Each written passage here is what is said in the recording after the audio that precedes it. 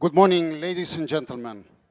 It is my great pleasure to welcome you to the 2026 WDSF Forum here in Rome, in beautiful Italy.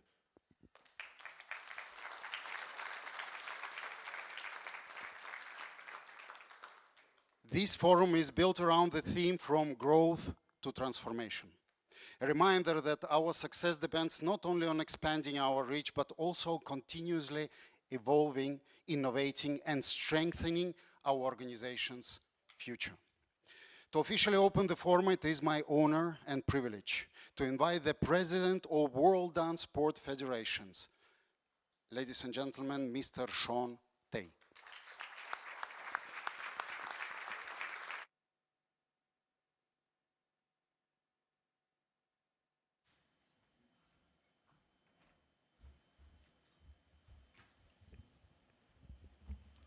Good morning, colleagues and friends.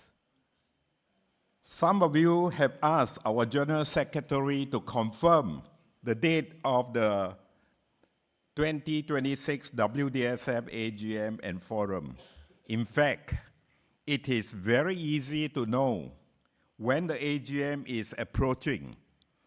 Each year, before the AGM, you will receive a scam email claiming to be from me, the WDSF president, asking for an urgent transfer of money and funds because I'm facing a cash shortage.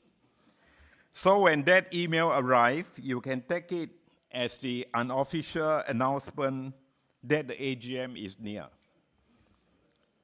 When this happened over the last 2 years, many presidents of our member bodies called to check whether I was indeed facing financial difficulties. I was very grateful for their concern. This year, however, strangely, no one called. I can only conclude that either everyone has finally become much better at spotting scams, or I no longer have any friends. But never mind, when I need money, I ask my wife. Welcome to the WDSF Annual Forum and the WDSF Annual General Meeting 2026. We thank Fidesz and its president, Laura Lunita, for hosting the AGM here in Rome. We also thank all forum presenters and all of you for making the effort to join us today, especially early this morning.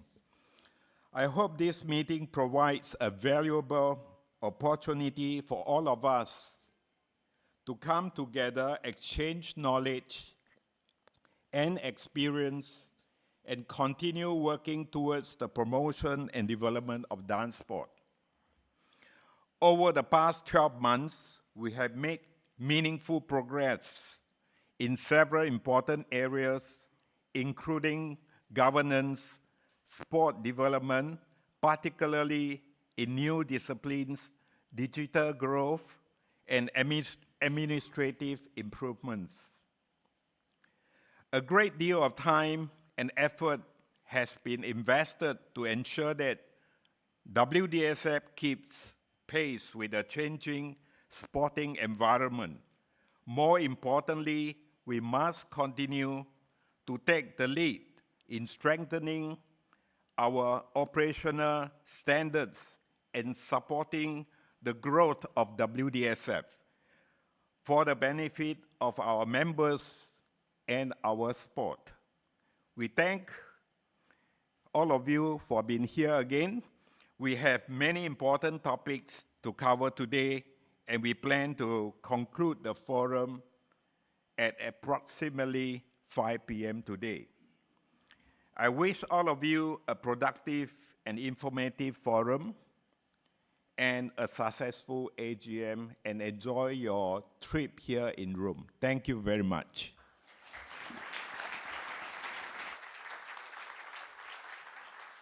Thank you very much, Mr. President, for setting the stage for discussion ahead, especially fighting emails come friends, let's say. We would now move to our operational and administrative update. I have the pleasure to sharing this session with my colleague, the first Vice President and Vice President for Sport, Mr. Nenad Jeftic. Many of you know Nenad well, and together we will provide an overview of key developments across the Federation. Before we begin, we'd like to start with a video recently posted on our social media. Let's take a look. 1957, May 12th.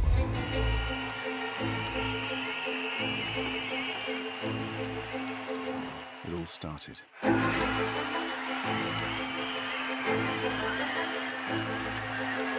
A vision was born to unite the world through dance.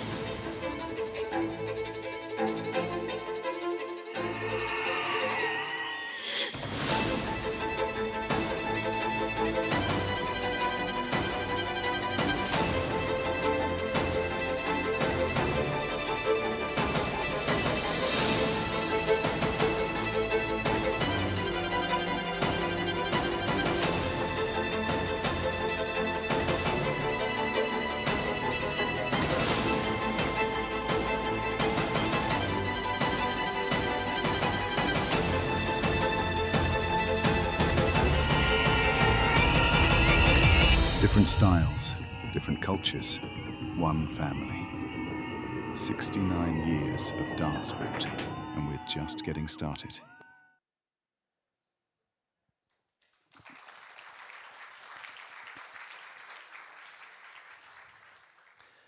Good morning, ladies and gentlemen, from my side as well. It is my real pleasure to join to our General Secretary, Mr. Sergei Nefotov, and guide you to the improvement, operational improvement and administrative improvement of the WDSF. So I think there are no better person who can guide us, and I can just assist through this topic than our General Secretary, Mr. Sergei Nefotov. So I'm really grateful for the job that he and his team provide for WDSF. There are a lot of improvement. There are a lot of things which are preparing for you. Of course, definitely there are many things which we need to adjust and to synchronize and make it better. And so, but anyway, not to delay further, there are so many things what we want to bring to you. Many of these things you already know, experience, but there are data which clearly explain what is the improvement and the development and what really World Dance Sport Federation means in a global world, dancing world and sport world, and also in from media perspective as well. So, Sergei, can you? Thank you very much, Nenad. And before we go in with the numbers, a nice announcement. Yesterday, WSF Presidium accepted a new member, Republic of Seychelles.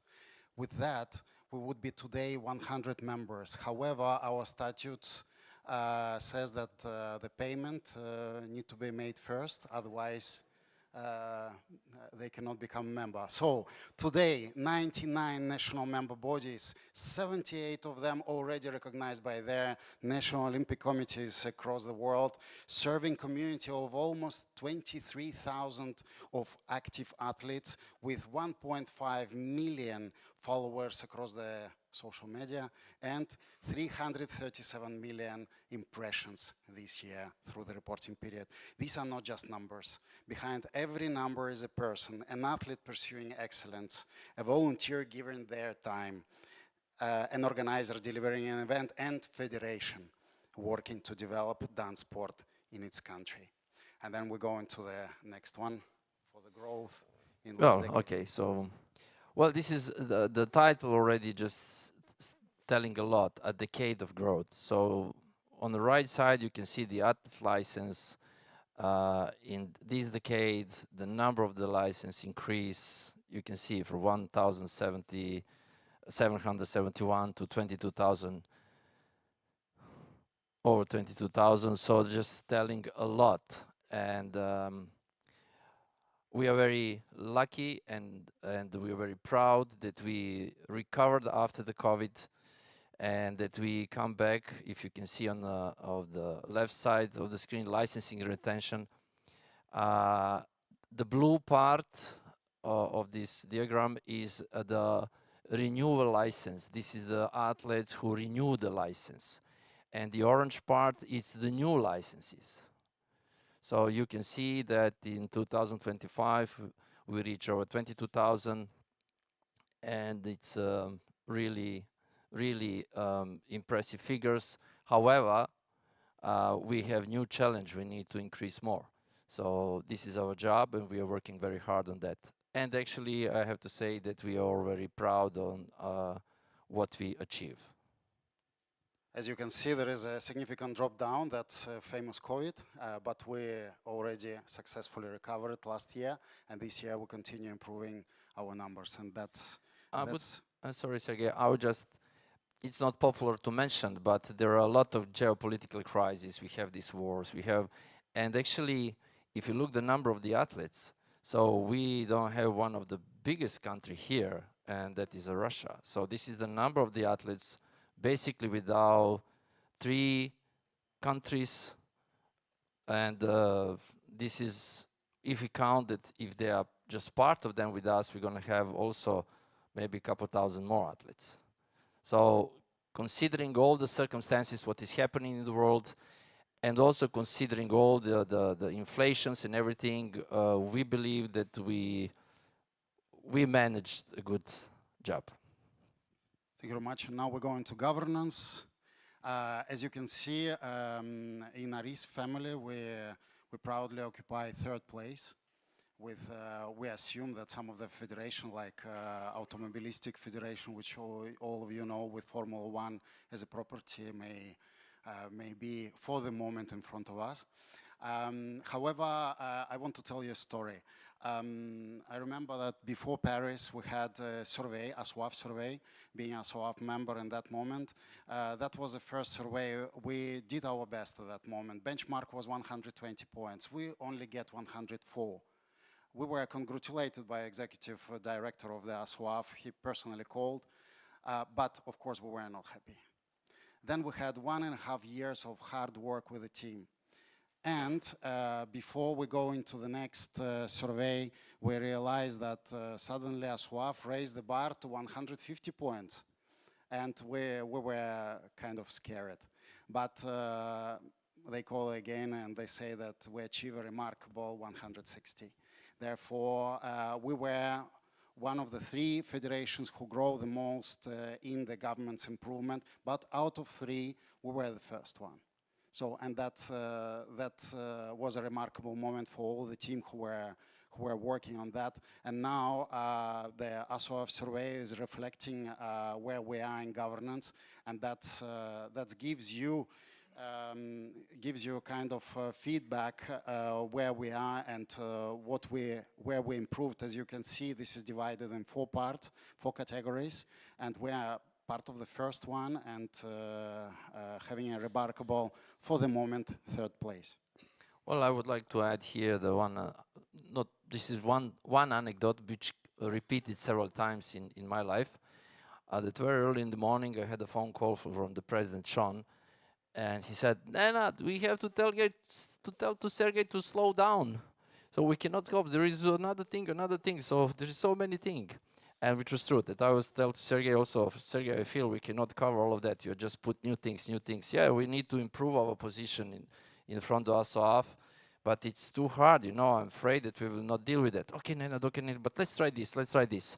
So thanks to him, we achieve amazing result, and again I have to say that we are very proud of that.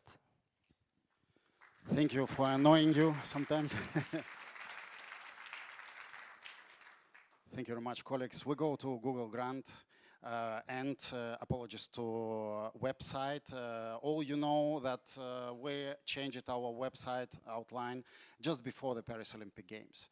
with all the preparation for Paris Olympic Games, but we had a dream to change the image before Olympic Games, to be closer to what was the goal.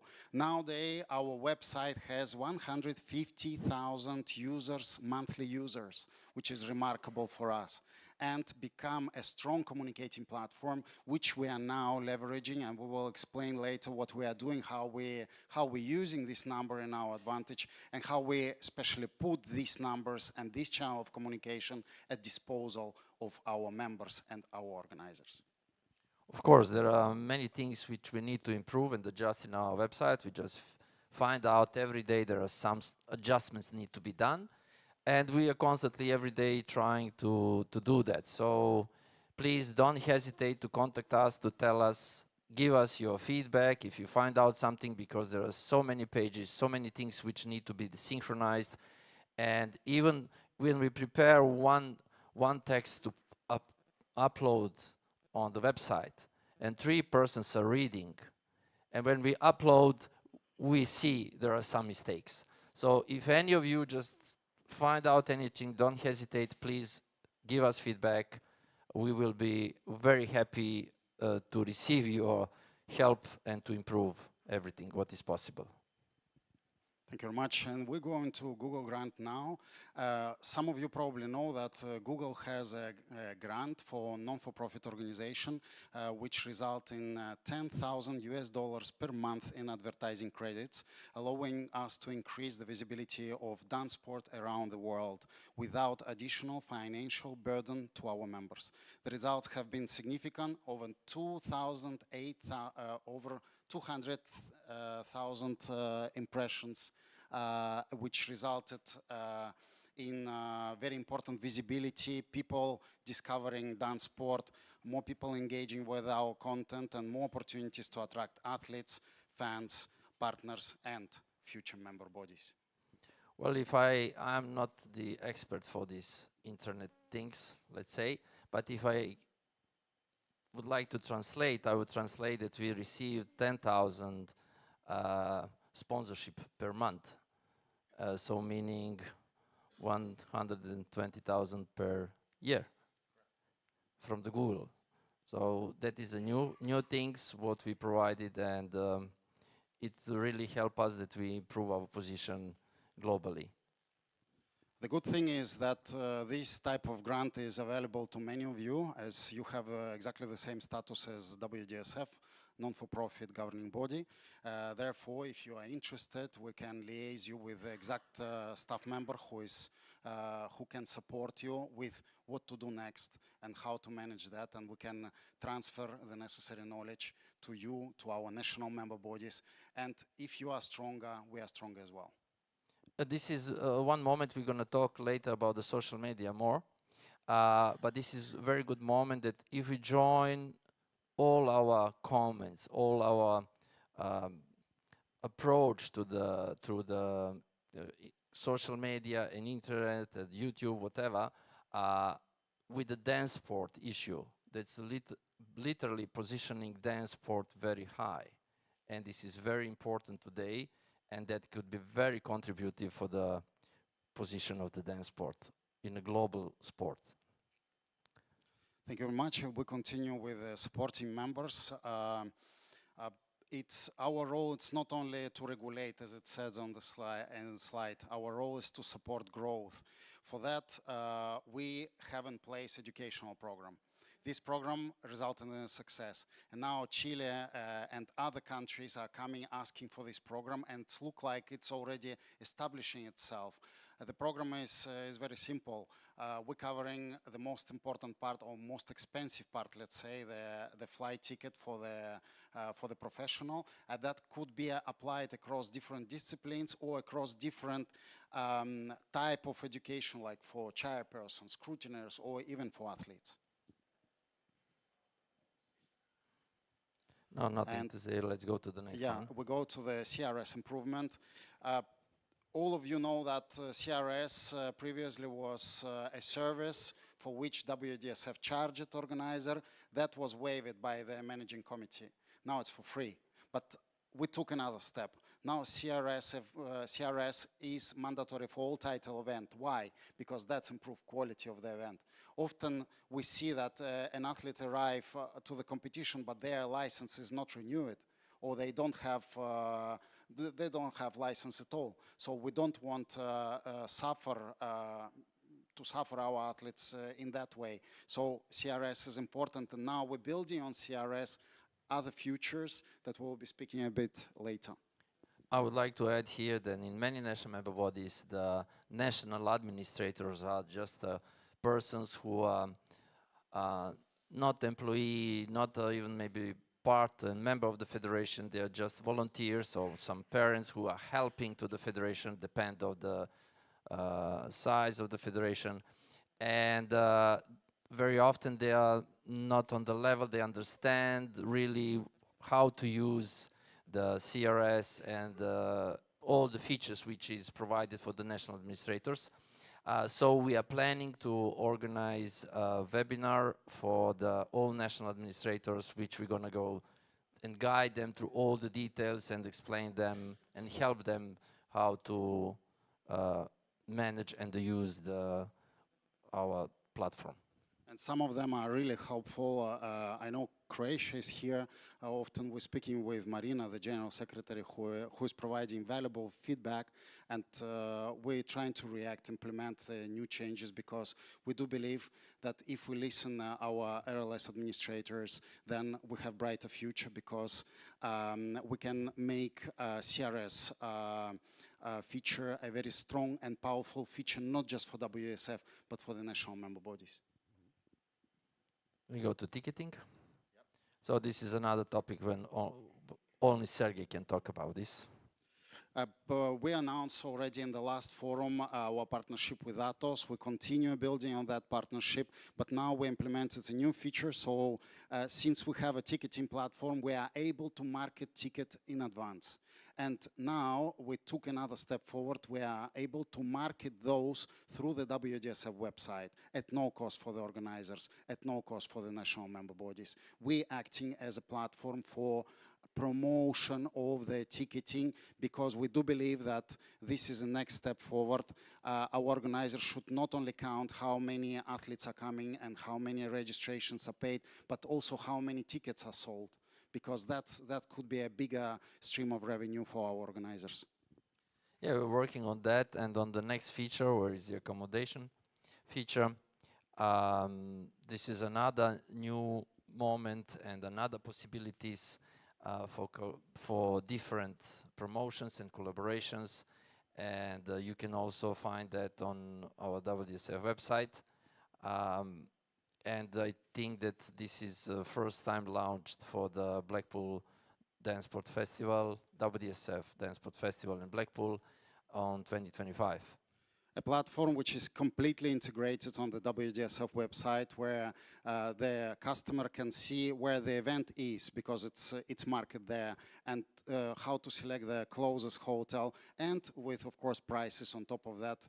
I would say competitive, very competitive prices, because we're working with big platform, and we believe that this provides a strong addition to our organizers. On the next slide, we have another feature. It's a live competition schedule, timetable, which will be accordingly adjusted.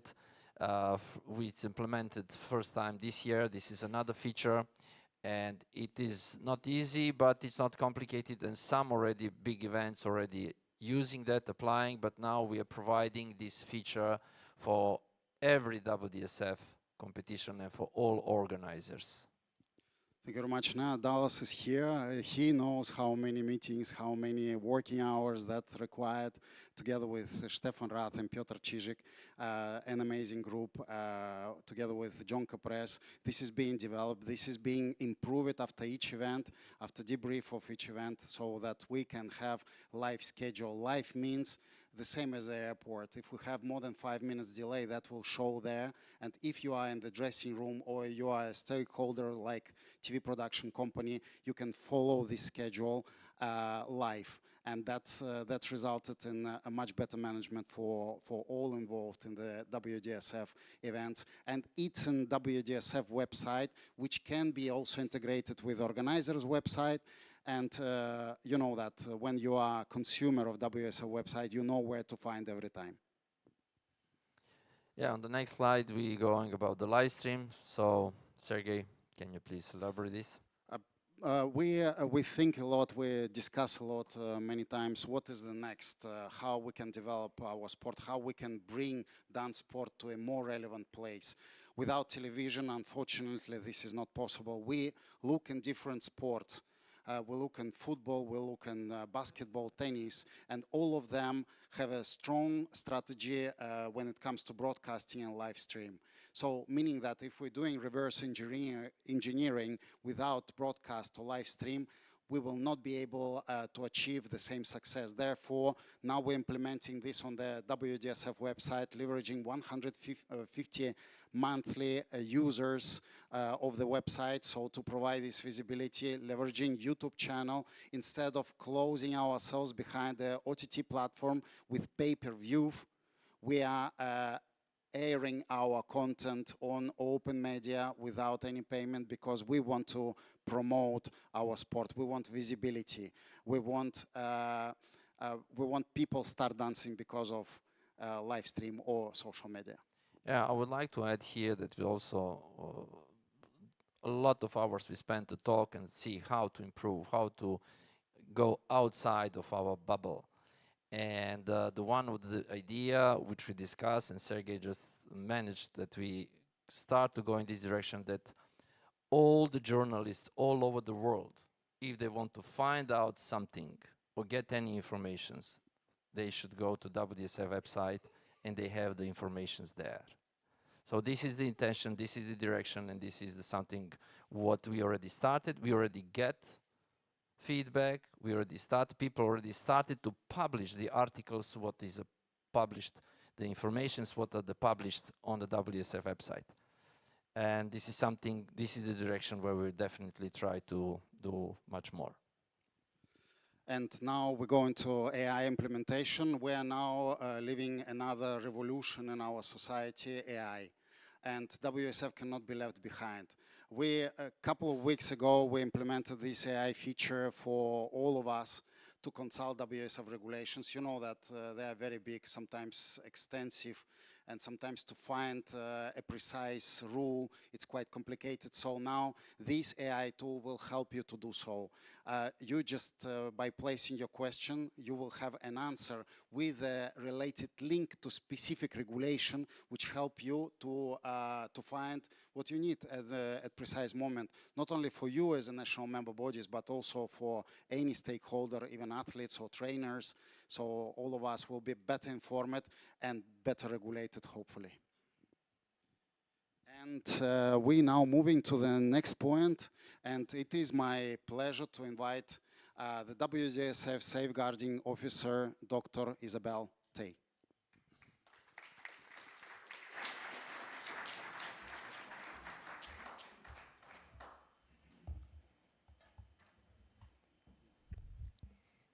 Good morning, everyone.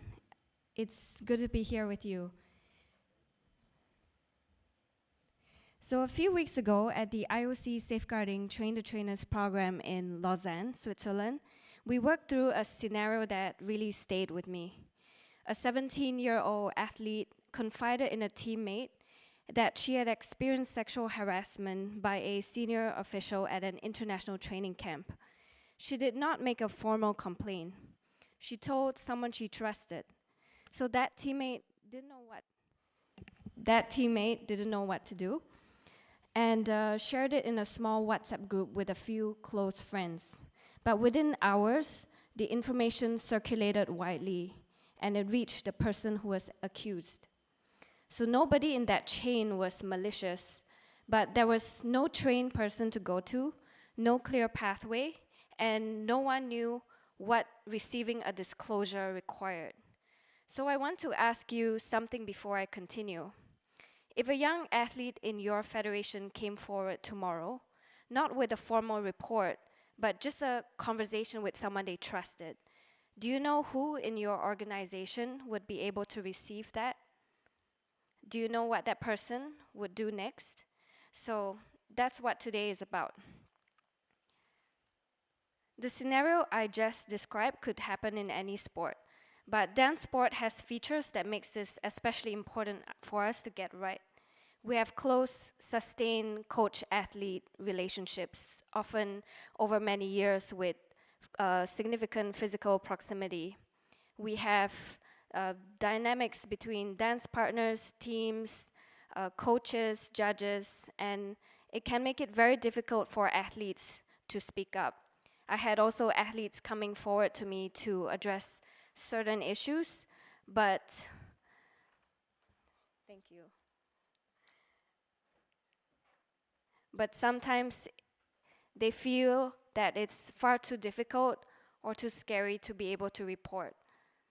We also travel for competitions and camps, which often takes young athletes away from their home and usual support networks. So this slide actually shows a progression. On the left are conditions that many sporting environments face: fear of retaliation, abuse of authority, pressure around results, and silence around difficult issues. And when these conditions go unaddressed, athletes do not just struggle quietly, they may lose motivation, burn out, feel unsafe, or leave the sport entirely. And when there's no one who intervenes, the risk of more serious harm increases, including psychological, physical, sexual abuse or harassment, and exploitation. And while safeguarding is often discussed in relation to athletes, especially young athletes, these risks can also affect officials, staff, and volunteers. So a safe reporting pathway matters for everyone in the dance sport environment. That is why it is important to have a trained, designated person in every federation. So WDSF has a safeguarding policy, but a policy does not always receive a disclosure, and in real life, concerns do not always arrive in very clear, formal reports. What turns a policy into protection is people, trained people with clear roles. Research consistently shows that many athletes leave sport not because of a lack of talent or opportunity, but sometimes it's because of negative interpersonal experiences with coaches, officials, peers. Poor safeguarding culture is a retention problem, and federations that address safeguarding seriously are better placed to keep athletes in the sport longer, support healthier development, and build trust with athletes, parents, coaches, officials, NOCs, ministry sponsors, and the IOC. So the IOC direction is clear. Federations, also national federations, are expected to build safeguarding capacity at national level, including designated safeguarding contacts. And I want to explain what a safeguarding focal point means. So this is a term actually the IOC would like to push forward to all the IFs and national federations. So a safeguarding officer is a more advanced role. This is someone who is trained to manage cases within formal investigative pathways. But that level of qualification takes time to build. And in order to address this gap, we have a safeguarding focal point. So this is an intermediate role.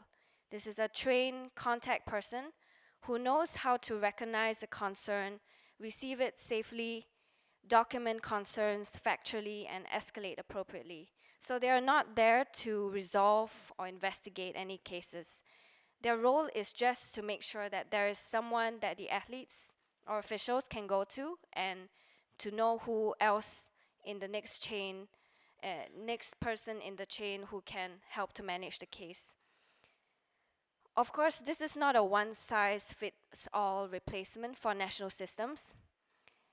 We are very much aware that some national member bodies already have highly developed safeguarding infrastructure. So in those cases, the focal point serves as WDSF's designated contact into the existing structure. So the goal is simple. Every NMB should have one focal point and ideally one backup as well. So WDSF has a clear safeguarding counterpart in every national federation. So what we're proposing here today is an education program. This program will cover foundational safeguarding knowledge and practical response skills. This includes recognizing safeguarding concerns, especially when early signs are easy to miss. So it includes receiving disclosures safely, factual documentation, what to record, why accuracy is important, confidentiality and appropriate information sharing. So the focal point will learn when and how to escalate, who to escalate to, and what they should not investigate. So finally, the training will also include basic event safeguarding readiness. So again, this is foundational education and not advanced qualification. The WDSF will support this in stages. Phase 1 is focal point education. This gives nominated contacts the basic knowledge to recognize concerns, receive information safely, and escalate appropriately. WDSF will also provide reporting and escalating guidance, including when the WDSF itself can be involved. We will also provide basic event safeguarding tools and guidance. So at the IOC a few weeks ago, Gloria Viceras, who is the senior safe sport manager at the IOC, once described to me that safeguarding is like having an ambulance or medical support outside an event. And the worst time to figure out what to do is when a crisis is already happening. Phase 2 will include starter tools and policy guidance that you all can adapt to your national and legal context. And longer term, this is about building sustainable capacity that protects athletes, everyone, officials as well, everyone who is involved in the sport, and strengthen dance sport governance. So I know it's early in the morning, but I have one practical ask of all of you today. That is to nominate just one safeguarding focal point from your national member body, and ideally, if you can nominate one backup contact as well. So you can submit their names and contact details by scanning the QR code here on the screen. After that, the nominees can attend WDSF safeguarding education when it's delivered. So once again, this focal point is not an advanced or difficult license or qualification. It is essentially a contact person for athletes or officials or anyone who has concerns to be able to go to. The next step is to begin reviewing national reporting pathways. So if a concern goes up, where this concern can go to. I want to make it clear that we do not want to create any unnecessary bureaucracy. It's just to have a contact person in place.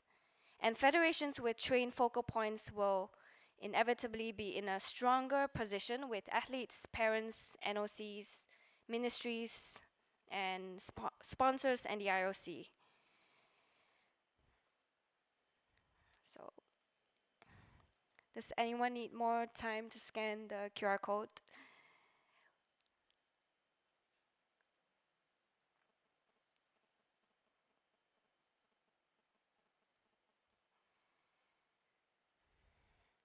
So once again, I would like to leave you with this. When an athlete, coach, official, or parent raises a concern, there needs to be someone in that federation who is prepared to receive it. That person does not need to be an expert. They just need to be trained, designated, reachable, and connected to WDSF safeguarding structure. And this is DanceSport's next safeguarding step, a trained person in every federation connected to a clear pathway. Thank you very much.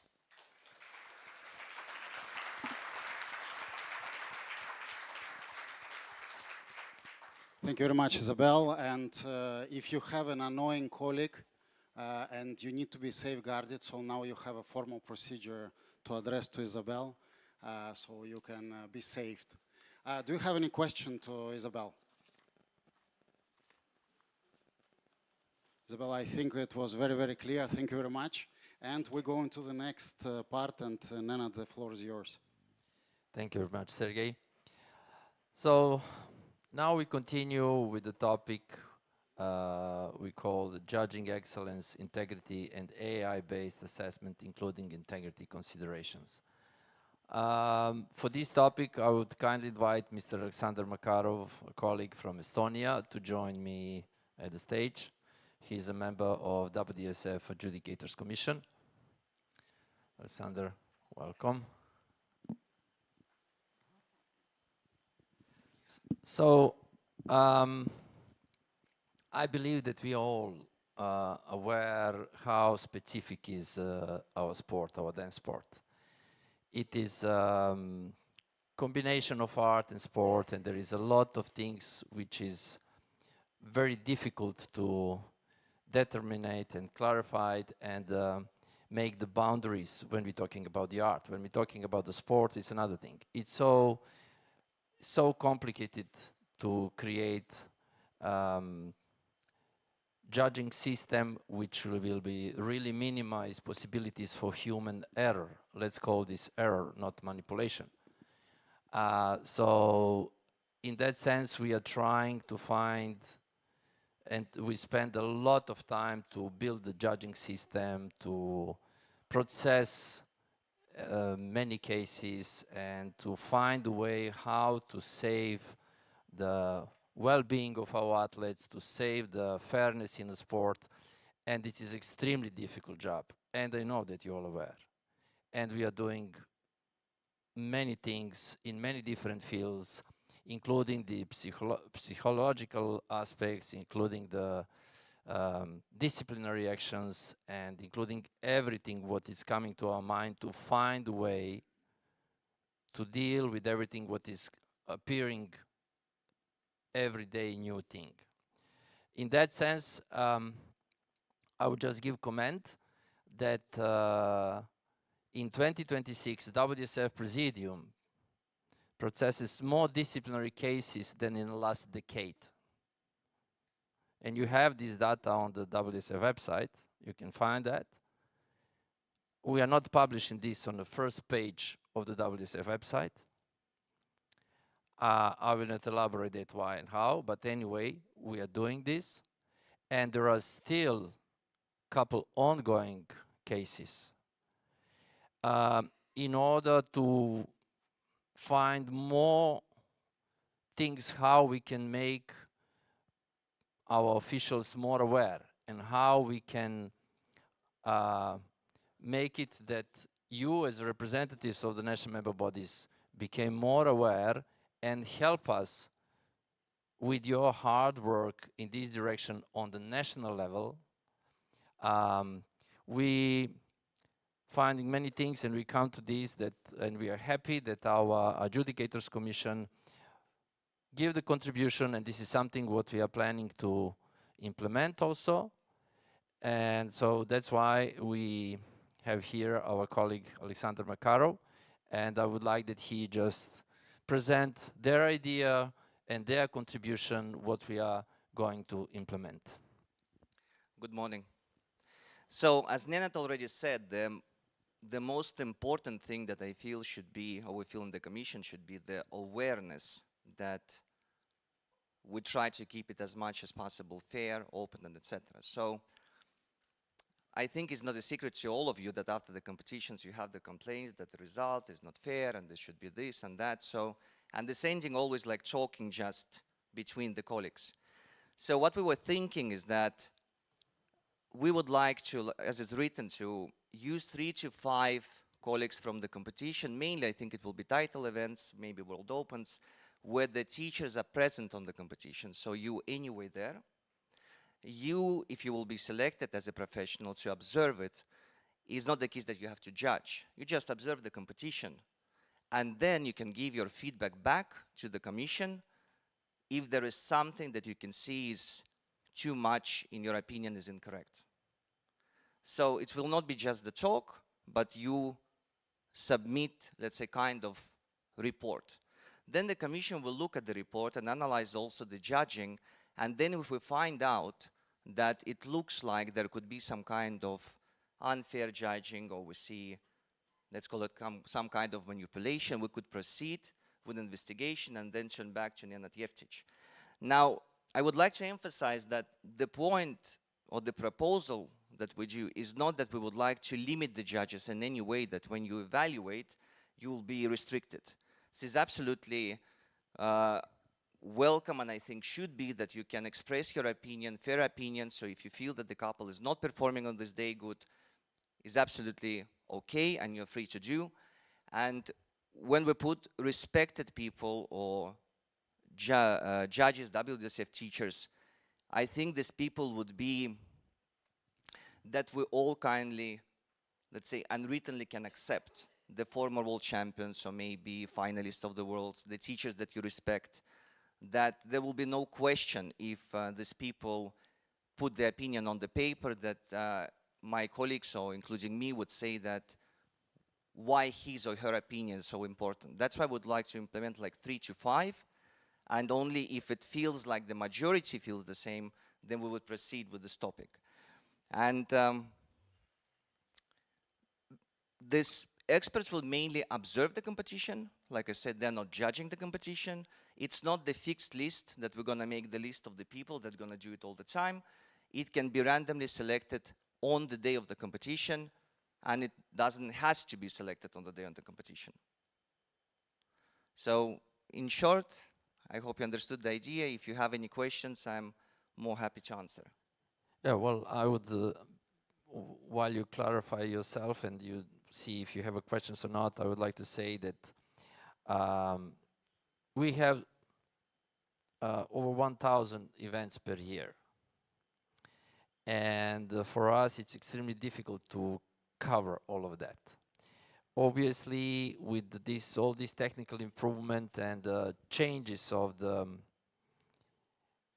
human ethics, we have more and more negative moments in our competitions, and where there's performance of the adjudicators, at least we can call it not ethical.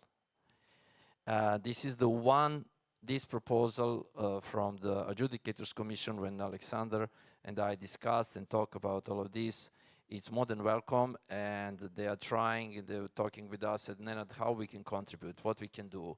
Let's try to find a way that people are more aware, that we are monitoring them, that we produce more resources, which will contribute us and me, because I told you, we have more than 1,000 events, we cannot cover that. And there is a lot of small events, there is very extreme results, and we are not aware. We find out much later, and then because of the scope of the job and everything, somehow we do not react properly.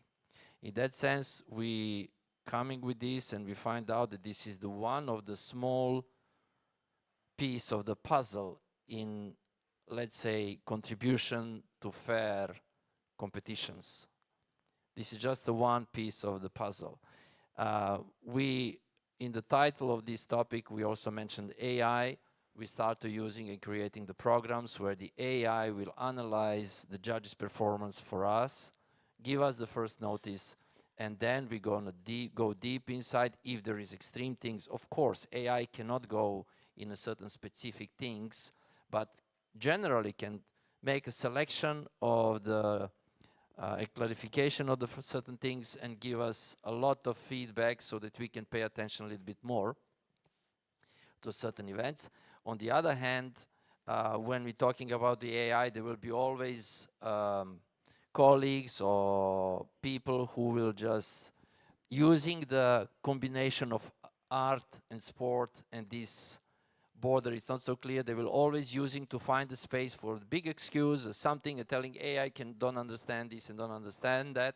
So in combination with the AI analysis and also analysis of the experts, we think that we will make some progress and try to create more capacities, to have better monitoring of much more events, and to be more efficient and faster in the process of protecting the fairness on the competitions, because it's subjective, people saying it's my opinion, and sometimes there are limits, and they are not cross the limits, not extreme, and it's so difficult to take in actions. Sometimes it's easy. And as you are a witness, the people are just trying always to push the boundaries towards their own interest. And we are trying to find a way to protect the sport. So in that sense, we find out that proposal from the Adjudicators Commission, it's very interesting, and we believe it's very contributive, and that will make kind of the pressure on those officials, those adjudicators who are not strong enough to keep the ethical values. So I think that we just explain you the idea, the intention, and we would like that it's not staying, this is the one-way information, that this is the one-way intention. We're expecting and we are hoping that you as national bodies will help us in this way on the national level, and also during the international competitions in your country, that you help us, that we do everything what is possible to protect the sport and to make a future, secure the future of our sport. Well, Alexander, you have anything to add?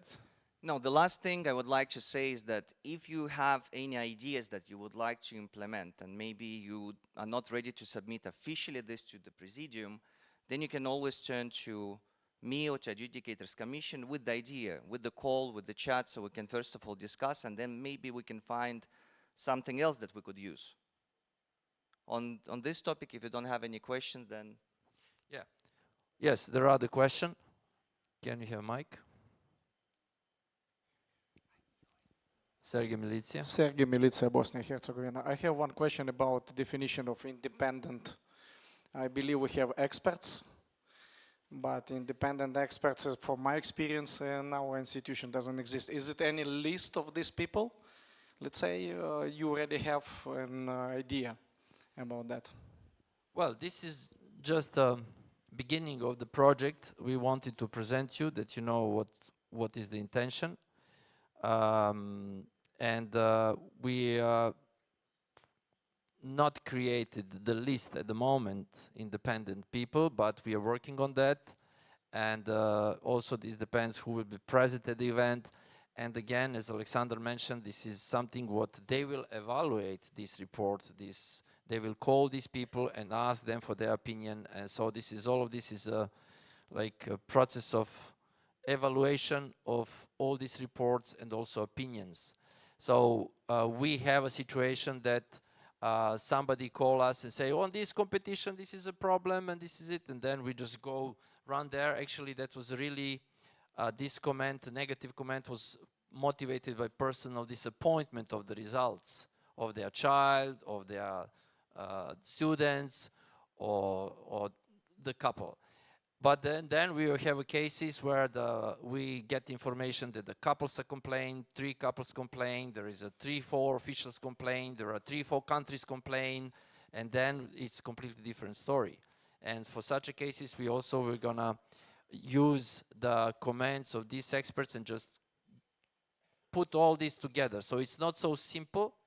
When we say independent, we're gonna do our best according to our knowledge and understanding to engage the people who don't have interest at this competition, who don't have their own couple or something, or we have colleagues who have an extremely high reputation among us, we know each other, who we know they are witness that they are ethical and professional colleague with the knowledge, and we're going to try to rely on their opinion, but however, we will always use our opinion and not only this report.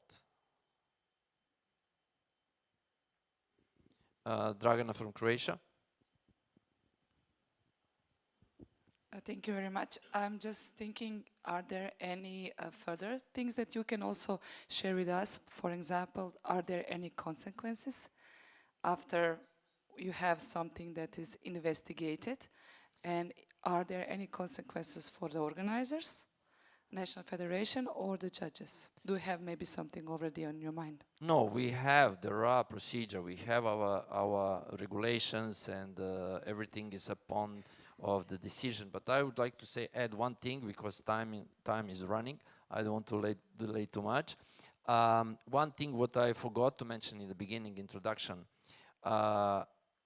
we, in our election campaign, Mr. President Shonte and myself, we declared that one of the pillar of the future, our future work in this period is anti-manipulation efforts, and that we're going to fight against this. In sense of that, we formed integrity body besides the enforcement committee. Integrity body we hire, and there is professionals, prominent sport workers who are working on IOC or some other information related to the IOC. They don't have any connection with the dance sport in any relationship, but they are highly professional experts in sport field, law, and all complaints and everything what we receive, we're sending them. They are proposing, they know our rules, they are proposing the measures, and they are sending to the Presidium. All these ongoing cases are elaborated by them, and as I mentioned, in 2026 we have more disciplinary sanctioned persons than in the whole last decade. Yeah, so I'm sorry, Sergey, if it's very short, we can just go very short because we crossed the time. I have one more question, short one. Is it any, like, have an idea about to protect also the judges, not only to create a pressure on them, but will be freely psychologically to express them their opinion? Because most of time it is based on certain scariness connected to the job and so on and so on. So it is actually exists a lot of pressure to adjudicators also. It's not only about what they are doing good their job.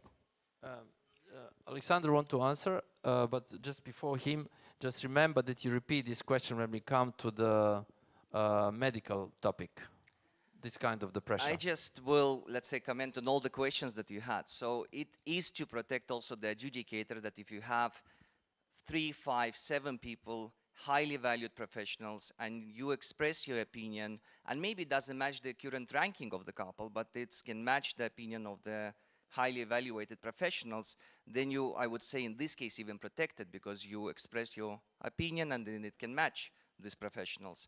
At the same time, it's for sure going to create the pressure, as Nenad said, for some adjudicators, that you double think before you put your score, cross, and etc. And regarding the list, no, there is no the list. Regarding the criteria, yes, there are some thoughts that could be the criteria, but if you have any ideas that you would like also advise us in terms of the criteria, you are more than welcome. Thank you very much, Alexander. So, ladies and gentlemen, that will be all from us for regarding these topics. Thank you. Continue. Thank you.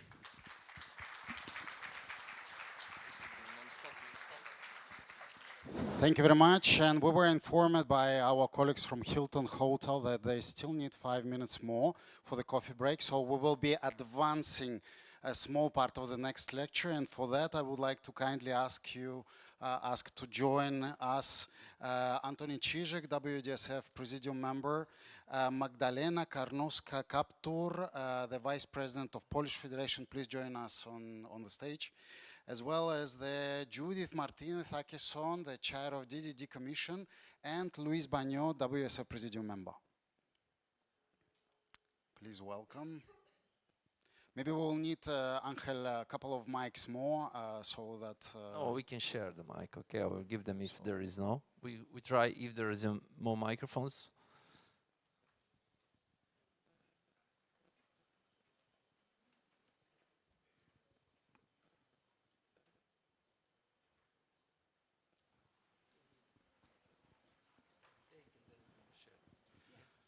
This is already traditional lecture, isn't it? We already made it last year. A number of disciplines are currently developed, and I would like to probably ask for a short introduction of what is the DDD Commission doing right now.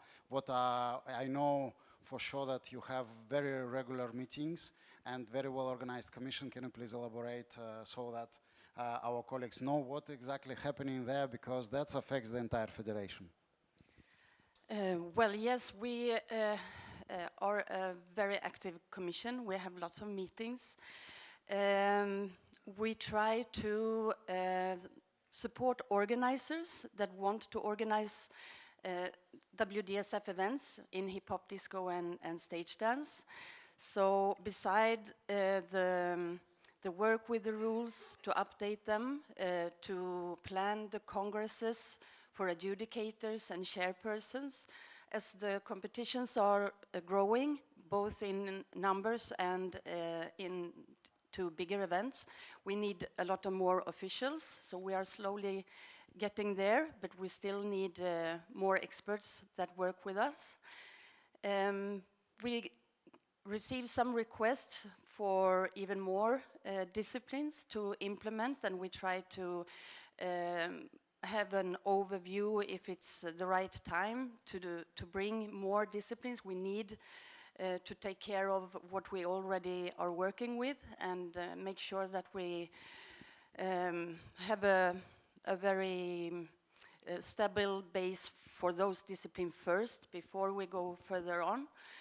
But there are requests for more disciplines, and for now it's more getting into supporting organizers. So we have a lot of meetings with the upcoming organizers as well. Thank you very much, Judith, and congratulations. Yesterday, WSF Presidium approved a new addition to the policy of disco dance. So we have disco dance slow version of that with the rule O19. So congratulations. I know that your commission did an amazing job there together with the sports department. So now we have a new small member in the team, which is logical addition because the disco dance discipline is truly ready. But I believe that we'll be addressing that a bit later because now Caribbean discipline is coming in too. And I would like to ask my colleagues to go to the next slide for Caribbean disciplines. Here you can see extract of WSF calendar in the past and in the future. Just in few days we'll have another competition in Cali, Colombia, and the president is actually here. And probably you will have a small souvenir because Cali will celebrate 490 anniversary of the city. Therefore, you will be awarded with a small medal that Cali want to share with all of us because, as you know, Cali consider themselves a capital of salsa. You see on 25th of July we have a competition there, and as well we have a world championship in Spain. Luis, maybe you can elaborate what does that mean, Caribbean discipline, for you, and how that transformed your organization in Spain, not as a presidium member right now, but as a president of Spanish Federation. Thank you, Sergey. From Spain is a good honor to organize a World Championship in Europe. It's the first in Europe after Cali. And after this competition, the license of Caribbean dancers is increased in the federation. And we have to remember that Spain was one of the first after Cali in the development and contributed hugely to the development of discipline. Thank you very much. And I will ask my colleagues to bring next slide so we can see the numbers actually. This is a difference between World Championship in 2024 and 2025.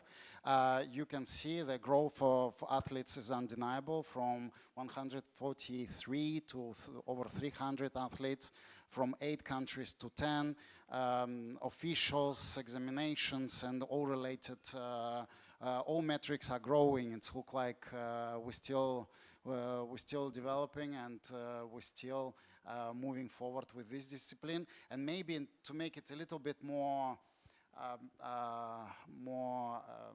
visual for you, I will ask my colleagues to bring a video on the screen so we can enjoy some images from the last World Championship in Turkey, which we would like to congratulate them with a successful organization and moving forward to Spain.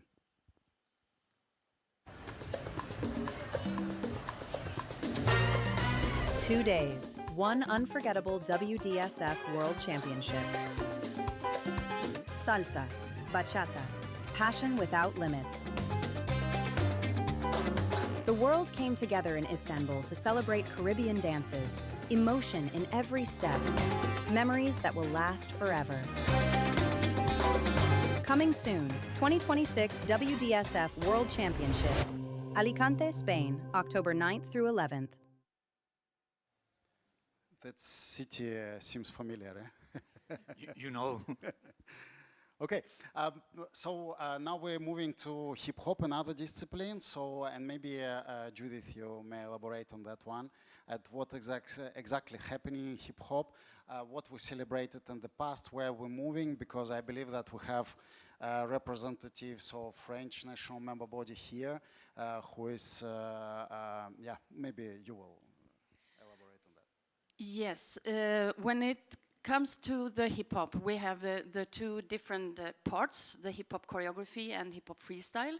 And we see that we really need more officials there, more judges and also chairpersons, but also with a little bit different type of expertise, because the hip hop choreography and the freestyle are quite different. We are working on having more competitions. We need both continental and world championships and opens, so we really try to find and work with new organizers that are interested in organizing the competitions. So upcoming event is the Hip Hop Freestyle World Championship that will be in Paris in the beginning of December, and together with breaking. So that will also be interesting and exciting to have this competition together. And well, I'm looking forward to it. I just want to, because the Paris representatives are just there, Adidas Arena was built for Paris Olympic Games, an amazing venue with 8,000 spectators, and I believe we will have more than 4 sessions. So, that will be an amazing opportunity to upscale our events with a budget over €1 million, and definitely support from both the City Hall of Paris, the Île-de-France, and the regional government as well. So that's look like a very serious substantiation for the development of both breaking and hip-hop freestyle. Therefore, congratulations on that. I know also that Romania is working, yesterday we exchanged it with the General Secretary, that working on the possibility of holding the hip-hop choreography, which is very important, strategic discipline, I believe, for all national member bodies due to their outstanding numbers. It's thousands and thousands of athletes across the world. Maybe our Vice President want to comment on the development and what does that represent on. Well, I would like to say that we try, according to actually the feedback from the national member bodies and on the initiative of the national member bodies, we are exercising the role and mission of the world governing body. We bring the new disciplines. There are a lot of national member bodies who have a different dance sport disciplines inside in their structure. And I think it's our responsibility that we give opportunity to all of the national member bodies to place all their discipline inside the WDSF family. And according to results, what we achieved, and according to this progress, what we are witnessing, I would like to say that this topic and this discussion should be something which will encourage the national member bodies to go in this direction. Obviously, leaning of the 69 years of experience with Latin and standard dances, we apply all these standards to develop the other disciplines. When you did mention that we are looking forward for more judges and this, I would like to say that we provide the congresses for all these disciplines on the model what we apply for the Latin and standard. So you can imagine how long, how big work and everything, all efforts what is done to achieve that. So in that sense, this discussion should really give will to all national member bodies to try to use this potential what WDSF creating for you. And we are looking forward to assist you, to help you, and we are looking forward that you help us, that we develop this more. And we are looking forward to the next video.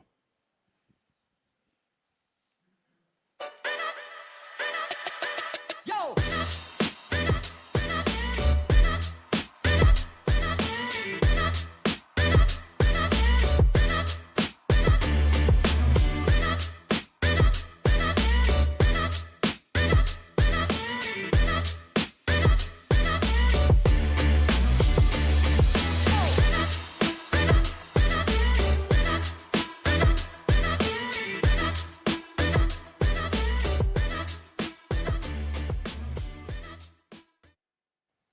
Cambril, Spain, contribution.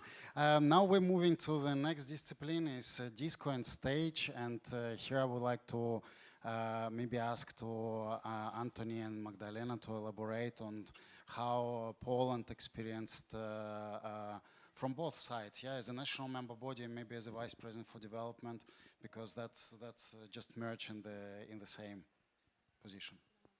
Good morning. I'm sorry, my English no perfect. My head is correct, and help me, Magdalena.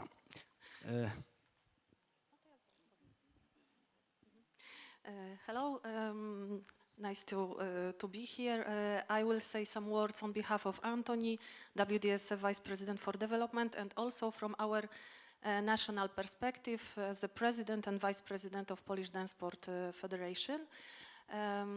First of all, why we started to organize in Poland European or World Championships dedicated to disco and stage dances, and why it's also so important for WDSF.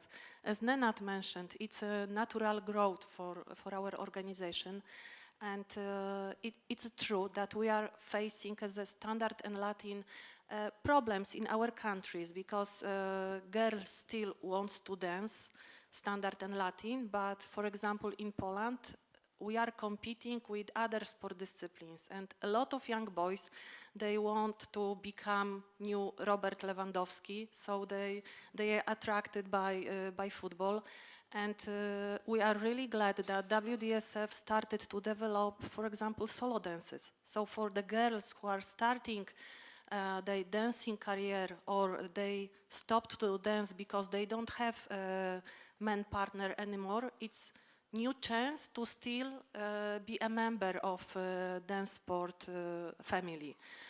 On the other hand, as I said, we are competing with different sport disciplines and opening for new possibilities for young people to attract them to dance sport, and developing disciplines like disco, like stage dance, like hip hop. When you can perform as a single athlete or as a group of athletes, it's a completely new way for being active and being a part of sport movement. But what I wanted to say also, it's important that we will not develop new disciplines just for themselves. We need to know that it comes with huge responsibility.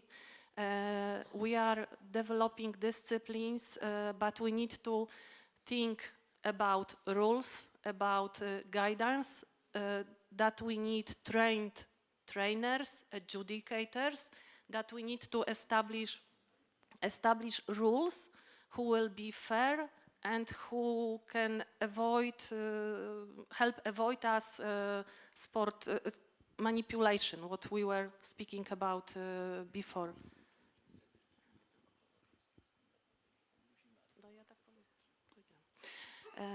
Yeah, that's why it's important. And sometimes, Judith, you know that sometimes it takes a while to accept new rules or new updates, but it's because everything needs to be checked, and we need to be sure that it can be published and among other members. We know that world is changing, expectations of our athletes are changing, so we need to adapt for that.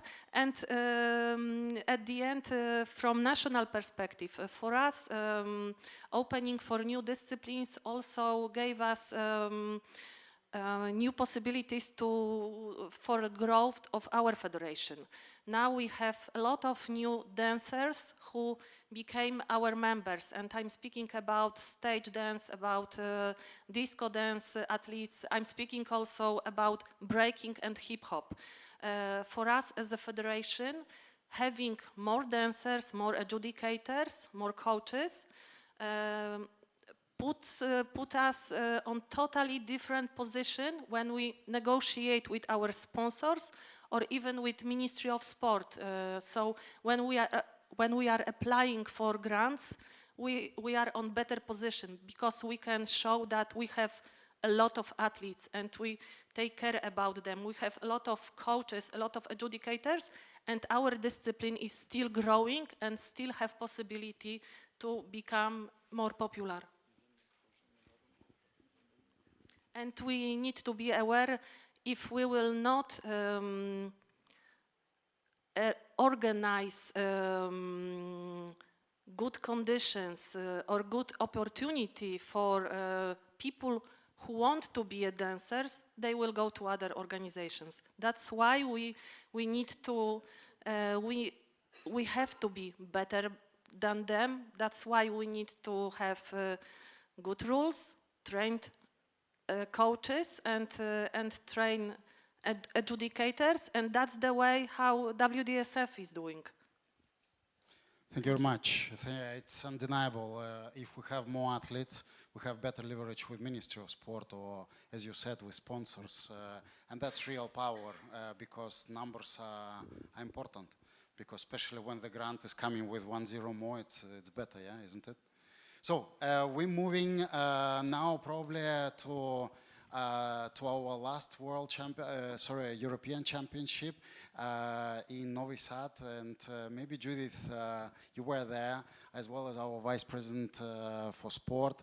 So can you please let us know how many days, how many athletes, halls, what that represented, what was the environment? We have a documentary afterwards which we will be showing to all attendees, but please share your experience with us. Yes, that was an absolutely amazing event. And what I was thinking about a lot when I was there was the first European Championship in disco and stage dance that was held 2023.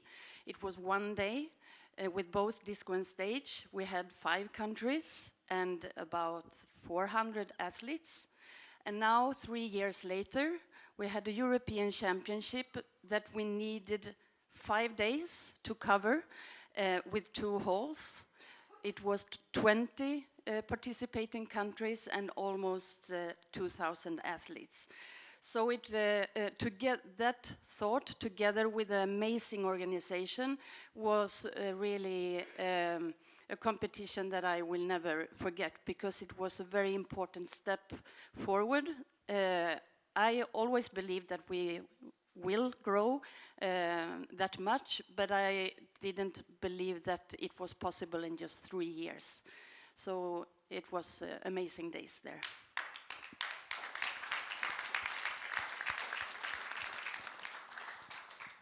can feel some emotion in this voice. And we wanted to share this moment with you, and we prepared a short video. We did not translate it on purpose, so you can feel the voice of people, how they talk, how they communicate. So, colleagues, please, video. Kada zapravo radiš nešto iz ljubavi i zato što voliš, onda medalja i uspeh uvek dođu zajedno sa tim. Sa 20 zemalja učesnica, ova organizacija je veća nego ikada. Ne postoji moment da ti prestaneš da voliš ples. Možda to baš treba da se desi u Novom Sadu, u Srbiji, gledajući druga takmičenja na kojima smo učestvovali. U nekom momentu sam ja shvatila da to može da bude veće i bolje i drugačije. Mi smo spremne! Deca u tim godinama treba da razvijaju samopouzdanje, jer kad trener veruje u tebe, tada ti kreneš da veruješ u sebe i sve moguće. Ja mislim da si više nego spremne. Učestvovanje cijele Srbije na ovom takmičenju je veoma značajno, jer mi u ovoj godini možemo da imamo evropske i svetske prvake koje mogu da imaju stipendije državne kao što to imaju i ostali sportisti. I don't know, I'm speechless. I didn't think that I'm going on the podium and I'm very happy with that. Ono što bi voljela da plesači ponesu iz Novog Sada, to je onako neko blagostanje koje bih voljela da kažu, sećate se onog Novog Sada, baš je bilo lepo tamo.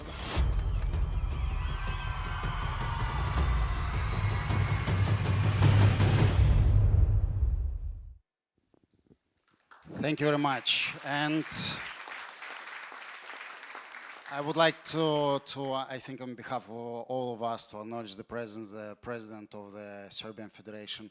Thank you for supporting. That was an amazing event. Thank you very much, Slađana.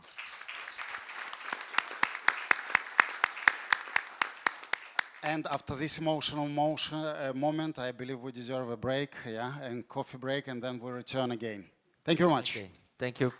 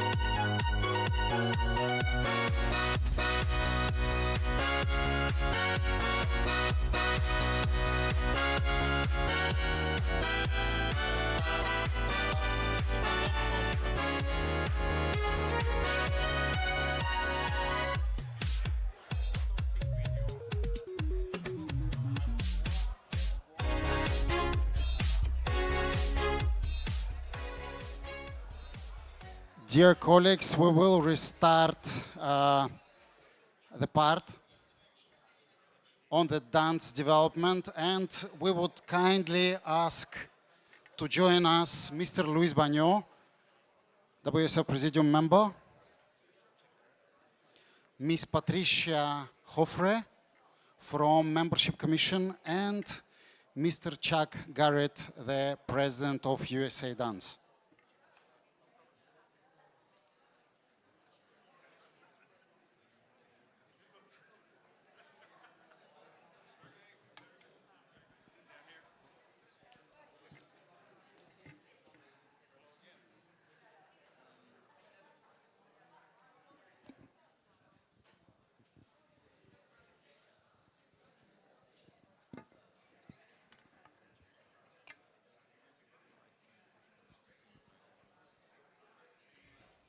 Okay, colleagues.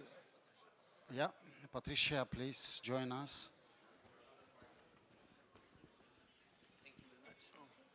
Thank you.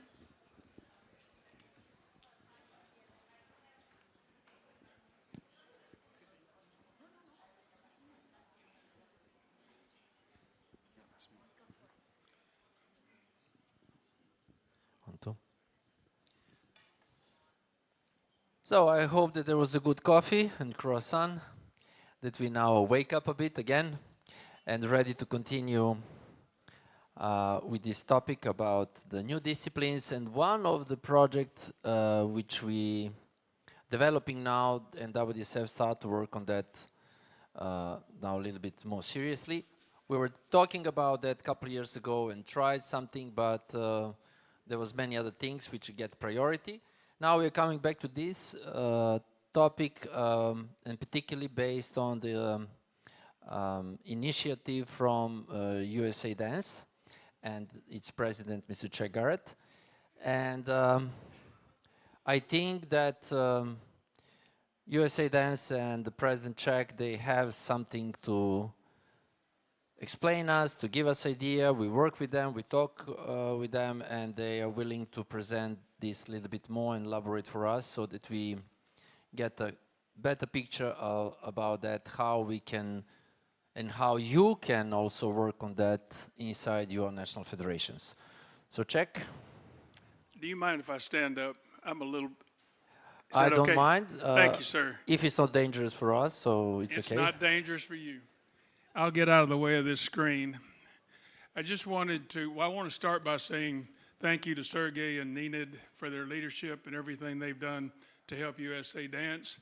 I also want to recognize this group over here who do, you guys are doing an outstanding job.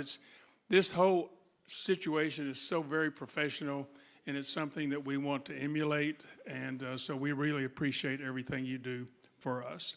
I'm going to talk about American Smooth very quickly. From my point of view, American Smooth has the potential to cause a tremendous growth in WDSF and all of our national member bodies. I believe that, and as the slides say, first, it's easy to get started. American Smooth offers easy entry. They told me when I first went, my first dance, the first time I went in a dance studio, I was 60 years old. And I walked in and I didn't think I could do anything in there. And they said to me, if you can walk, you can dance. And so they began doing that. So I had an easy entry, and they were able to work with me over time, and I love it. That's why I'm up here today. I love dance. And then the second slide, they're studio friendly. It is scalable. You can go in knowing nothing. You have an opportunity to grow through group lessons, social events, showcases, and I did all of those. Group lessons, social events, showcases. I can remember before I knew how to do anything, they wanted me to do a showcase, which was very intimidating. Nonetheless, I thoroughly enjoyed it. And then, of course, there's a lot of pro-am participation, but there's also a lot of am-am participation as one grows into it, which brings me really to the third slide. Creates a clear progression from social to competitive. And it did that for me. The more confident I got that I could lead and that I could, get on beat and that I could dance, then I began to look for a partner. and we formed a partnership and we began competing. And that at the time we were only doing American Smooth and American Rhythm. But then when we became more aware of standard and Latin, we began to learn standard. And so it just continued to grow. And I think in your organization, if we're allowed to if your studios begin to embrace American Smooth, I think you'll see growth. I think WDSF will see tremendous growth. And I think you will see the same thing in your federation. That's all I have for an intro. Thank you very much, Chuck. And I would like to acknowledge the type of relationship that currently WSF has with USA Dance. Thank you very much for your leadership. It was not always like that. And we would like to acknowledge that and tell you thank you for having such a professional approach and building bridges and allow us to work together on this project and helping each other, us to help you on US soil, and you help to all our members and to the WDSF to develop something that we already have in rules, but we need to put in place in terms of the competitions. Thank you very much for that. Thank you, sir. I would like just to add, to join to greetings, and I would like to say that WDSF is start to be more and seriously present in America. Thanks to the leadership of the Czech and all activities inside the USA Dance, what he generated. Thank you, sir. Thank you. And now I would like to invite Patricia Hofre to explain the project, the three parts of the project that we are currently doing in Smooth, and how our membership commission coordinating that, and also maybe acknowledge the working group and the countries that are there, because I know that both presidents are here, so it will be probably appropriate. Yes, good morning to everyone. Thank you very much for this opportunity to share how is this project going forward. It's very important, the support from the United States Federation, because you have a long story in these disciplines. So this project starts with a working group, which is a group of experts from the Federation from Colombia, from Argentina, and we are very happy to have them here. Argentina for the first time, attending after a couple years and present for this development together with the United States and WDSF. So in this working group, the first idea was to set, as the Vice President of Poland Federation says, rules and regulations. This is the main homework that we are taking to our responsibilities, because it's very important to start from a very, very clear beginning how it will work with these rules and regulations. So this, the idea, it was born in March 2026, and then now we have a very important interchange of ideas, also supported by the legal part from WDSF, so we are aware to be always on the frame and the structure of WDSF.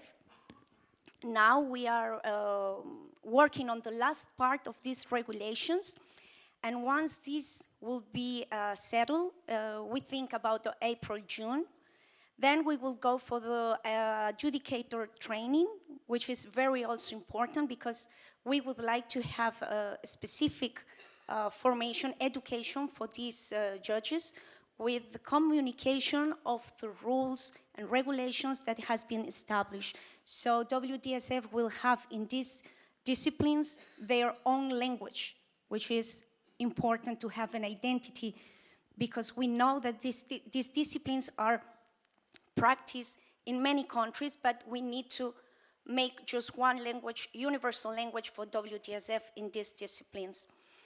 Then congresses and examination for judges until October, November 2026. We would like to propose to initiate a competition period with the first events, of course, hosted by USA, Argentina, Chile, Colombia, in the first stage. Of course, we will be very, very happy if another national member bodies will join this project. So we are more than happy to welcome all of you in this new project. This will be until June and October 2027, and we hope everything will go in the expected way. Of course, some things can change, but at the latest 2027, we would like to have the first official championship. So this is the timeline that we expect to be correct for this project. Thank you. Being the main goal is creation of competition calendar among a number of countries because we truly want an international development of this discipline and being a pinnacle for the moment, a continental championship, but who knows, maybe it will grow in eventually in a world championship, maybe in 2028. This is something that we're bringing here because if you identify this discipline in your country, please reach to WDSF Sports Department. You may reach to the office or membership commission, but also please feel free to reach to USA Dance. They have long-standing development in these disciplines. So please just liaise with them and see if there is a possible synergy there. Okay.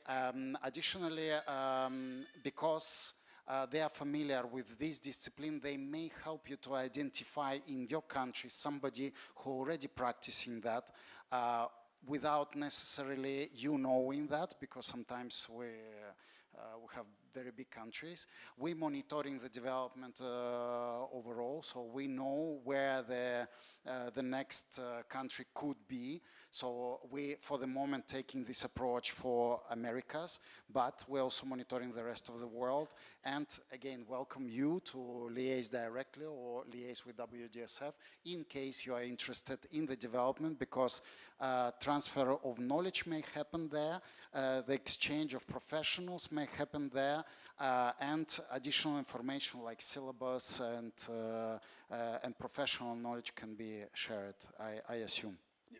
Yes, we would love to be involved with each of the national member bodies that would have us. We have quite a few professionals who can, if you wanted them to come to your country or work with specific studios, would do that.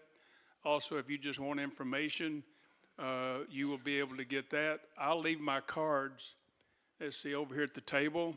And if you want to pick up a card, if you contact me by email or phone, I'll make sure you get to the right person who can help you. It was credit card. Is it credit card? Sir? Is it credit card? I didn't. You leave your card, so you're asking, is it credit card or just a Oh, no, not my credit card. It wouldn't do you any good anyway, probably. But yeah, I'll leave my business card over there. Thank you. Thank you for clarification. Thank you. Thank you very much for this first approach. Thank you, Patricia. Thank you, Chuck.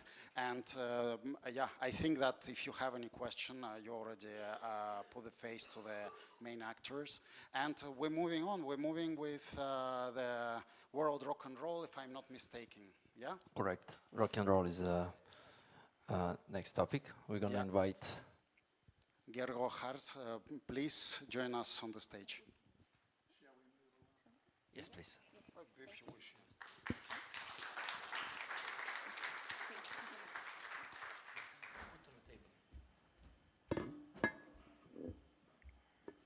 Gergo, maybe before your speech, to make it a little bit more comfortable for you, let's ask to Luis Bagno, because we know very well that actually it's we are in Fit Kit right now, so it's not. So can we go just forward, maybe? Yeah.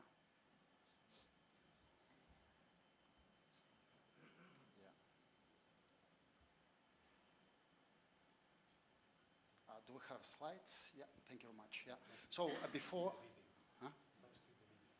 So we have a video. Yeah. Let's go with the video.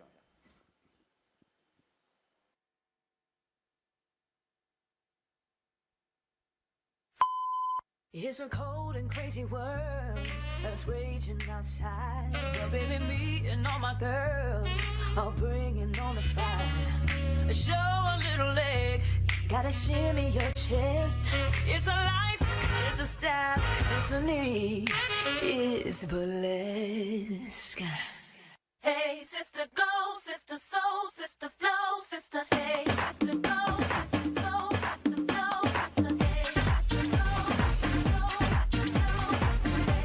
sister, flow, sister, hey, sister, go, sister, soul, sister, flow, sister, hey, sister, go, my soul, let me hear your flow, sister. You met Mama Lies out in old Moulin Rouge, strutting her stuff on the street. She said, hello, hey, Jeff, you wanna give it a go? Gitchy, gitchy, ya, ya, da, da. Gitchy, gitchy, ya, ya, yeah. Mocha chocolate, ya, ya. Rio Lady Mama. One more time, come on now.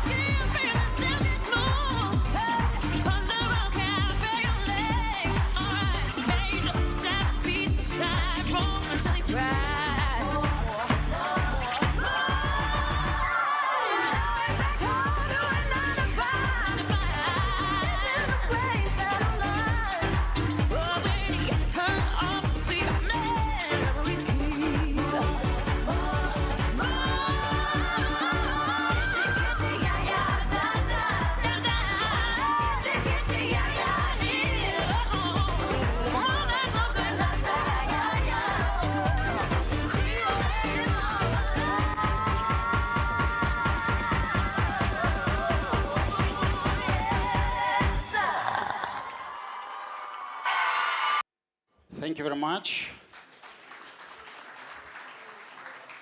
And now a little bit of context and maybe a question to Luis. This discipline is not part of the WDSF family for the moment. However, we had a proposal from Spain, and we would like to ask you, Luis, how that organized in Spanish Federation, why you believe it's a good addition, and what is the development on the national level? I remember the last year I presented the Fit Kit in the Spanish Federation for the benefits to health, for our health. In this moment, 1,500 licensed adjudicators, 12 competitions on the calendar. Last month, in the basic level competition, 700 athletes in 3 days, and more of 2,500 spectators. In 5 years, the Fit Kit is very, very, very good in the federation. And today, present with Gergo, the next level is international Fit Kit. I think it's important, this presentation. Thank you very much, Luis. Gergo, the floor is yours. Thank you. Dear President, Vice President, General Secretary, members of the Presidium, dear delegates. First of all, I would like to thank you for the opportunity to the World DanceSport Federation to present FitKid on this open forum. Today, as before me they mentioned, I would like to introduce a discipline that has been developing young athletes across Europe for more than 25 years. We are present in 8 European countries at the moment for over 25 years. FitKid is more than just a sport, more than just a competition. Thousands of athletes every year practicing FitKid, and they meet through competitions, training camps, and educations. So what is FitKid? FitKid is a unique discipline where sport and art meet. Okay, our athletes combine 5 very important and core elements. First, and the basic, is the dance, where the choreography is built on a dance style or a theme. We have the acrobatic elements, the power, jumps, flexibility, and musicality. The combination makes FitKit both challenging and attractive for young athletes of all levels. Our history. We all started, our journey began in Hungary in 1997, and just 2 years later, the first international championship was organized, and in 2000, the first European championships took place, marking the beginning of our international development. Okay, and in 2011, the International FitKit division was established, creating a stronger international structure, and most recently, last year, in 2025, the FitKit International Sports Association was created, ensuring a modern and independent framework for future growth. This history reflects more than 2 decades of continuous development and commitment to youth sport. Oops, I went backwards. International FitKit scene. As Luis said, it's a very, very hard base in Spain, and as it comes from Hungary, these are the 2 strongest nations in our association. Spain is leading by 45 clubs and over 105,000 athletes. Hungary follows with more than 1,000 athletes. And after that, Italy, Ireland, Poland, Romania, Bulgaria, and Serbia continue to expand their national programs. Together, these countries demonstrate that FitKit is not a local activity, but a truly European discipline with increasing participation every year. Why is FitKit growing? That's a really important question. The answer is simple.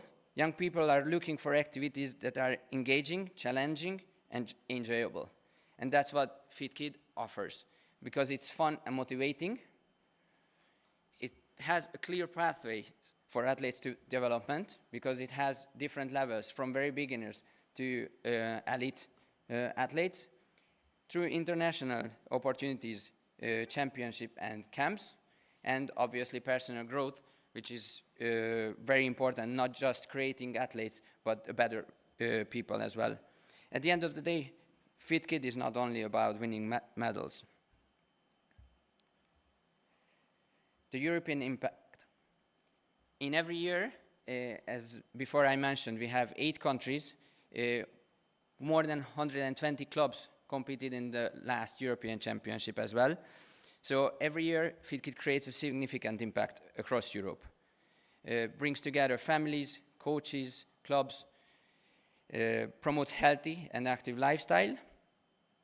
And our European Championships have become a celebration of the sport, friendship and unity.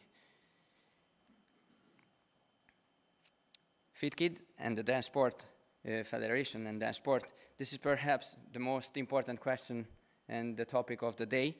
I think FitKit represents a new opportunity to the WDSF to expand and engage a new target group of athletes. Our competition system starts from age 6 until the very, very adult athletes as well. So it gives opportunity to a very big frame of people to compete in our discipline. Our disciplines share many common skills and values.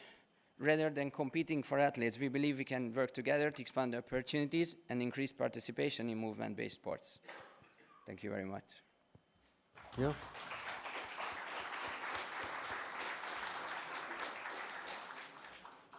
Thank you very much.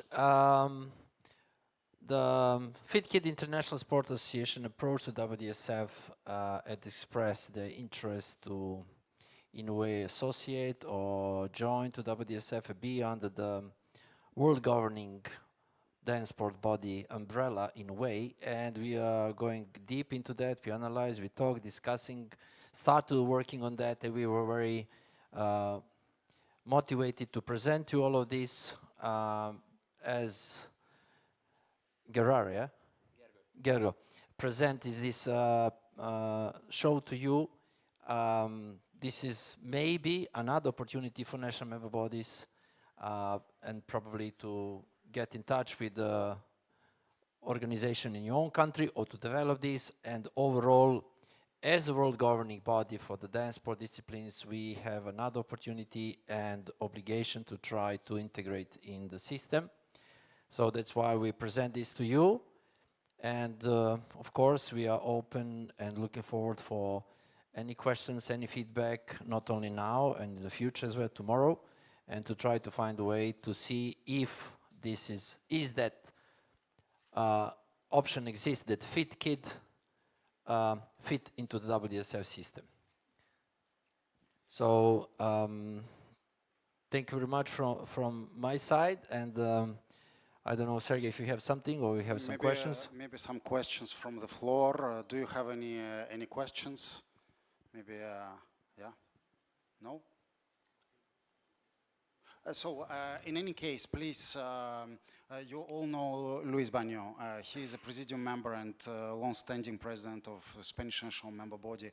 Please liaise with him to ask what is the experience in Spain with FitKit and how that's articulated on national level and why this is the proposal to WDSF.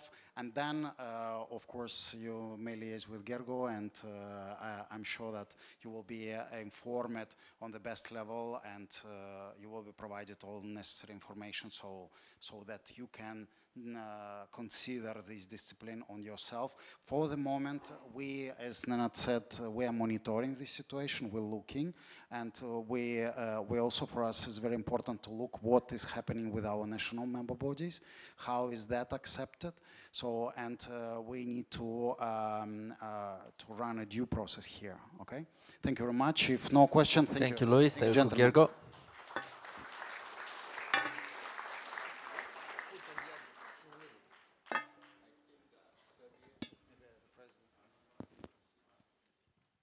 We have a question from the floor. Maybe microphone if possible. No, if there are the microphones.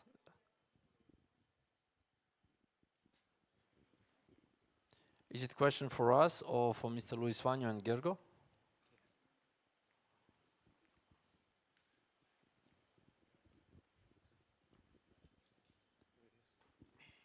Thank you very much. I'm Barnabas from Uganda.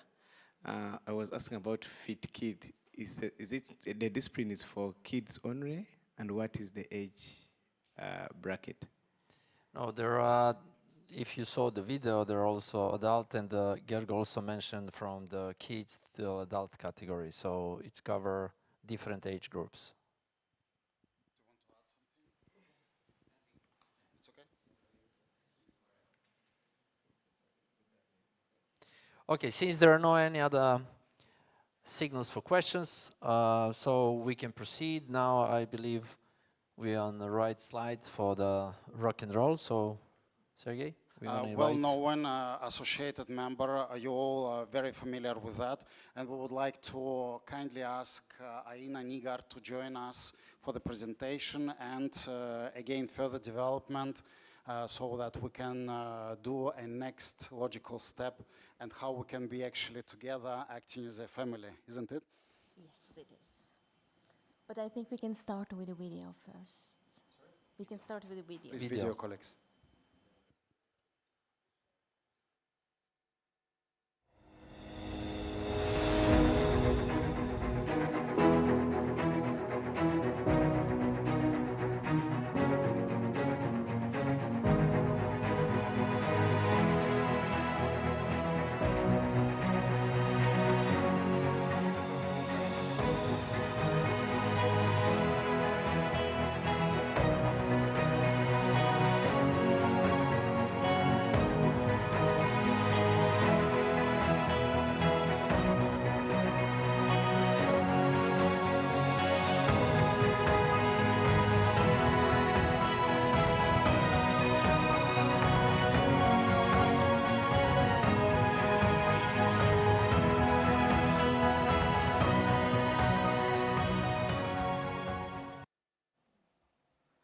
Yes, I will go straight to how we can grow the dance sport together. I think that most of you probably know both rock and roll and boogie woogie quite a lot from before.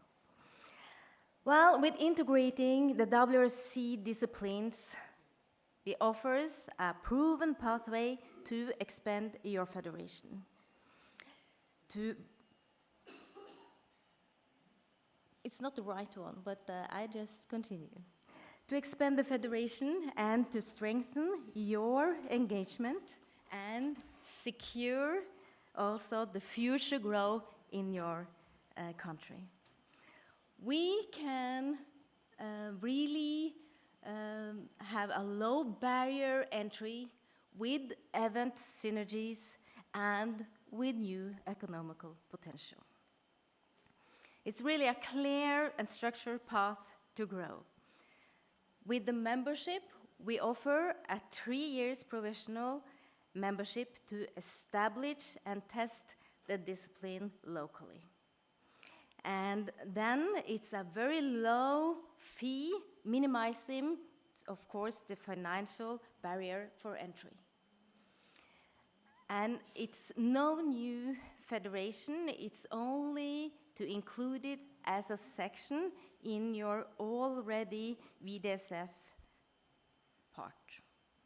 For the commitment, we propose actively to promote the boogie woogie and rock and roll in your country, and also to organize the national competitions or to include it in your competitions.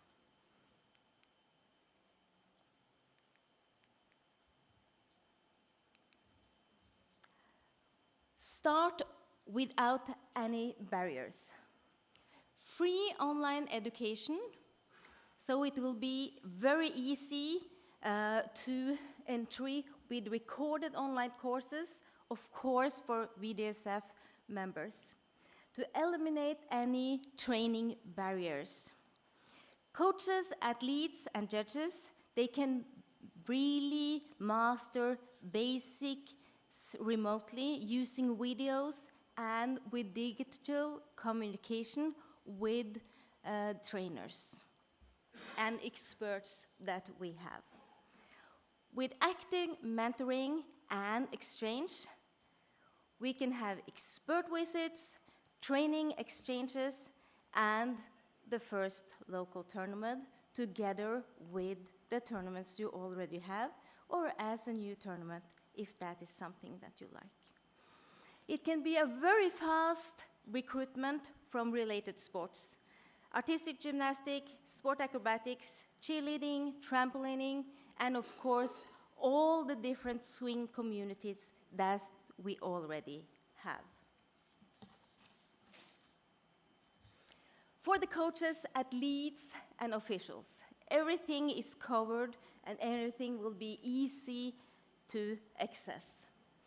As I said, remote to on-site, from free basic to active mentoring by WRC experts. The trainers, so we have a long-term and a self-sustainable national growth. Then we have for the athletes, we have for the youth, we have fun and progressive work for coordination and early interest. Then we have the teenagers and the youth, where we can have a fast-track progression to international level in 1 to 2 years. Then we have the main class, and then we have the senior classes. So this is a sport that you can continue with as long as the interests are there. For the official, we have the turnkey rules ready to use, and it's really easily translatable for national rules and templates. Calibration seminars, and this is like to align the local judges with the WRC standards through seminars and tournaments and experts. And from zero to the national federation or the section in the national federation, it will be easily remote basics to start with, and then to identify the local experts together. Then it's only 1 to 4 months with drafts, rules, and startup. And then the camps and the invite and the foreign resources can be quite fast on spot, and then you can create beginning teams and small pressure tournament in just one small year. The fastest way to grow is with the key disciplines that we have. In Boogie Woogie, we have the Rising Star, which is for the first year. It's really a startup and an accessible entry point, which is a minimal technical background, which is necessarily. And it enables countries that already also have other swing communities to include this community very fast. Then we have the acrobatic rock and roll, where we have both the couples, but also the formation part, where we can have formation, and there you have the team discipline, you have the musicality, you have the self-confidence, and the massive possible local participation with only girls formation, which is one of the formations that we can see is growing fastest. It's a really easy blueprint for a mutual success. This model can work very easily for you as WDSF national member bodies. It's easy, fast, and it's low cost. It's free online education, it's digital resources, it's experts, and it has a strong, active support. The WRSC provides on-site monitoring, so we will follow you during the whole process with exchanging, with experts, with judge experts, with trainer experts, everything that you need. And it will be a seamless integration. It's no complex structures necessarily, because you can integrate it already and has it as a section, which many of the countries already have in Europe, only as a section of the part of the WDSF member body. And of course, it can have a positive impact because it easily can include a lot of new members. So, your country, your legacy. Be the first to bring acrobatic rock and roll and boogie woogie to your nation and write a chapter in your federation's history. Start without barriers, build a youth pathway, and create new events together with us. Thank you very much. Thank you.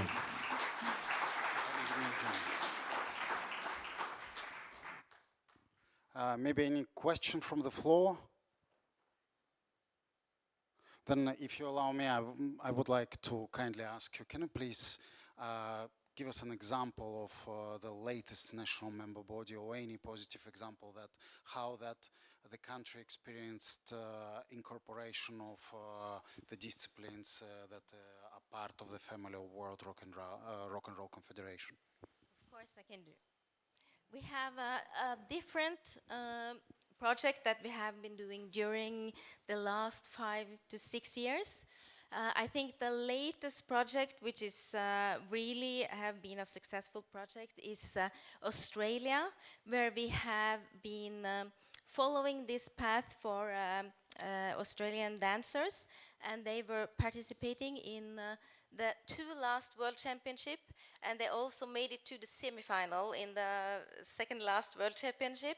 So this has been very successful. And for the last World Championship, we had more couples from Australia. So this is, I think, the absolutely latest proof that this is a fast pathway to bring more dancers into the world of dancing. No, that's remarkable because Australia is not precisely very close, so it's quite a long flight and associated with an effort. But I believe that we have a good representation from Australia here. I just, if you may, liaise on that ground, and we maybe our national member bodies can inquire on the development. That would be great. Yeah, because I mean, if you made it with Australia, why not? yeah, with other countries. Thank you very much. Thank you for your contribution. And also thank you to Marina Escolin, the new president of the World Rock and Roll Confederation and automatically a member of the WDSF Presidium. Thank you very much for making this possible. Thank you, Marina, for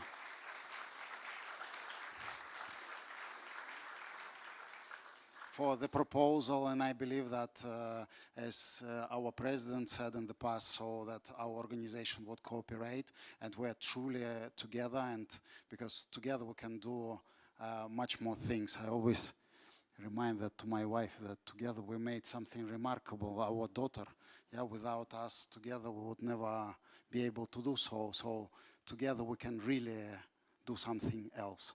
Yeah, good. So we are moving forward. Maybe back to you. Yes, thank you very much. We are moving forward, and as you can see, under number 6, health is more than the body. And I have a pleasure to invite on the stage with us the chair of the WDSF Medical Commission, Ms. Brigitta Domarkaite, and the member of the commission, Jana Hradilova. So welcome, and we are happy to have you here. But before Brigitta address to you, I would like to say, so the title is, I believe, nothing new. So we are all understand the title. I'm not sure. I'm not sure. Well, true. That's my next sentence is going in that direction. Actually, we are here in the title, and we're gonna everything what we're gonna do. And what they're going to do is actually to challenge you. To challenge our awareness about health and our awareness of everything. And I would like to say that we are, on behalf of the WDSF Presidium, on behalf of the whole WDSF, I would like to express my gratitude to WDSF Medical Commission for their extraordinary work so far, for their extraordinary contribution in education, but also for their extraordinary work on the field when their actions of our medical commission literally save some lives on the competitions. And for the first time in history, while I'm the president on the stage, we have medical commission which are present on the competitions, which are acting on the competition as a doctor, as a first aid and everything, and not only for the athletes, also for the officials. And it is amazing how they're doing and how they're contributing in every possible aspect of the medical commission. So thank you very much, and we are very grateful for that. And we are looking forward. We're very happy that you guide us and lead us through this topic. Yes. And proud of you guys. You did an amazing job. You just rock it. Thank you. So, good afternoon, everyone. My name is Brigitta Domarkaite, and I have a privilege of serving for WDSF Medical Commission as a chair. First of all, I would like to thank the Federation for giving us the opportunity to share our knowledge and experience. We truly appreciate that the health and well-being of our members is considered an important topic within our organization. As you can see, my colleague, Medical Commission member Jana Hradilova, and I, we are both medical doctors, but we come from very different medical background. My work focuses on supporting and helping people who experience psychological difficulties, emotional distress, and the challenges that often remain invisible to others. Jana's work focuses on physical health, helping the body recover, function, and remain healthy. At the same time, we are both connected to DanceSport and have a deep understanding of the unique demands of our sport. This allows us to bring together different perspectives with one common goal: helping to create a healthier and safer environment for athletes, judges, chairpersons, and all officials who contribute to our sport. 2 years ago, during the AGM, I spoke about the physical and psychological challenges faced by athletes.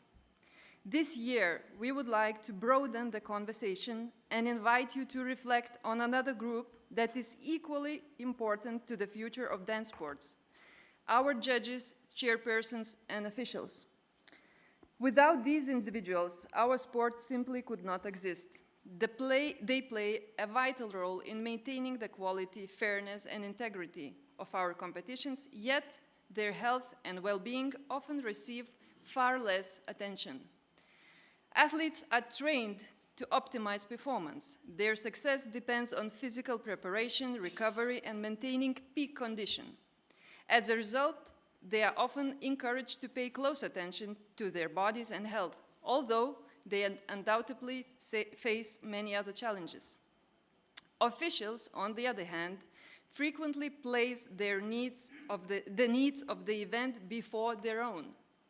They continue working despite fatigue, stress, physical discomfort, or other warning signs. In many cases, both psychological strain and physical symptoms are normalized, overlooked, or simply accepted as a part of the role. Today, we would like to briefly explore why health is more than the body, and why some of the most important signs affecting well-being, performance, and decision-making may not always be immediately visible.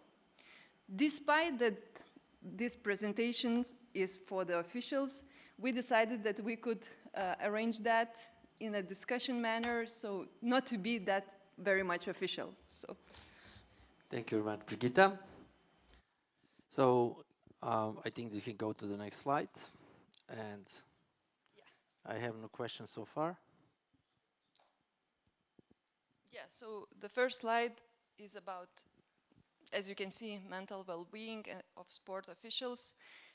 And I don't know how much of you are, how many of you are familiar with that, but research are done with this part of the population. So as you can see, the study of which was made in Australia in 2026, so this year, they reported that 1 in 3 sport officials report moderate to severe psychological distress. So it's not something very uncommon. Approximately 1 in 5 officials report elevated anxiety and depressive symptoms. As you can see, this data comes from 2025, from a huge meta-analysis around 3,000 data objects. So what's important? Why it is so important to speak about? Because I think that those numbers are higher than in general population, because the work is very, very much demanding. And usually the sleep that basically many of adjudicators during the competitions and officials definitely have this sleep disturbance or lack of sleep, then it leads to burnout, then it leads to emotional exhaustion, and then it's like it gets worse and worse, and usually the body is the one who suffers the most.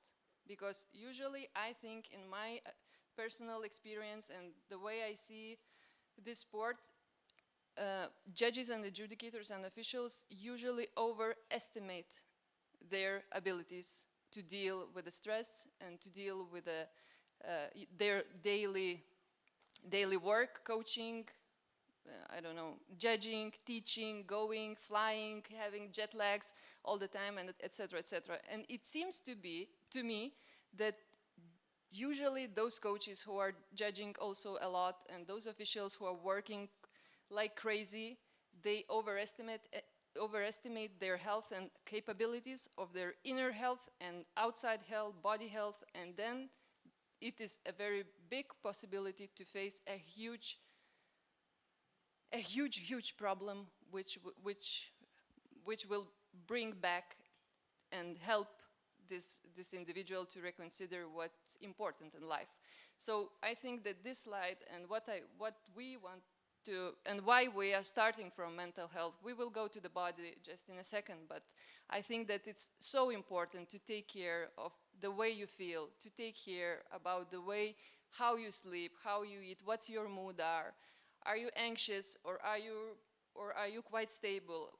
But there are so many things that you can do for yourself, and this will lead you to the better body health. So it's always connected. And when mental health goes down, you lose concentration, you lose cognitive function, you lose decision-making quality. So it means that the decisions are getting worse and worse. and then you lose long-term participation in officiating. So it's a big price to be paid. So this is our vision, is just to help you. We want to educate, we want to share what we know, and we want to share what our daily life is. I face every day those kind of people, and Jana in different perspective. Okay, thank you. We go to the next slide. Yes. So, as Brigitte started, it's quite clear that we all underestimate the mental well-being. Why? It's quite often to hear, the adjudicators and officials are just working with their heads. They are just judging, staying there, not moving, doing nothing. The other thing is why we underestimate this problem is that the mental stress and the thing which stress causes to your body doesn't hurt. It doesn't hurt, you cannot measure that, you can maybe have some feeling, and we, even in our society, we are underestimating the feelings, the fear, or the anxiety, etc., etc. The problem is that it's having the right response in your body. It means hormones. Let's start with the cortisol. It's the hormone which is dealing with the stress.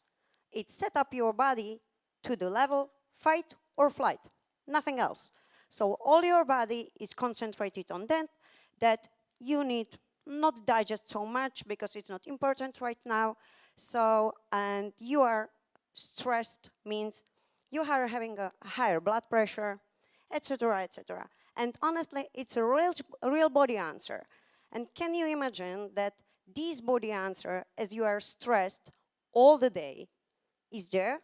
So you are in the flight or fight mode in all the day of your charging. 12 hours of some strange influence means that the body needs to respond. So then we are really watching these cardiovascular problems like a heart attack, strokes, brain hemorrhage or aneurysms, and for example, just the easy thing, which are the varicose veins. Because we are standing for a long time, we are not moving. So, and that's also the aesthetical problems, more or less for us as ladies.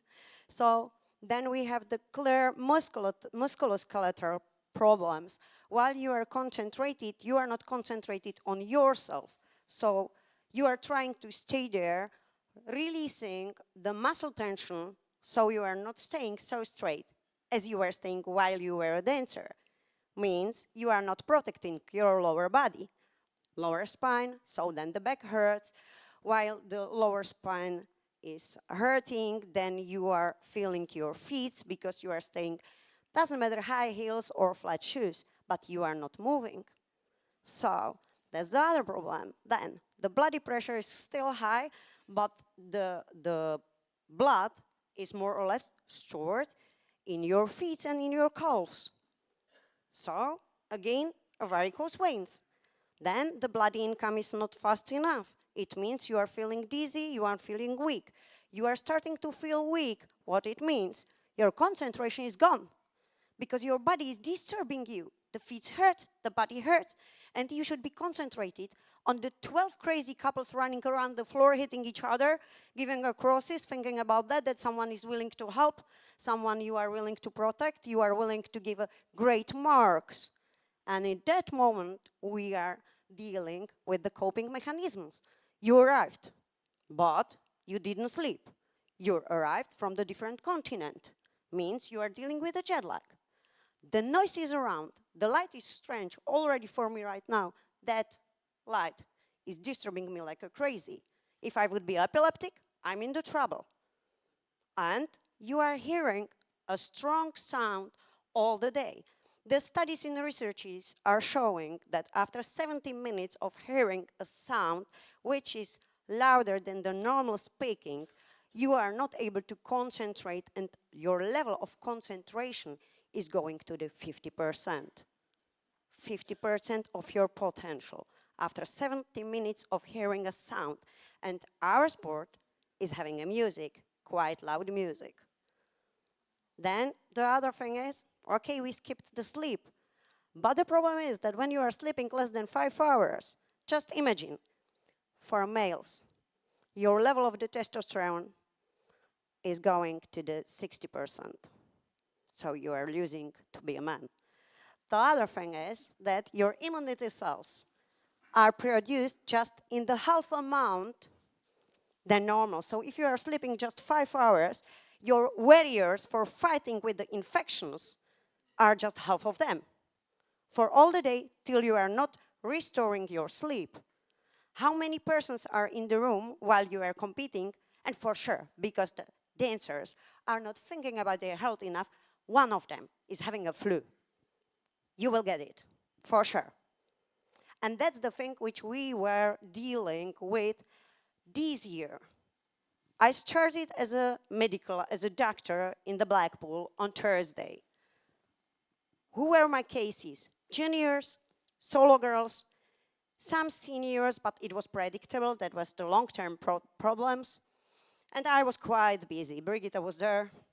I was having a full head of work. During the days of Grand Slam, when the dancers were mature, I was quite relaxing. But the trouble were starting, because the last day, more of my patients were the officials. Headache, muscle pain, shoulders, and I'm not talking only about the adjudicators. It were even the officials which were helping to lead the competition, because they were done. No one was sleeping, no one was eating. So then I think that it's quite clear how the mental stress is going to the body response. And I just would like to ask you as a president or officials, do you think that your adjudicators and officials know how to realize the symptoms? How to even realize the symptoms of the mental disorders, how Brigitte was talking, to stop them soon? Or do they are able to realize a body symptoms that they are dealing with a heart attack or stroke? We can just use some examples from our environment. 2 years ago in Blackpool, we were really lucky that one of the adjudicators was able to realize the symptoms, that they are the life-threatening situation, and was not misunderstood with a thing like a headache or nausea. And luckily, it's good for us, we didn't lose that colleague, and the colleague is here with us today. But the first reaction was, it's just a headache. And I and Brigitte, we were there, and we realized it's not just a headache. And just one official there was able to realize it's the life-threatening situation. We have also the case here in our environment when the adjudicator was itself realizing that it's going about a heart attack. And the answer is he changed half of his lifestyle to be able to protect this situation again in his life. So are we educating our officials and adjudicators enough? Are we paying attention enough that the head work is really same important as the body work? Well, thank you very much. I don't know if it was this educational or challenge, or it was frightening. I'm sorry. I think it's crystal clear, yeah? Yeah. Well, I would like to add, there is one sentence which we all heard, I believe all heard while the process of learning or teaching dancing. So when you realize usually it's too late, I hope that this will help us that we do not realize too late the thing. So that's why we are trying to challenge your awareness, and that you also start all together to work on this. Yeah, I think that Brigitte will touch the points what I want to mention, what is also the goal of this. So Brigitte, can you please take over again, and then we will comment. Yeah. But sure, Nenad, sure. before, how many hours you sleep today? Shut up. Sorry, Brigitte. Yeah. This No is awareness. no awareness. Yeah. So what else I would like to add to what Jana just told is that we started from mental symptoms, talking about mental health. But as I see in my daily practice, there are so many people that they do not feel anything. They do not feel stressed. They do not feel anxious. They do not have any feelings inside at all. But they start to get sick very much. They start to go to the doctors, they start to do different tests, and it appears that it's for example, autoimmune disease is starting, or something else, cancer, etc., etc. So having those symptoms like anxiety or stress or even lack of sleep or mood swings, I think in some way it's better, because then you can be you can take much more care about yourself before the body will be the one who will suffer the diseases, illnesses, and so on. So, but in some cases there is this situation when people do not feel anything inside, and they are like, I'm good, I do not need to sleep, I do not need to eat, I can work, and I do not feel nothing. So this is the problem, because the problem will arrive, it's the matter, the only matter is time, when, but it will arrive 100%. It's like this year, next year, this month, whatever. So the final slide which we prepared is like when we talk about the judging, and of course all our sport is based on an expectation of fair judging and high quality of judging. And I really like this sentence when we talk about the psychological perspective of judging and adjudicating. It's like ethical decision making. To stay and to try to be as much ethical as you can be. But of course, it's not that easy usually, especially in this sport, because of the biases, conscious and unconscious biases, because of interests and so on. We all really understand that.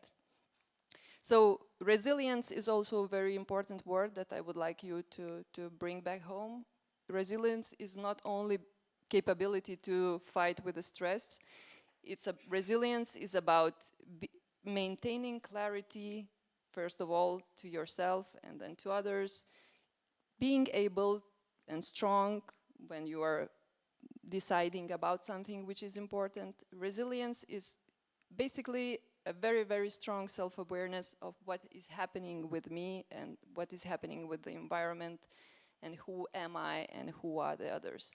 So those two things, I think, are the most, I would like that just to emphasize them, and resilience and the pressure and ethical decision making. But when you are tired, when you are exhausted, when your sleep is disruptive, when you drink alcohol or something else more than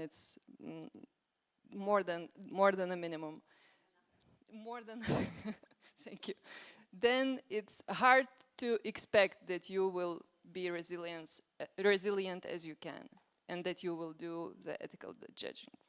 So our goal is to help you the way we can, because this is our profession. We are not going on the floor, we are staying behind it, and we want to just to be and to help and to encourage you to ask or come or discuss, or maybe you have some other goals or questions or anything, basically, regarding mental and physical health.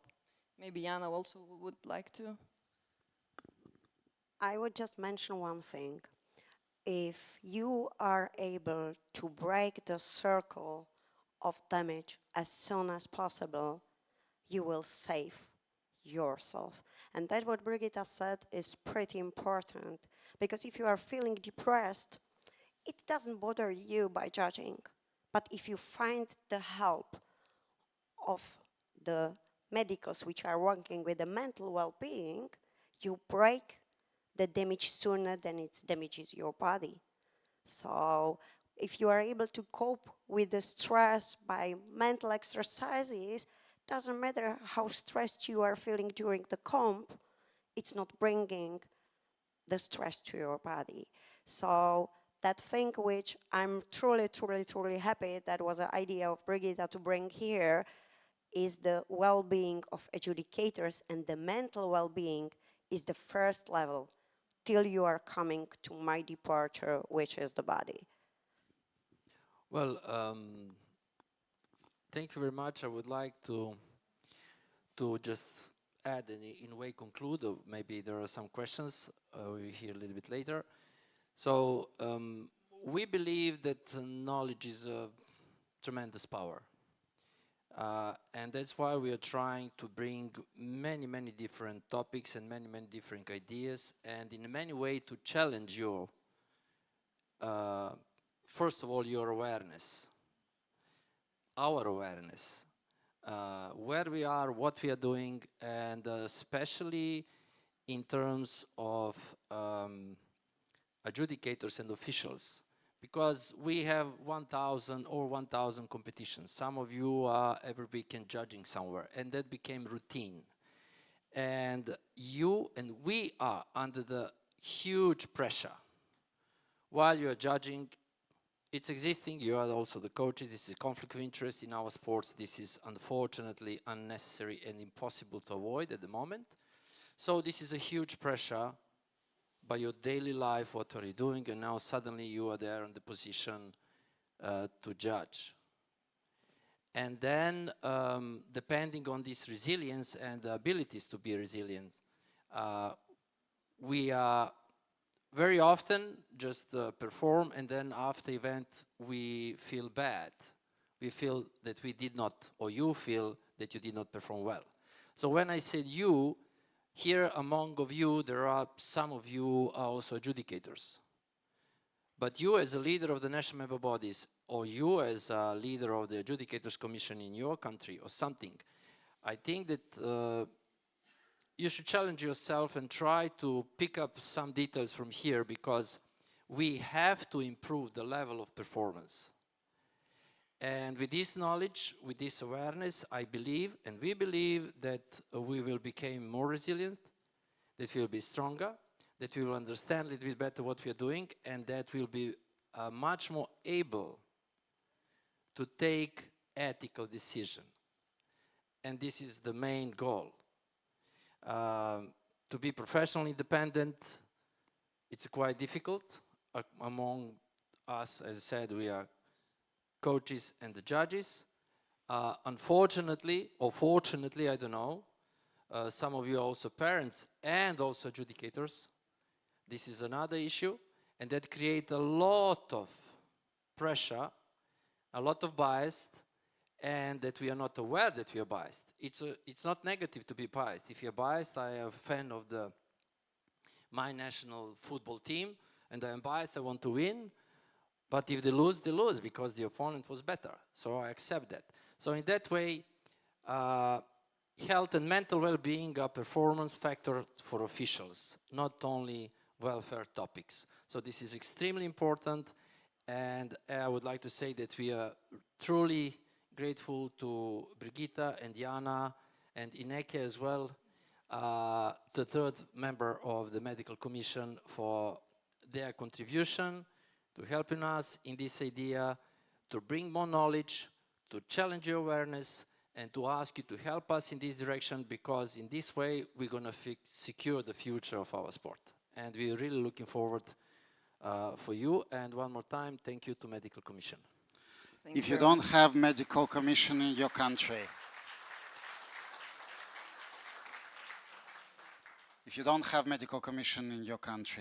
come to WDSF. Please liaise with these two professionals, and if you do have, please liaise them with them, so that again they coordinate their efforts, because it's very important to monitor what's happening in national level. And if you have some colleagues who not understand why they need to sleep more than 5 hours, please call them again, so maybe they will make an online lecture, so to ensure that we have... I can answer your questions, how much I slept, so now I feel very safe because we have such a medical commission and they're here. Thank you very much. Thank you. Thank you. We're really proud of your work.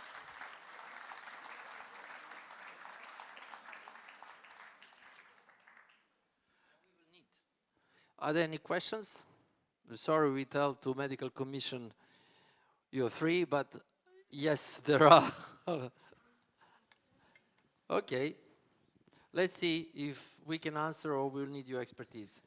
Sergey Milica, Bosnia and Herzegovina. So Again. I have one only question regarding do we will make a particular rule for organizers to suggest to not use, let's say, adjudicator more than 8 hours, because I was a witness of not only like we need to start to judge at 8:30 in the morning, we continue to judge till 1:30 in the morning the next day, and after that it happens, let's say, in 3 days in a row. So even you want to sleep 5 hours, you just doesn't have a case of that. Well, so is it any like idea, because this suggestion, it is good, I believe everybody knows this, more or less take care of their health, but we not always have the chance to, well, I can to have thank you that. very much for your question. I can give an answer to the other rule about that already in our rules and regulations about how many hours we can judge and these things. But on the other hand, regarding these 5 hours, so most likely the adjudicators don't go to sleep immediately while they finish the competition. They go in the bar, in the hotel after the competition just to relax, and which I have to say I truly understand, because this is the way how the people de-stress and relax a bit before they go to bed. So it's a logical and natural reaction.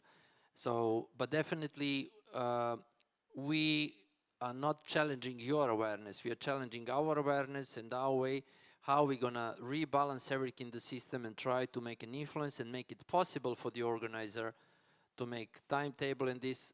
Unfortunately, today life is going like this, and the economical motivations and all of that, unfortunately, it's sometimes just going on account of our health. So we were going to try to apply this much as possible from our side as well. Thank you for the question. Sergey, actually, we're raising this topic in front of decision makers. Many of those are presidents of the countries or somebody from the board who can really influence the decisions of the organizers. And this is one of the reasons why we wanted to support that from different perspective, not just from regulation perspective, but conscientiation. I think the rule of 5 hours was very clear. Yeah, I think that Brigitte want to just give some comment. Yeah, I think that also it's important to stress out that you have as adjudicator also a personal responsibility how you take care of yourself. And it's very easy and comfortable to put all the responsibility to the federation to arrange the time of judging, but life happens. Life happens, and we can face different situations where it's possible maybe to manage the schedule the way everybody would like. So our main goal today, and it is in Medical Commission, to help everybody on behalf of the WDSF and Medical Commission to know themselves more, to take care of themselves more. You as the judges, as athletes, doesn't matter. Today we decided to speak about officials because we see a huge problem here. Because when you are coming, for example, to judge to Blackpool, for example, from your holidays in Maldives, and then you are flying on Wednesday, and on Thursday you're starting to judge. So probably you will not have any kind of problems to judge those 3 days.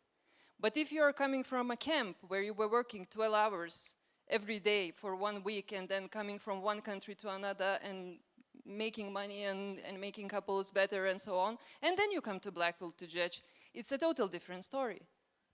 So this is about responsibility to you as well, as a humans, as a coaches, because the athletes will lead how you lead yourself.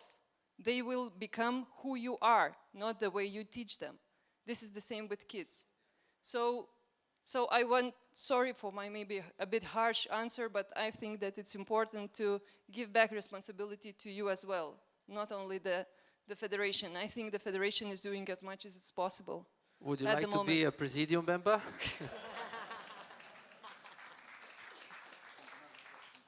Well, there is another question. Mr. Ivo?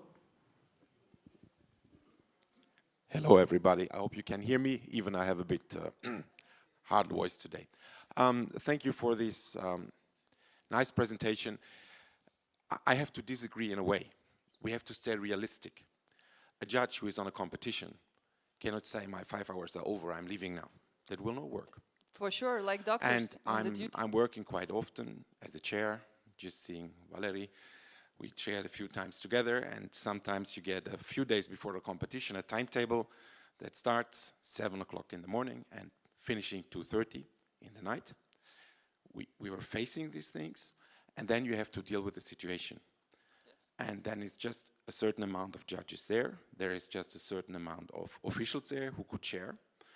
And then you cannot change anything. So I really see also the responsibility with the body who is granting the competitions.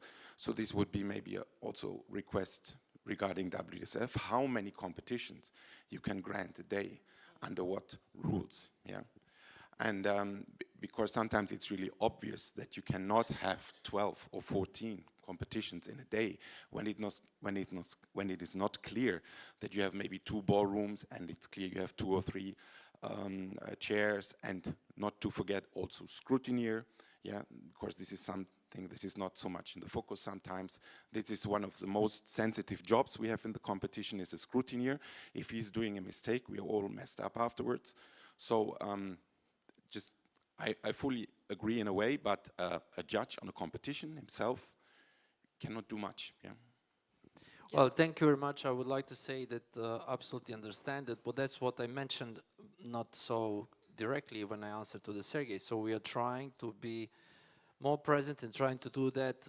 I already, as a vice president for sport, tried when somebody receives some applications, there are like 20 different categories in the same day. We try to say, no, it's not possible. And then I have been accused that based on what I cannot grant them, the WCF should grant us and this. So we are searching the way and working on that to create certain operating policy, how many competitions and could be in one day if it's just one hall and such a thing, such a thing. So as I mentioned through this, we also challenging our awareness how we can contribute in this way that we reduce this kind of the tremendous amount of work in a certain competitions. Sometimes it's happened, and when it's happened, we are all dealing and we are doing. Sometimes we can prevent this, and we are trying to find some boundaries to create clear regulations. And of course, the key word in life is a balance. So we have to take this as a information, as a knowledge and awareness, and deal without current situation what we have on the market, on the field. So I absolutely agree with your comment, but I assure you that we are fully aware and we are searching for the best possible solution and to keep the system in a balance and protect our health. So thank you. Let's move. Is there another question, yeah? So, Mr. President would like to say something? I would also like to add a bit of my experience. I have personally been consulted by some organizers, especially new organizers who came to me and say, Mr. President, I run a very successful event last year. I start from 6:30 in the morning and finish at 1 a.m. I have so many events, so many competitors. So what can you advise me to improve more, because I'm at my maximum? I say you cannot do more. In fact, you have to do less. The best event will start about 9 in the morning. That's my opinion. And finish by 11 p.m. And so the judges, the competitors can enjoy the competition and not be punished. And so who can come onto the floor at 7 a.m. in the morning and smile and try to look good and dance? It's so difficult.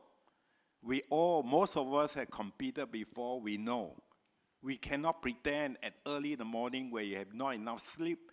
7 in the morning event, that means the lady, the partner will have to do her makeup. At 4:30 a.m., do her hair. And then she go and try to look very good on the floor. And that is really, really hard and impossible.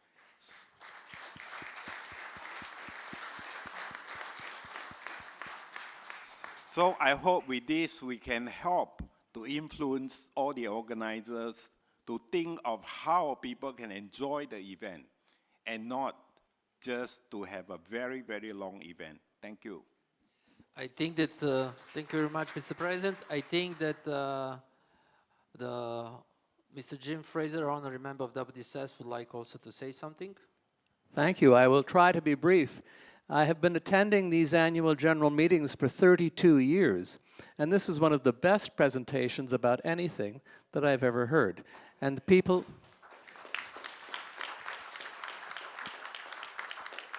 around me were saying the same thing. It is consistent, it is thorough, it is intelligent all the way through, and it was a real benefit for us to hear this. My question, very briefly, would be, well, just quickly a comment, you know, the things like competition times, how long you have to work and things like that, these are the things that are in front of us, but the problems that people have are below them, beneath them. They are in the background and they're hidden.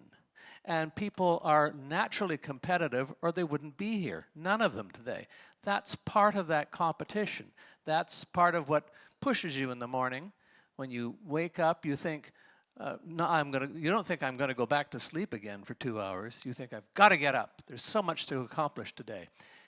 Is there any plan or thought about programming of any kind for this? Because this kind of thinking needs to be exposed to more and more people, and anything will help. Thank you very much, Mr. Jim Fraser. And can we conclude? Oyana, you wanted to say so? No? Oh, yes. Okay. Okay, there is a lot of stuff which is needed to be improved or changed. The thing is that, as we were also talking with Nenad, the level of education brings a lot. If we will start to speak with adjudicators, how they can body-wise deal with your stress, to make just little exercise between the rounds, I can promise you that the damage for the body will be less. And it's just few exercises, or how you can eat, how you can make better your short sleep. Because even me, I'm the person which is not a long sleeper, but I made a real effort to make my sleep more effective with no mistakes. So we would like, with Nenad and Sergey, to bring the informations to our adjudicators and officials, and I think we need to find the way how to make it. We started with educating athletes, that's great, but that's the reason why we choose this topic. We need to start to bring the informations to our most important ones, and it are the officials. Because if you will not decide the result, we don't have the result as athletes. So I feel that way. Yeah, I think that the chairperson have a new description of the job. They need to organize the exercise between the rounds so that to work with the judges. Sure. I will lead it. I will work on that. Thank you very much, Thank Brigitta and Jana.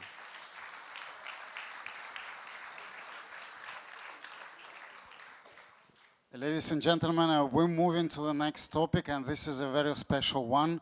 We will be speaking about 2026 WDSF DanceSport Festival in Blackpool. Growth and strategic importance for WDSF, and to make it as prominent as is, please welcome the WDSF President, Mr. Sean Tay, to address all of us.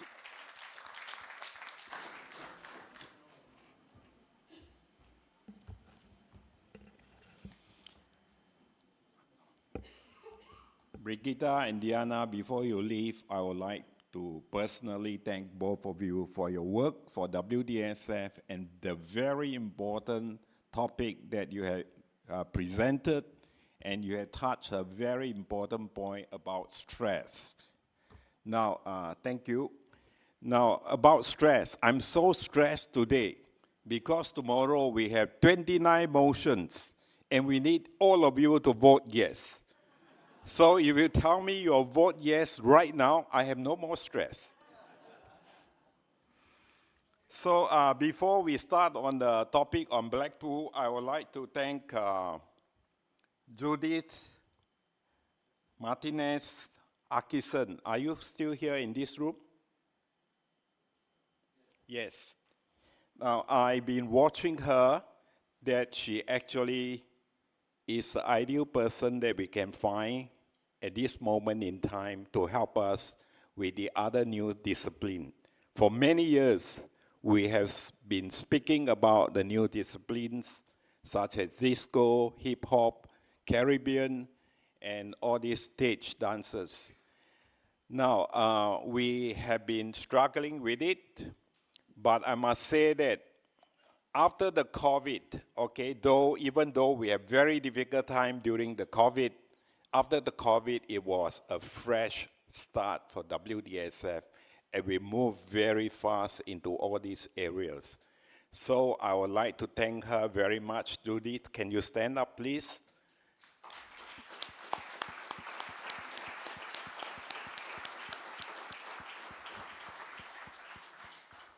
And of course, we can only thank her by bringing her to the dinner tonight, and that's the only thing we can do at the moment until you all approve to increase the 2% in the motion tomorrow.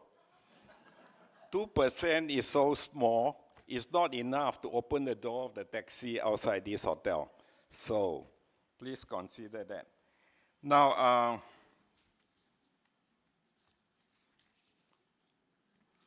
with this, I would like to start the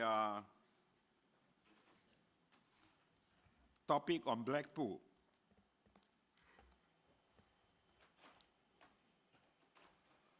Now, what is Blackpool to us?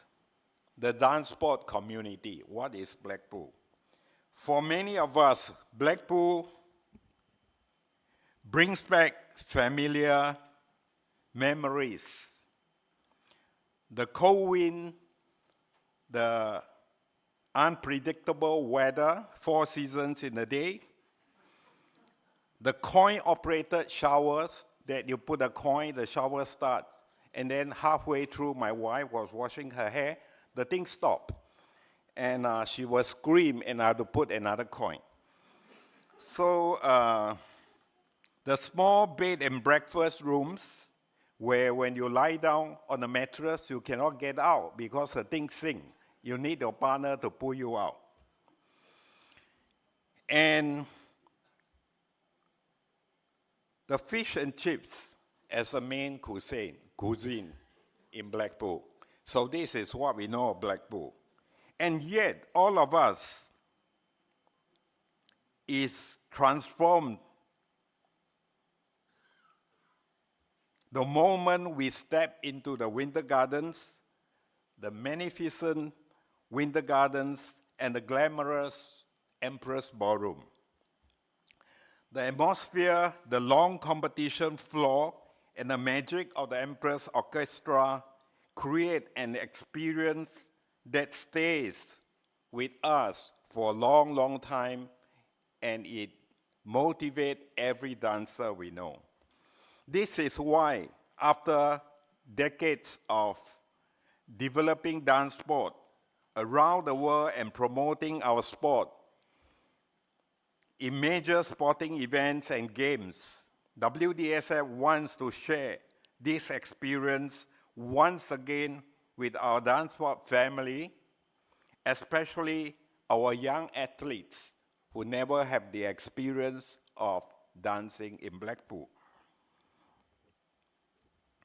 Last year, we launched the WDSF Dance Sport Festival in Blackpool with only 3 months to prepare. Despite the pressure, the event was a great success. More importantly, it showed us that our community values being in Blackpool and dancing in the iconic Empress Ballroom. This year, we returned stronger with 36 events, including 22 new additions, that means new events, and 1,405 athletes representing 52 countries. That is truly impressive. The scale reflects the continued growth of dance sport and the strength of our global community. It also showed us that Blackpool Festival is meaningful not only to athletes on the floor, but also to audiences beyond the venue. In the month following Blackpool, the Standard and Latin social media channels alone generated 52 million views. That is truly impressive. The Blackpool project is the first Standard and Latin competitions event hosted directly by WDSF. It reflects our responsibility to honor the history of dance sport while continuing to evolve in ways that serve our members, our athletes, and the future of our dance sport. And this is why we are presenting the very important Blackpool project. And for this, I would like to welcome with us the two representatives, two officials from the Blackpool City Hall, Joe Farrell and Lynn Williams. Can you join us on the stage?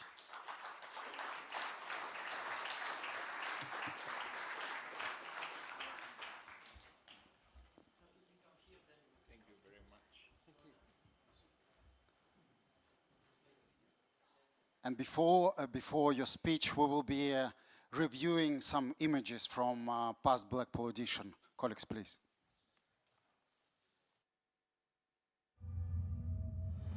Blackpool, the place where the very first dance sport competition in history began. The WDSF Dance Sport Festival brought together more than 1,000 athletes from across the world inside the iconic Winter Gardens. One stage, one dream. To lift a trophy, to claim a medal, to become part of history. From the first round to the final spotlight, every performance carried passion, sacrifice, and emotion. For some, it was the realization of a lifelong dream. For others, the beginning of one.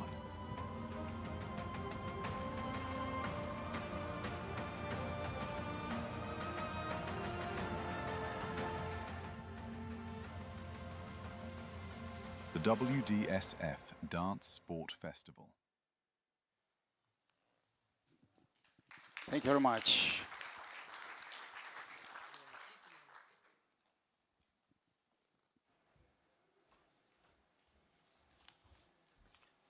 Hello, everyone. Mr. President, distinguished delegates, ladies and gentlemen, it's a great privilege to join you here in Rome, one of the world's great cultural capitals and a city whose history, architecture and artistic heritage have inspired generations.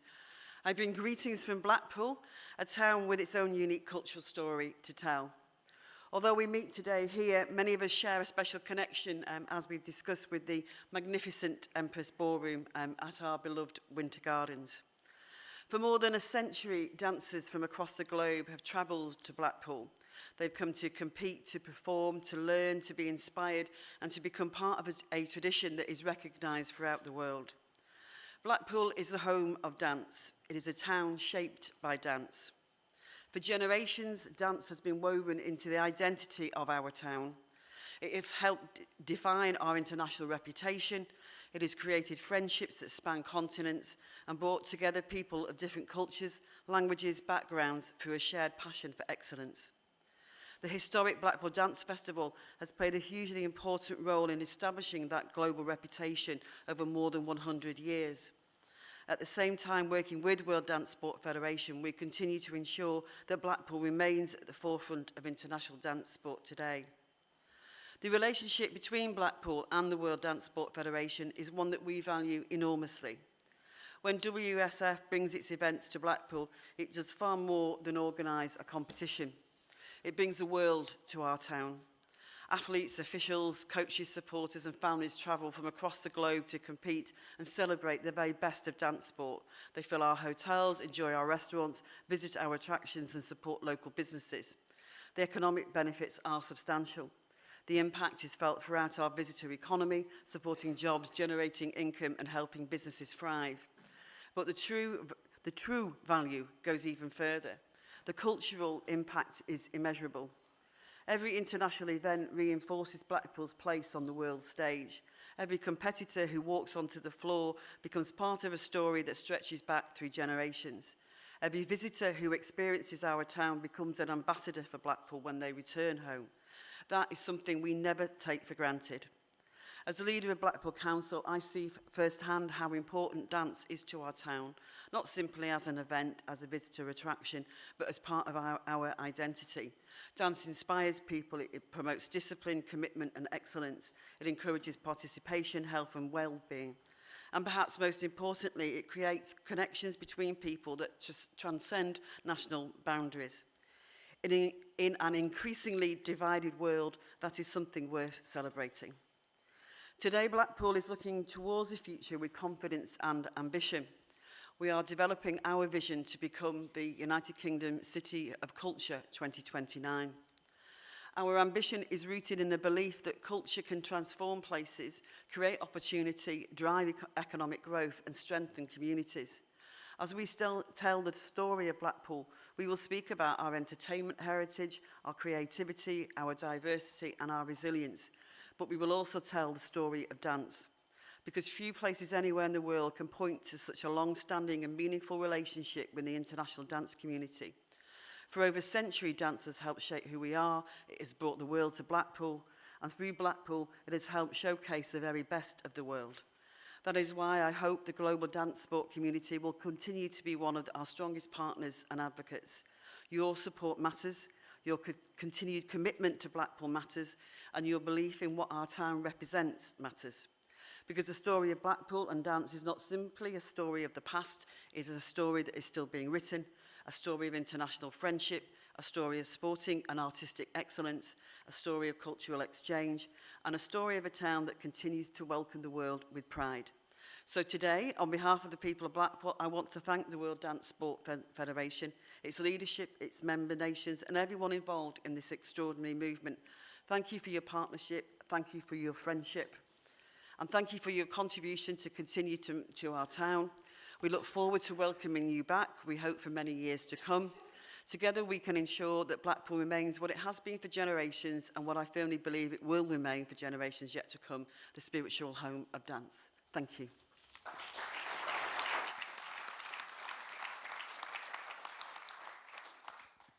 Thank you very much, Lynn, for these words, and more importantly, Joe, Lynn, thank you very much for coming.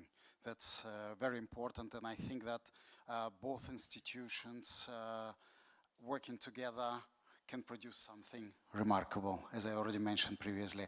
Before we go into some more details and how our partnership could evolve in time and how both organizations can contribute to each other, I would like to invite here Mr. Christian Caballero, representative of Vivaro TV production. Christian, please join us on the stage. While Christian is coming, welcome. I would like just to say something about this project, and I will start with this, that our athletes get experience globally all over the world in many different events. They are one of the biggest, actually the biggest event in a dance sport in the world is the German Open Championship, and the experience what the athletes have dancing in the Beethoven Hall, it's amazing, it's unique, it's special. And there are many other halls in the world where our athletes get a very good feeling, very good experience, amazing halls. But in this video and in the words what Mr. President expressed, it is really a unique experience to perform and to compete and dance in the Impress Ballroom. And with this, together with experience dancing in the Beethoven Hall in Stuttgart, we think and we believe that we give to our athletes everything what it's possible to provide for them to get best possible feeling and experience so they can improve their performance. And we feel that this experience in dancing in Impress Ballroom really helped to our athletes to understand, to feel the floor, the music, the environment, and I believe, from my position as a Vice President for Sport, that this is the one of the biggest contribution to our athletes. Now, to continue with these slides, as you can see, this year we have 36 events. Competition was held in 4 days in 2 halls, in a press ballroom and also in a Spanish hall. We had 1,340 athletes, 51 countries, and the most important thing, we have over 38 million views on social media. So this telling as itself for the value and the meaning of the event, and we are very happy, as Mr. President mentioned and Sergey mentioned also, that Blackpool City Hall recognized WDSF and treat us as a partner in the future projects. Thank you very much.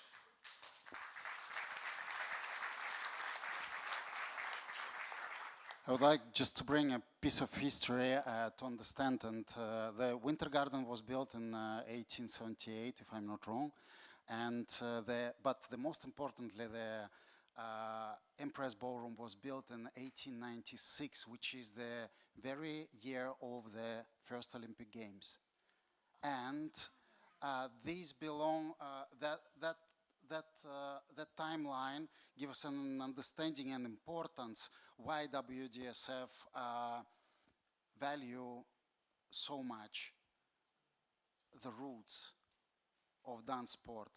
Why if IOC was able to bring in value from their first Olympic Games and develop from there, I believe, or we believe strongly, that we can only understand where the future goes if we understand from where we come from. And Blackpool this year was a representation of how tradition, true tradition, can meet innovation. And that's what we will be looking right now. Please, colleagues, let's go to the next one. Well, on a Friday, we had, for the first time, organized from our side international team match. We had 6 countries, Czech Republic, Italy, Poland, Germany, China, and Romania. The format was, there was 2 couples standard from standard discipline and 2 couples Latin, representing each country. And the criteria for the selection of the countries was the quality, the results, the top ranked results of the couples of the certain country, and also the participation on the previous year festival. That was criteria how the selection was made, because we had the questions about from certain national member bodies. They said, oh, we have a very good athlete. It's true, but there is we did not consider just 1 or 2 top athletes. We consider that they have 4 really top athletes, but also we consider the number of the athletes which represent a certain country the year before. The important thing is also that there was a specially created, produced music for the team match by Casa Musica and played by the Impress Orchestra. So it is not randomly chosen song by the orchestra. So Casa Musica produced this for us, and this team match just bring the true spirit of a dance sport, and with the amazing interaction between the athletes and the spectators in this Impress Ballroom was truly unique experience. And we are looking forward for the team match in 2027, and we hope that maybe we can one day come to this, that we maybe even have a semi-final and the final in a team match. So let's see. Let's dream. Let's go to the next slide. Let's address the digital and media impact. As you can see, as well as our president already mentioned and vice president as well, we had a huge impact there with, as you can see the numbers, we sold 14 media licenses, denotes huge interest from our core fan media. with over 400 videos and posts posted, over 38 million views, and that's the note all of you saw. We were at the first page on the most prominent newspaper in Blackpool. Even when you opened yeah, we also were there. And the cooperation from City Hall, from local media, were improving significantly. So, and we're glad that we're working together, especially with Blackpool Tourism. With I would like to acknowledge Kate Shane here, that she played the role. So let's go to the next one. Commercial momentum. We would like to thank to our sponsors and partners again. Our revenue in terms of partnership grew, and we only foresee how we can make our event more sustainable, and we're definitely working on that, and we definitely look for cooperation with you, how we can together make it more sustainable, not only for us but also for you, and how we can activate the partnership there in Blackpool, and how we can engage local businesses and maybe national businesses so that we can move together into something remarkable. Let's go to the next. Look and feel. This is something that I would truly like to thank our team. We look at every single corner of Winter Garden to make sure that we have a proper look and feel, but at the same time not to disturb or not to touch such a beauty of that whole. So that we provide a look and feel, but we do it in such a respectful and meaningful way that we provide the visibility of our partner and sponsors, but also do not forget what this whole means and what it represents.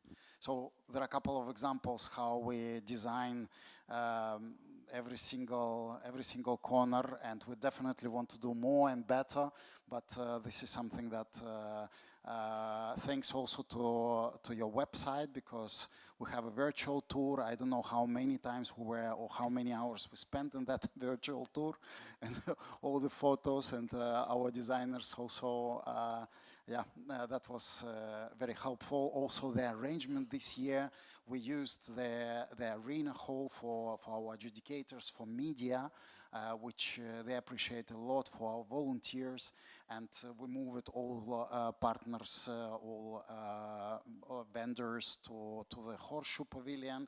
We engaged with the Spanish Hall, so that we completely reshaped the festival this year, and we're looking forward. As you know, we're already working with your team for the next one, so, and we hope that more innovation will come.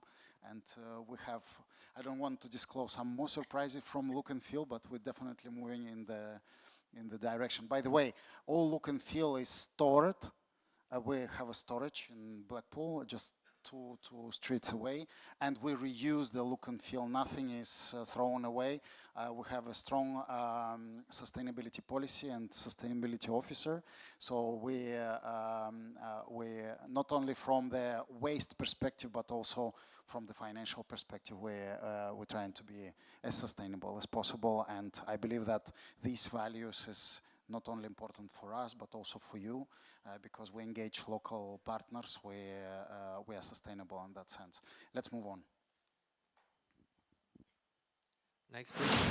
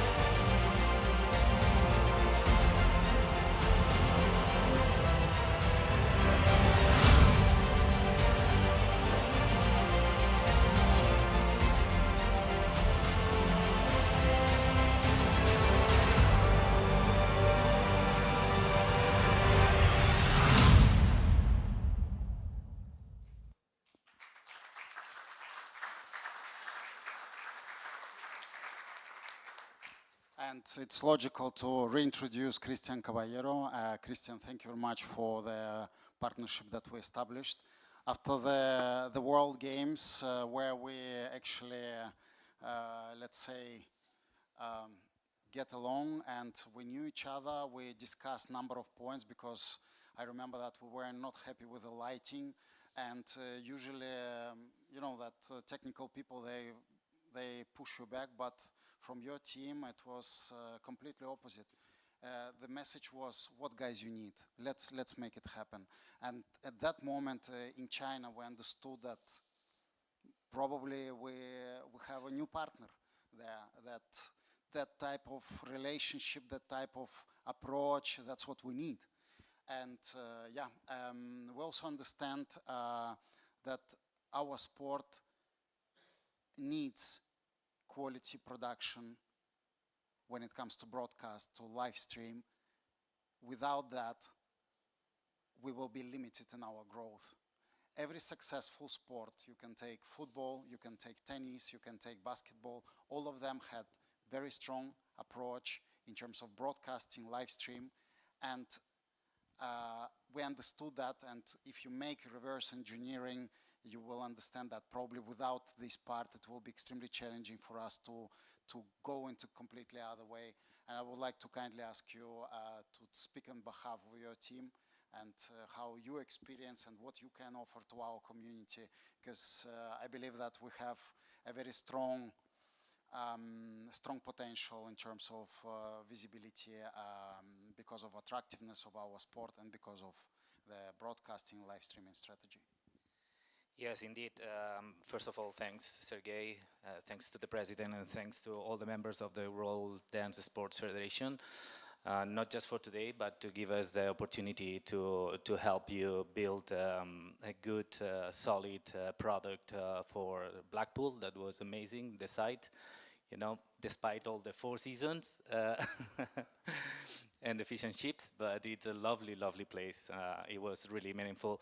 First of all, apologies in behalf of my CEO, Daniel Gonzalez. He cannot be here because we are hitting a milestone. It's the 6th time that we are present, delivering for more than 10 customers the World Championship. Sorry for the Italians as well in the room.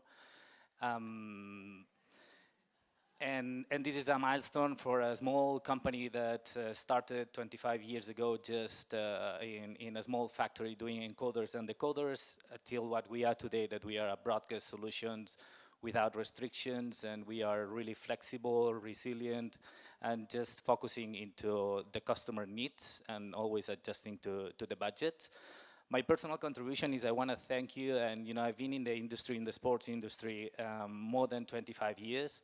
Formula One, MotoGP, and most of the top tiers ball-related games all over the world. And what I experienced in Blackpool was completely out of my mind. I was not expecting that. From the athletes and the long hours from the judges, that I feel that they are complaining a little bit about that. The vibrant, positive, high-frequency energy that I experienced since Thursday when I was there is something that, you know, I didn't experience even with the best players of the world, Messi, Cristiano Ronaldo, or Formula One drivers or MotoGP. What I experienced in that specific, you know, an amazing venue, it's out of the league, so I keep on encouraging you to keep on working with the elites and with the whole ecosystem to bring more meaningful competitions worldwide. So congratulations for that. A round of applause for everybody.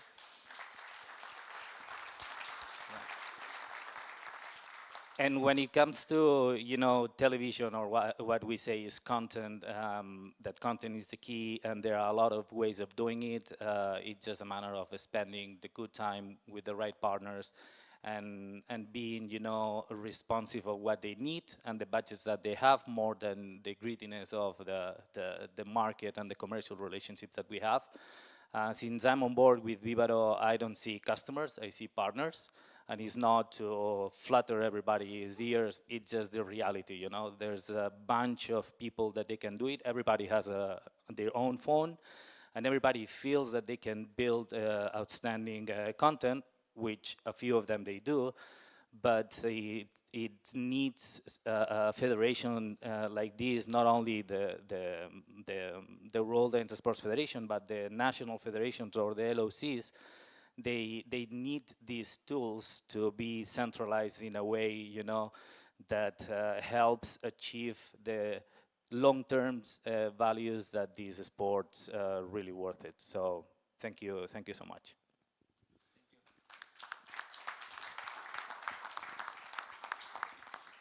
Thank you, Christian. Thank you for coming personally there to Blackpool. Thank you for coming here. When I saw you there, that was okay.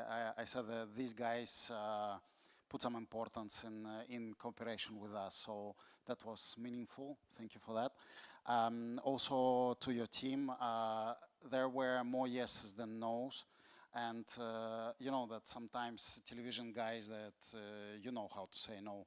And in your case, it was cooperation, and this is key. I also would like to say that many athletes, many stakeholders send messages even through social media or through live stream features of the messaging, so that they were quite happy with the content and with sound.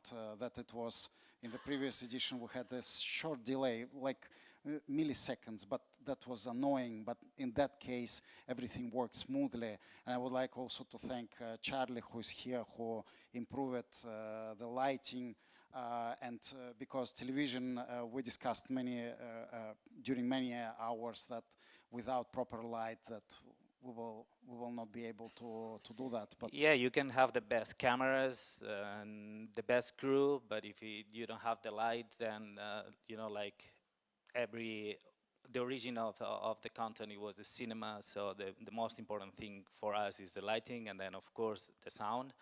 And then with the cameras that you have, either from the low tier to the top broadcast gears that you can find, but light for us, it's king. It has to be really well taken care, and it's not cheap, and it's not easy to find people that they help and bring value. So kudos for that.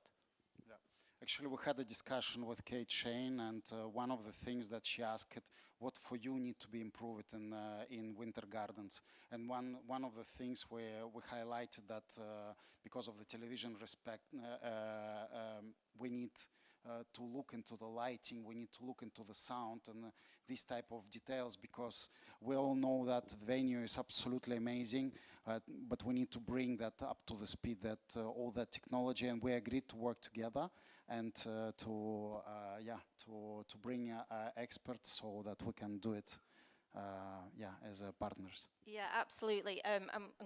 Thank you for inviting us to Rome and the AGM this weekend.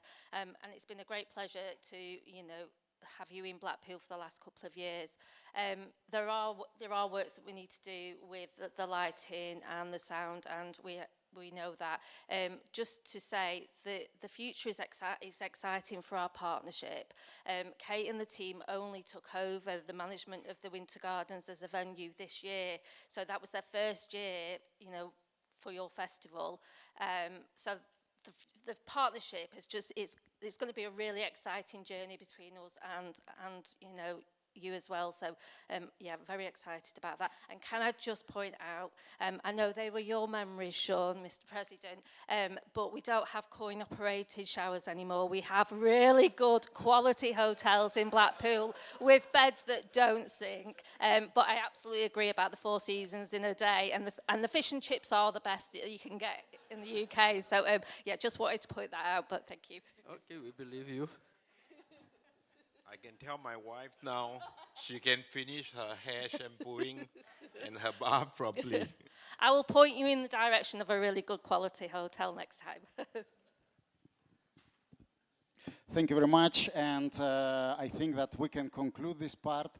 Again, it has been amazing to see you here, and we are looking very much forward to a meaningful partnership together with you as well, so that we have all the necessary feature to break the ceiling of our community and really go outside and to make Blackpool event known to everyone as happens with Wimbledon or World Cup or so on. So, and now it's time for lunch. Thank you very much.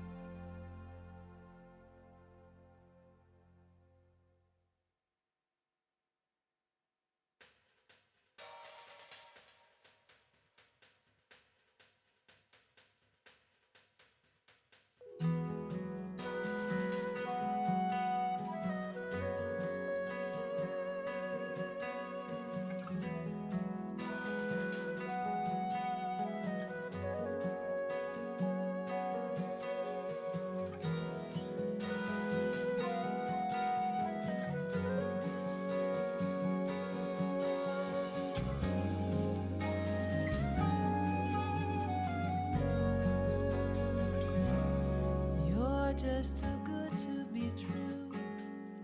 Can't take my eyes off of you. You'll be like heaven to touch. I wanna hold you so much. At long last love has arrived. Oh, I thank God I'm alive. You're just too good to be true. I can't take my eyes off of you. Pardon the way that I stare. There's nothing else to compare. The thought of you leaves me weak. There are no words left to speak. But if you feel like I feel, oh, then let me know that it's real. You're just too good to be true. Can't take my eyes off of you.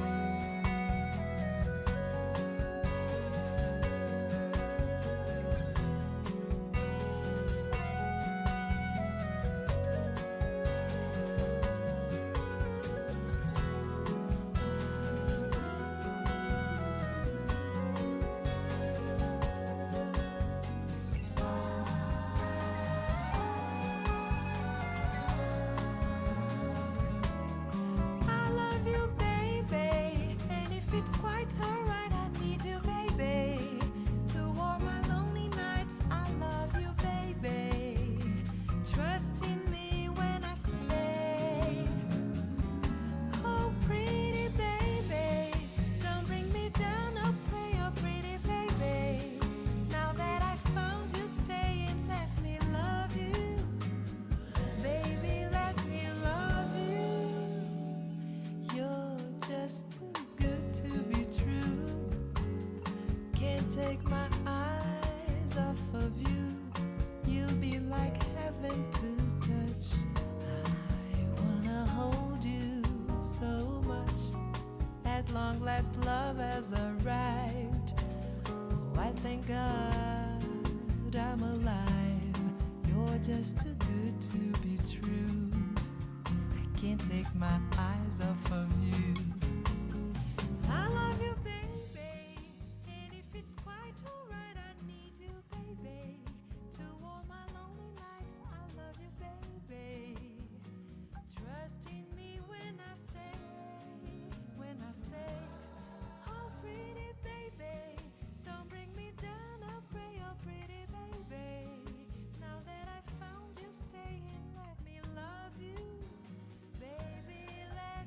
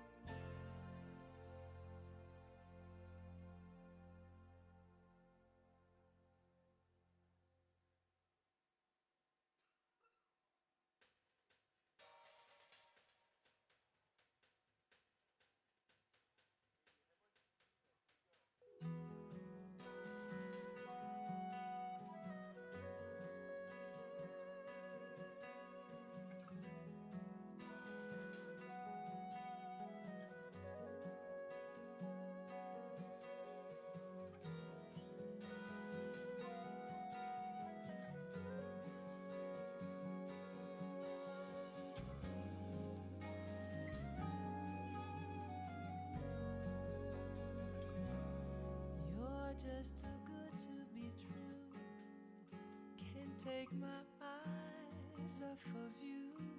You'll be like heaven to touch. I wanna hold you so much. At long last, love has arrived.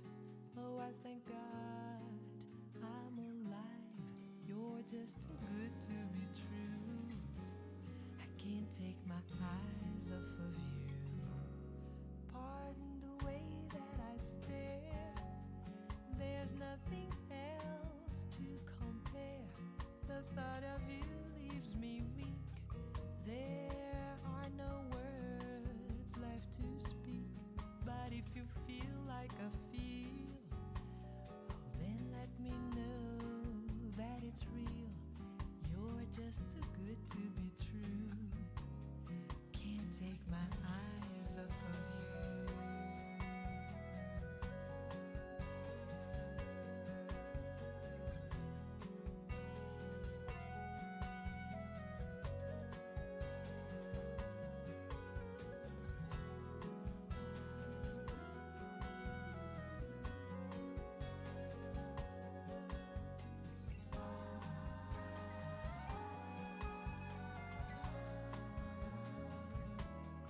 I love you, baby, and if it's quite alright, I need you, baby, to warm my lonely nights. I love you, baby. Trust in me when I say, oh, pretty baby, don't bring me down, oh, pray, oh, pretty baby. Now that I found you, stay and let me love you. Baby, let me love you. You're just too good to be true. Can't take my eyes off of you. You'll be like heaven to touch. I wanna hold you so much. At long last, love has arrived. Oh, I thank God I'm alive. You're just too good to be true. I can't take my eyes off of you. I love you, baby, and if it's quite alright, I need you, baby, to warm my lonely nights. I love you, baby. Trust in me when I say, oh, pretty baby, don't bring me down, oh, pray, oh, pretty baby. Now that I found you,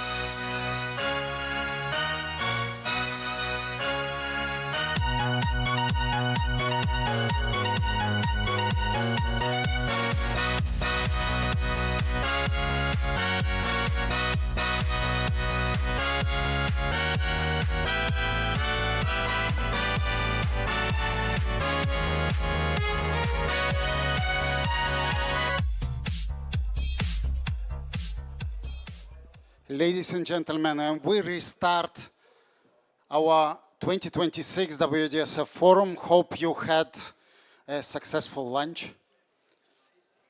And I would like to invite my colleague, the first Vice President and Vice President for Sport. And we are moving to the next session is social media, digital platforms, and global media relations. We are going directly to the next slide, please. So you can see on your screen all social media handles that we are touching. We wanted to display that here because it's not just one social media, it's an array of them. Each of them are different, each of them has different demands, different public, different ages sometimes, and different meaning when we're, for example, speaking about LinkedIn or we're speaking YouTube. These are two completely different worlds. So WDSF currently present in all of them, and we account close to 1.5 million followers over all 6 of them. Well, Sergey, I would like to join to this in the beginning. So, unfortunately, probably we have just half of the delegates and half of the people here. But I strongly believe that this is very, very, very one of the probably most important topic for today's forum. When I just would like to share with you one short story. When I became General Secretary in 2017, we already was very deep in the process to be recognized for and inclusion of the breaking in the Paris Olympic Games. And that was already became very interesting for the companies, marketing companies, and other people who are just working in this field. And they are trying to already approach to WDSF and to get copyrights, to get rights. And we have been getting offer for certain very ridiculous amount for the copyrights for the breaking, for the Olympic Games. And in my discussion, that was very, very strong, very important international marketing company.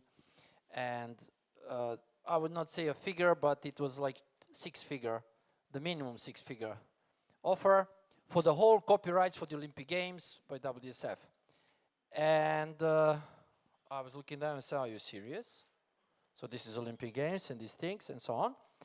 And he told me, okay, if you don't accept, so tell me how much you think we should pay to WDSF to get all these rights.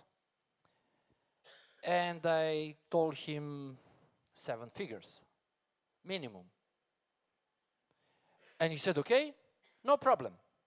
Just could you please give me the data based on what you think that we should give this to and pay this to WDSF. And then I was called some people who was working previously on the social media, productions and all of these, the platforms, and asking for data from the social media. And then I realized that maybe we can go to market and buy 1 kilo potatoes and 1 kilo tomatoes. That was the numbers, what we had on social media. Then, that time Sergey was a sport officer, and we discussed. And before he became a general secretary, we discussed, and I said, Sergey, our first job that we need to increase social media and make it WDSF present, because we have so many good things. We have so many what to offer. We have a contact, people and companies are interesting, but we don't use our potential at all. Neither the national member bodies using, and neither we are cooperating together with the national member bodies. If we go all together, all the national member bodies, I'm not an expert, Sergey knows this and experts in social media knows. But if you all together find a way to link each other, to go together, the numbers presented on the social media will be amazing. You saw that we just for Blackpool have over 38 million views. So if you find a way, if you just do this, when the companies start to addressing to WDSF, and we will tell them, okay, if you want a copyright for the next games, it's 7 figures. They will say, okay, wow, it's impressive. And to come back and give words to Sergey, Sergey, personally him, and his team, what he created, they achieve, by our evaluation, fantastic success in the improvement in social media and positioning WDSF globally on social media world very, very high, as we start to be very interesting for many, many companies outside of the DanceSport bubble. So in that sense, I think that this is very important to mention. And in today's business, today's life, how everything is working, this is a milestone for our big success in the future. So, Sergey, could you please proceed with all this presentation and data? Absolutely. As you rightly mentioned, we have a team. And without team, it's just not possible. And they're working very, very hard. And the team is actually composed by staff members and volunteers. We have this flexible approach. And I have to admit that we meet every month. We have a reporting meeting, and I see Anya is here, and she's one of them. As I said, we're touching all these social media with different approach and for different communities. So let's go to the next slide, please. So now you have figures of for reporting period of the views that we received through each social media platform. This is the compound of all disciplines when applicable. So we're going to the next to understand, for you to better understand what we're doing. We don't have a single account for all discipline because these are very different communities. A community of stage dance does not necessarily be interested in the content of standard and Latin, or standard and Latin athletes not necessarily interested in breaking. So we divide them by communities. So this is very important to understand, because often we see that we try to reach people, but if they have in a specific account a number of posts that are not related to them, they may eventually become not interested. Therefore, it is for us always to create a new account is quite challenging, because we know that we need to manage that. Therefore, we think twice. However, if we detect that there is a specific community behind a specific discipline, then we create, of course, an account, and but of course we check that if this account can be merged with any other. So you have here a representation of different disciplines. You have one for hip hop both freestyle and choreography. You have one for Caribbean dances. You have one standard and Latin, which is englobing or is a hub for standard Latin formation, for solo, for different variation of the standard and Latin discipline. Then we have a stage, we have disco, and we have breaking for gold. Some of them are with a serious audience, some of them are very limited so far, but we started with very low numbers in all of them. And now we have already considerable numbers. And for example, without being so far, we met with Yok, and they offered us a couple of influencers. And usually influencers, they sometimes they're just sending you to your manager, to their manager. Okay, you need to liaise with somebody else because maybe there is a business opportunity. But since we have on our accounts right now better numbers, then the influencers are interested to participate with us. So, and this is something that the more we're working, the more advantage we get. So, and now we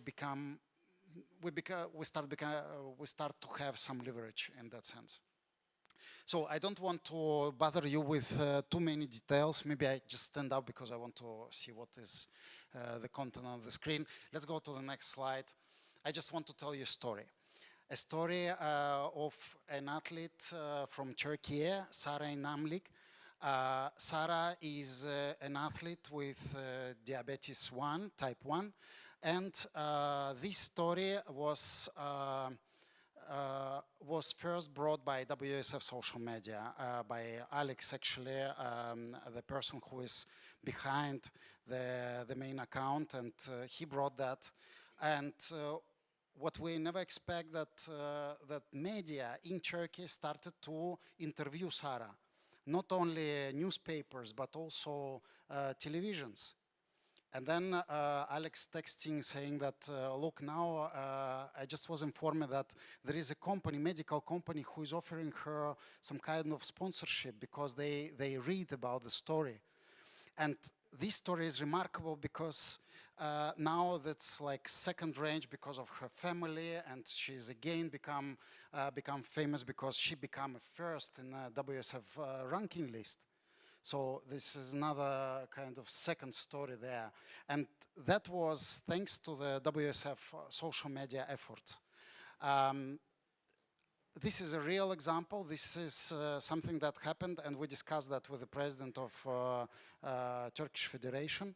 And we were informing Turkish Federation actually about this case. And this is something real that happened. And that can happen to you as well, to your social media. And that's what we're searching for. We're searching for real story, real impact. And Sara became something else. Sara became an icon for all those people who experiencing some kind of difficulties. And the fact that she became a first in WSF ranking list in solo discipline, it's actually bring her in the position to say it's possible. So this message of resilience become something else. And that's this influence of social media nowadays, and that impact a real story. It's beautiful, isn't it? We go to the next story. Another story. This is remarkable, as you know, that in India so far we don't have much activity. We wish so, because we understand the importance of India in the global scale. However, thanks to our social media, especially YouTube in that case, Andrea Pulikotil, an amateur athlete in India, is because she realized, she saw videos on YouTube, she started to dance. And her journey was quite difficult, long, but only this year she participated, if I'm not wrong, in Bahor, the WSF event. It was her first ever competition. And she became first ever solo athlete from India. So as you can see, her dress maybe is not the best, but the story per se is remarkable, because this is real influence of YouTube channel in that case. So we go on to the next, please. Of course, it's easy to speak about numbers, but the social media team doing an amazing job. It's a lot of planning in advance. Like, for example, before Blackpool, you can have a big team, but if all of them doing more or less the same or whatever they want, this is not a coordination. And then we realized at a certain moment that, okay, we may create a lot of content, but then we need to unblock the neck bottle of who is uploading actually this content, or who is providing an outro, intro. So, and who is taking care of all of that? So, and what happened on the competition? Who will cover which type of content? So, this is very important. The strategy before, especially before big events, it's very important that we sit down and we understand what we want, what actually works on social media. is it the best content to record the best couple in the world, like maybe 30 seconds, or it is best to record the reaction meanwhile this couple is dancing from somebody in audience? This is a big question, yeah? What is the best content? Is it to record a finalist or to record the moment when the MC announcing who is the winner and get this reaction? So we need to understand that there are different types of content. One is that how we can engage people, and then they can consume different type of content. And this is something we need to understand. It's not just to put content there, it's to create a specific strategy that basically it's learning on your own work, and very important also to engage young people. Because young Sergey, people, they understand very well. If I just may to contribute to this, what you're talking about. So this is very important, and I will just try to make a little bit closer to you. There are some national member bodies who are writing to me official complaint. You put this couple and we have the finalists, our country have so many medals in the competition, and you put this, you neglect this success of our country and these things. So, we have to, and I would kindly ask all of you to understand for the certain things, we have to recognize when we inside our dancing bubble and when we have to step out and understand for the world outside of the dancing bubble. We are trying to reach the people outside of a dancing bubble. So it's not the best social media video just to have a perfect presentation of the finalist or the winner of the competition. This is what Sergey explaining, that some videos, some stories, some emotional capture of the emotion, attracting people emotionally to come and to see what it is. So please, presidents, secretaries, delegates, understand there are no strategy to favorize any country, any couple, anything. Social media team don't have a clue about the countries. They don't think about any political things. They are just doing best of their knowledge to provide best possible content to achieve best possible result on the social media. Okay, so just pay attention to that, understand, because some of you send official complaint to me feeling that this is discrimination, we have much more finalists than this country, and you just advertise the couples from that country, or the dancers solo, or something. So there is nothing, and this is very important that you understand what is our strategy, what the Sergey and the social media team trying to do. Okay? Sorry, thank you. No, absolutely. Absolutely agree. For social media, the most important thing is numbers that we need to achieve. Of course, as an international federation, there are type of content that we just simply cannot post. Okay, but we still want to be successful. We still need to be competitive against other platforms, and we don't want to be like a museum approach. We will have time to be a museum, but for the moment, we need to be appealing, let's call it like that. So as Vice President said, we have no intention whatsoever in any political ground. We're just very much looking for the numbers. Okay, this is very important. Not all athletes attract the same public. Not all type of content attract the same public. Sometimes the public are much more attracted by the reaction in the audience rather than by an athlete, and that happens. We just try to do the best. I would like again to reinforce the team behind that. Each discipline has its own manager, and somebody who understands, somebody who learns, who constantly taking care about that. Okay, breaking, it's breaking, MG somewhere is there. So, and sometimes we just need to put some more effort to breaking or otherwise around. So depending on now Youth Olympic Games coming in, so the entire team will go there. So that we will, because we understand that we are the same family in that sense. So behind of disco dance is another person, stage dance is another person. So everyone, and we meet once a month. So when we discussed, everyone is report. and we look what work, what not, and we exchange, and sometimes we even invite guests from, like for example, we invited Vice President for communication from Italian Federation, so she attended, and we exchange. That's also could happen with other national member bodies. So, and of course, after we're looking and we're debriefing, we're discussing what could work, because that's, you know that in social media there are trends, and trends are constantly changing, so we need to be on the wave. So, and if you are not there, you're simply not successful. Let's go to the next one. So this is another success of our social media team, because we were contacted by somebody, and you correct me if I'm wrong, so we were contacted by somebody, we provided content very fast, and as a result, you can see these are two huge skyscrapers in China, in Chengdu, and WDSF was featured there. You can read it: WDSF breaking for gold and WDSF DanceSport. So, and that was amazing to see. That was like goosebumps, you know. You see huge two skyscrapers, it's with WSF there, and it was like, okay. And that's simply because somebody did a job in the team.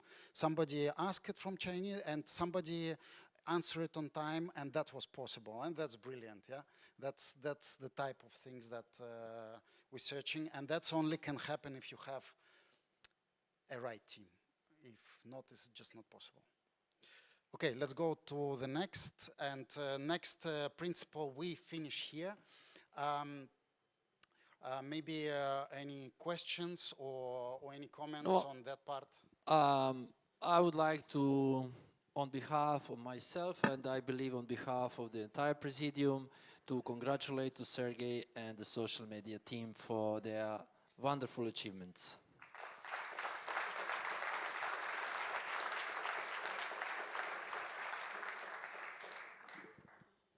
Now questions. No questions? Okay. So I think that we can continue. Yeah, let's go to the next one.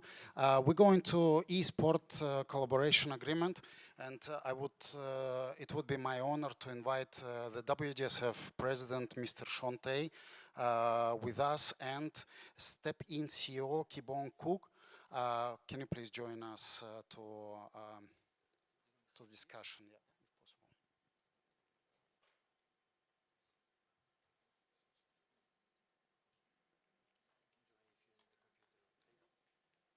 Can we have more mic?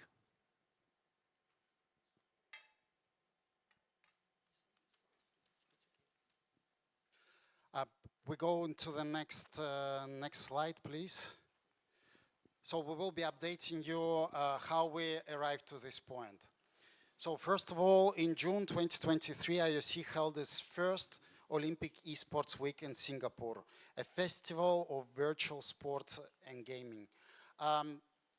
We, at that moment, you can imagine, we were very busy with Olympic Games. It was, everything was new, and we were invited by IOC in some meetings about esport. At that moment, we were quite honest. We said that, look, we currently don't have necessary capacity to attend that part, and we want to really focus on the Olympic Games. But IOC made us understand that this is a strategic development, this is future. And they were investing in the future. So we were engaged in Esports Week in Singapore. We were a part of the contract because according to the IOC structure, they give a power to International Federation in order to engage publishers. So IOC does not work directly with publishers. IOC work directly with IF, which is for any dance discipline is WDSF.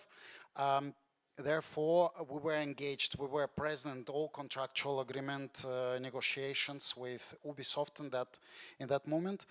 And we were monitoring the situation, and then we went to Singapore together with President and first Vice President, and that moment's Vice President for Sport. We were there, we were able to learn. We seated, we learn, and we try to understand what is for, how that works, what is the community. It's a completely new thing. We learn that this is digitally very, very successful. When you know, you make a research, you go to social media, and I first went to YouTube because that's for me is the most comfortable one. I'm not really expert, but that was most convenient for me. And when I saw the first option that I found, it was 60 million views. I said, okay, interesting. Then another one, 130 million. Okay, we're dealing here with something that we never knew. So we started to see how we need to adapt to that environment. In that moment, we started to look around. We were approached by a number of different companies, but you know how sometimes negotiation is going. And we finally found someone with whom we felt comfortable, actually. Somebody who does not look at us at us that we don't know anything, or we are not big enough, because other companies had multi-million budgets, and they are part of really big enterprises. So we were for them not, let's say, that appealing. But we found a company with whom we felt it was a respect and right partnership agreement. And we started to negotiate, and for how much time we're right now? 1 year, yeah? More than 1 year, yeah. So a negotiation was tough, yeah, I have to admit. Always back and forth. Yeah, many back and forth, many meetings, many, even last week we had some last exchanges, yeah? So, in any case, without further ado, maybe we just go to the next slide. Yeah, that's resulted in today's partnership between DanceSport Federation and Sidewalk Entertainment with a trademark of Step In. You can see some numbers. These are considerable numbers. The company is coming from South Korea. Kibong will be invited now to explain to you a little bit more what esport means, and actually present you some visuals so you can understand better by viewing, yeah, not just through the explanation. On our side, we go to the next slide.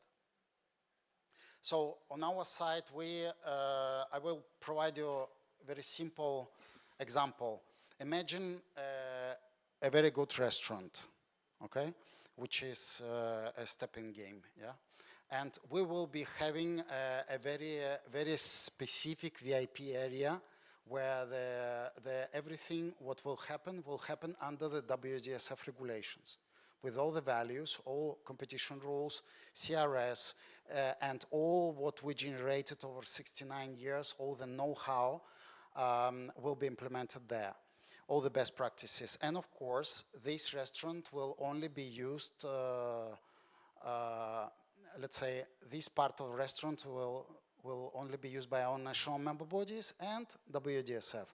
No one else will be invited to this part of the restaurant.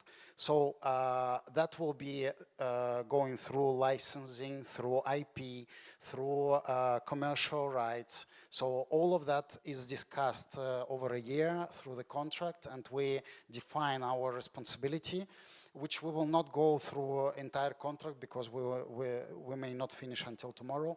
But definitely WSF did its best to negotiate an agreement that would be beneficial not only for WSF but also for the stakeholder in this case Step In, but also for all our national member bodies and possible local organizing committees.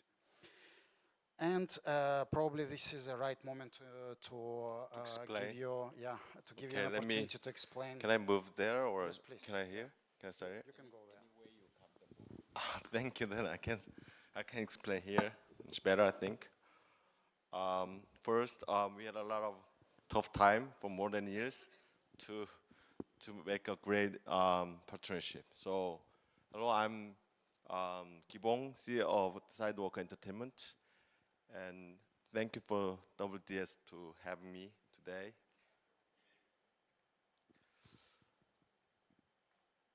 Stepping is a platform that is combine a real-time motion tracking AI dance game with the social media. Let me briefly share Stepping's technology, our vision, and growth we want to build together with WDSF. Let's see our first video.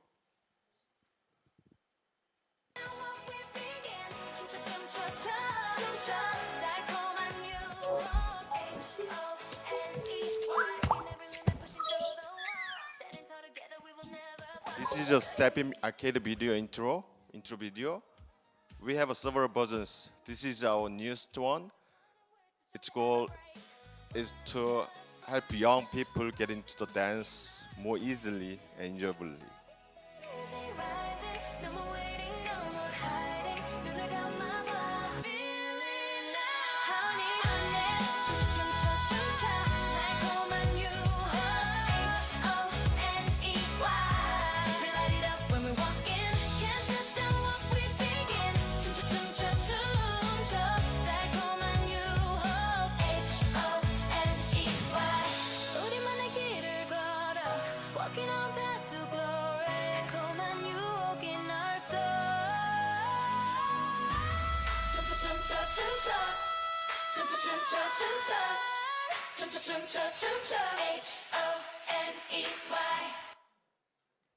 Next, that's the next video.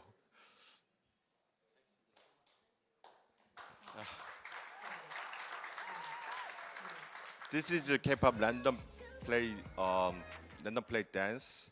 It's already a global culture. Young people dance on the street everywhere. At the same time, esports keeps growing fast worldwide. This is the perfect moment to launch a new service, and through our partnership with WDSF. We want to bring this young population under the WDSF umbrella. Yeah, let's stop the video and then next slide, please. In short, Stepping is a real-time motion tracking AI-based dance game.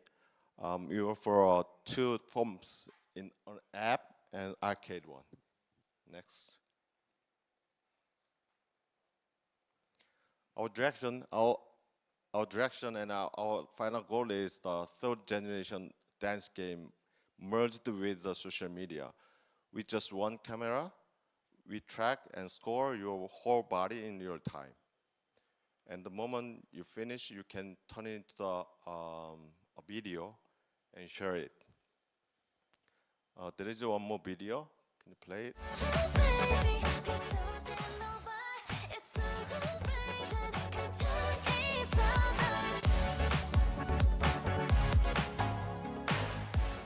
This is the concept of the Stepping video. It's battling and practicing like this with WDS dance contents is about to become near. Beyond a hobby, this grows into the competition and on a local, national, continental, and global esport. This is exactly where Stepping meets WDSF. Perfect timing. This is there is another one. This is a technology video. Can you play that?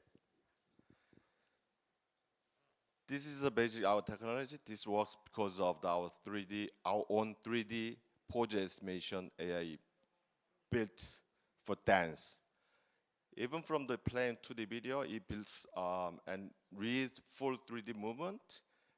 All you need is one camera, one thing, just camera. No extra sensors, no extra cameras. Next. Stepping connects the online and offline. A video you can create in the arcade can be uploaded and shared through the app in a second. Next. Stepping is an app and an arcade with learning, practice, challenge, and tournaments.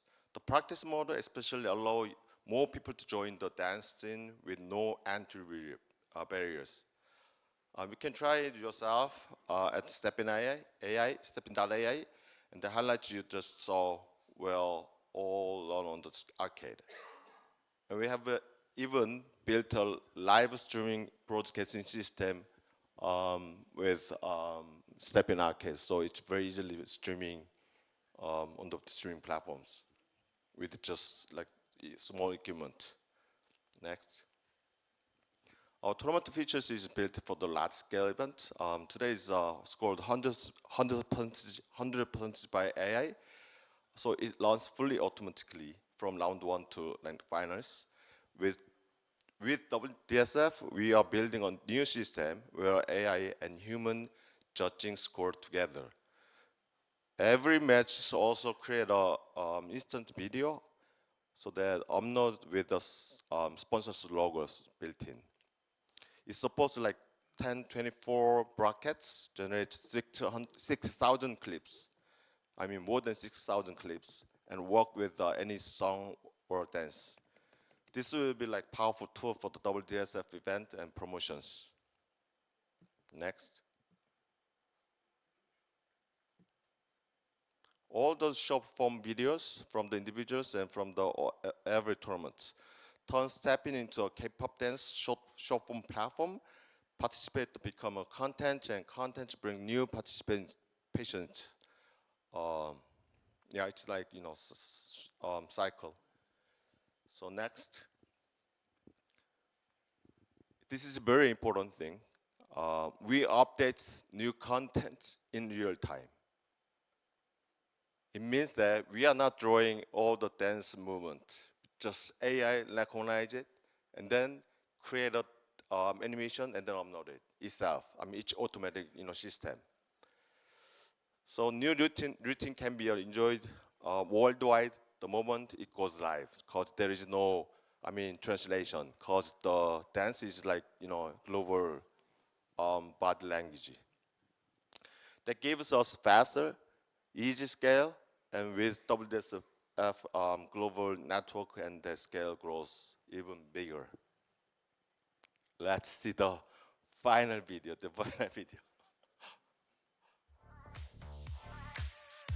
Boost your dance. The Stepin app is an online dance platform where you can enjoy dancing anytime, anywhere. Without the need for any additional equipment, our AI uses just a single camera to precisely analyze the user's movements in real time, delivering objective and fair scoring.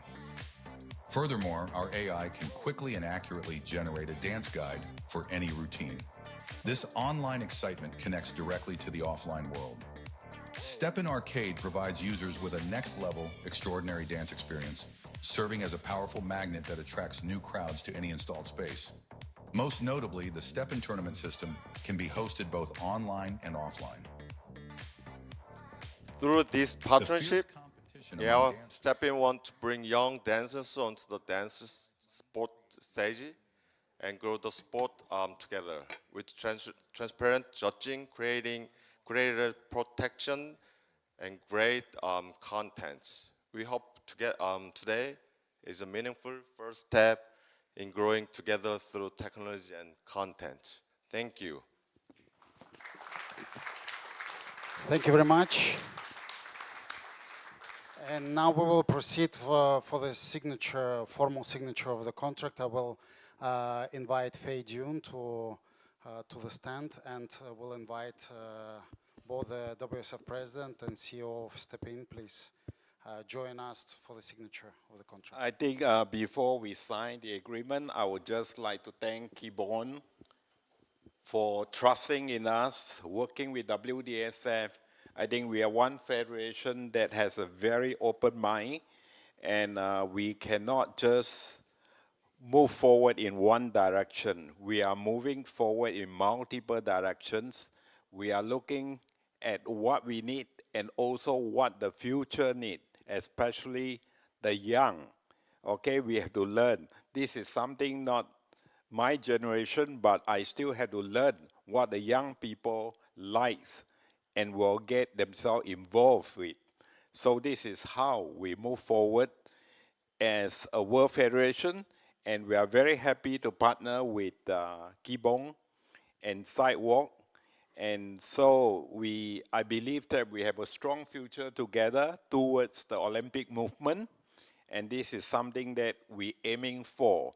The IOC is taking very serious approach with promoting e-sport, and we cannot be left out, and we cannot be late. So we have to quickly establish our link with the right e-sport that is best suitable for WDSF, and this is why we have invited Keyborn to this very important general meeting in front of all our delegates, that we are going to sign an agreement to work with them to develop games for the future need of the e-sport and to bring WDSF into e-sport as well. Thank you very much.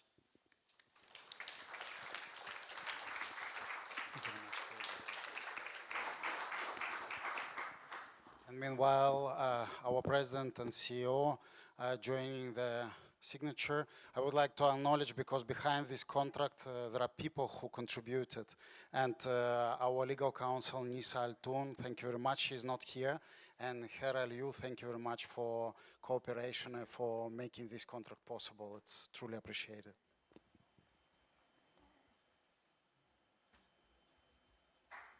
I hope there will be no objection to me signing.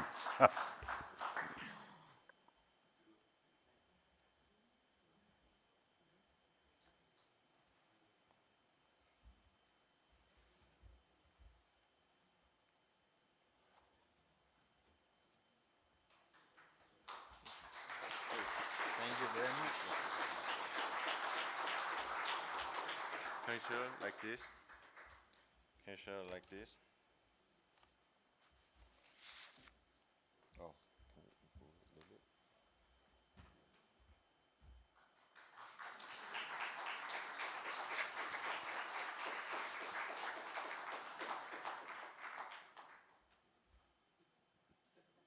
Thank you very much.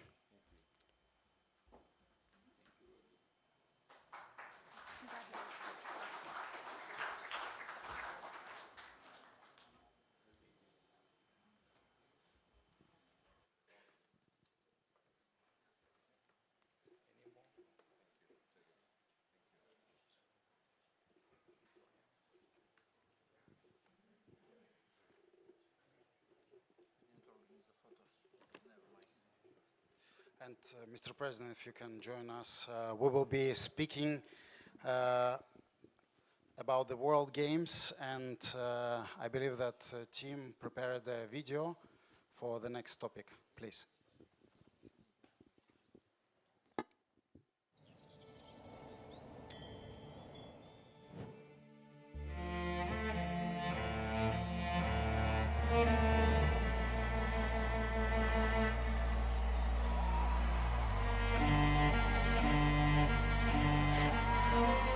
Que comiencen los Juegos. Seiche, thank you. Gracias. In Chengdu, a place with thousands of years of human history, it was time for the next chapter. A time for records to be broken, for medals to be won, and for legends to be born.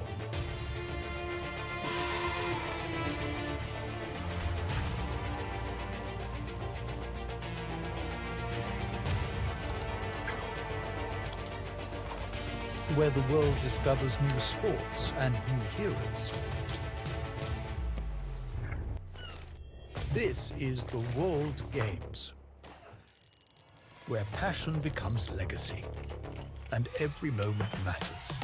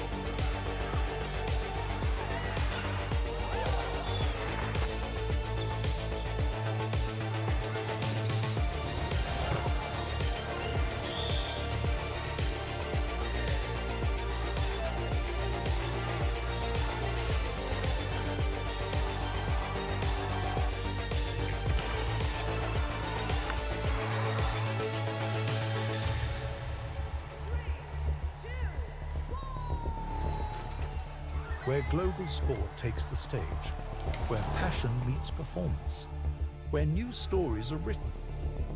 Not just here, not just now, but wherever the world comes together. We are the World Games.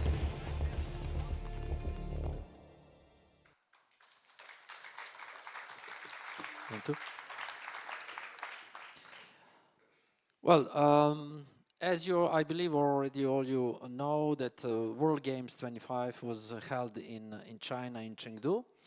And we had the Latin standard and breaking for the B-boys and the B-girls.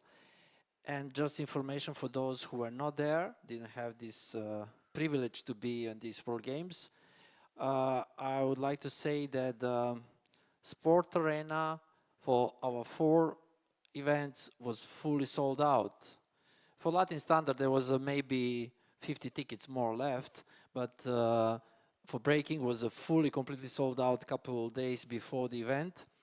And we have a live broadcasting. We nearly executed our events in a minute. Some days was exactly nearly in the minutes.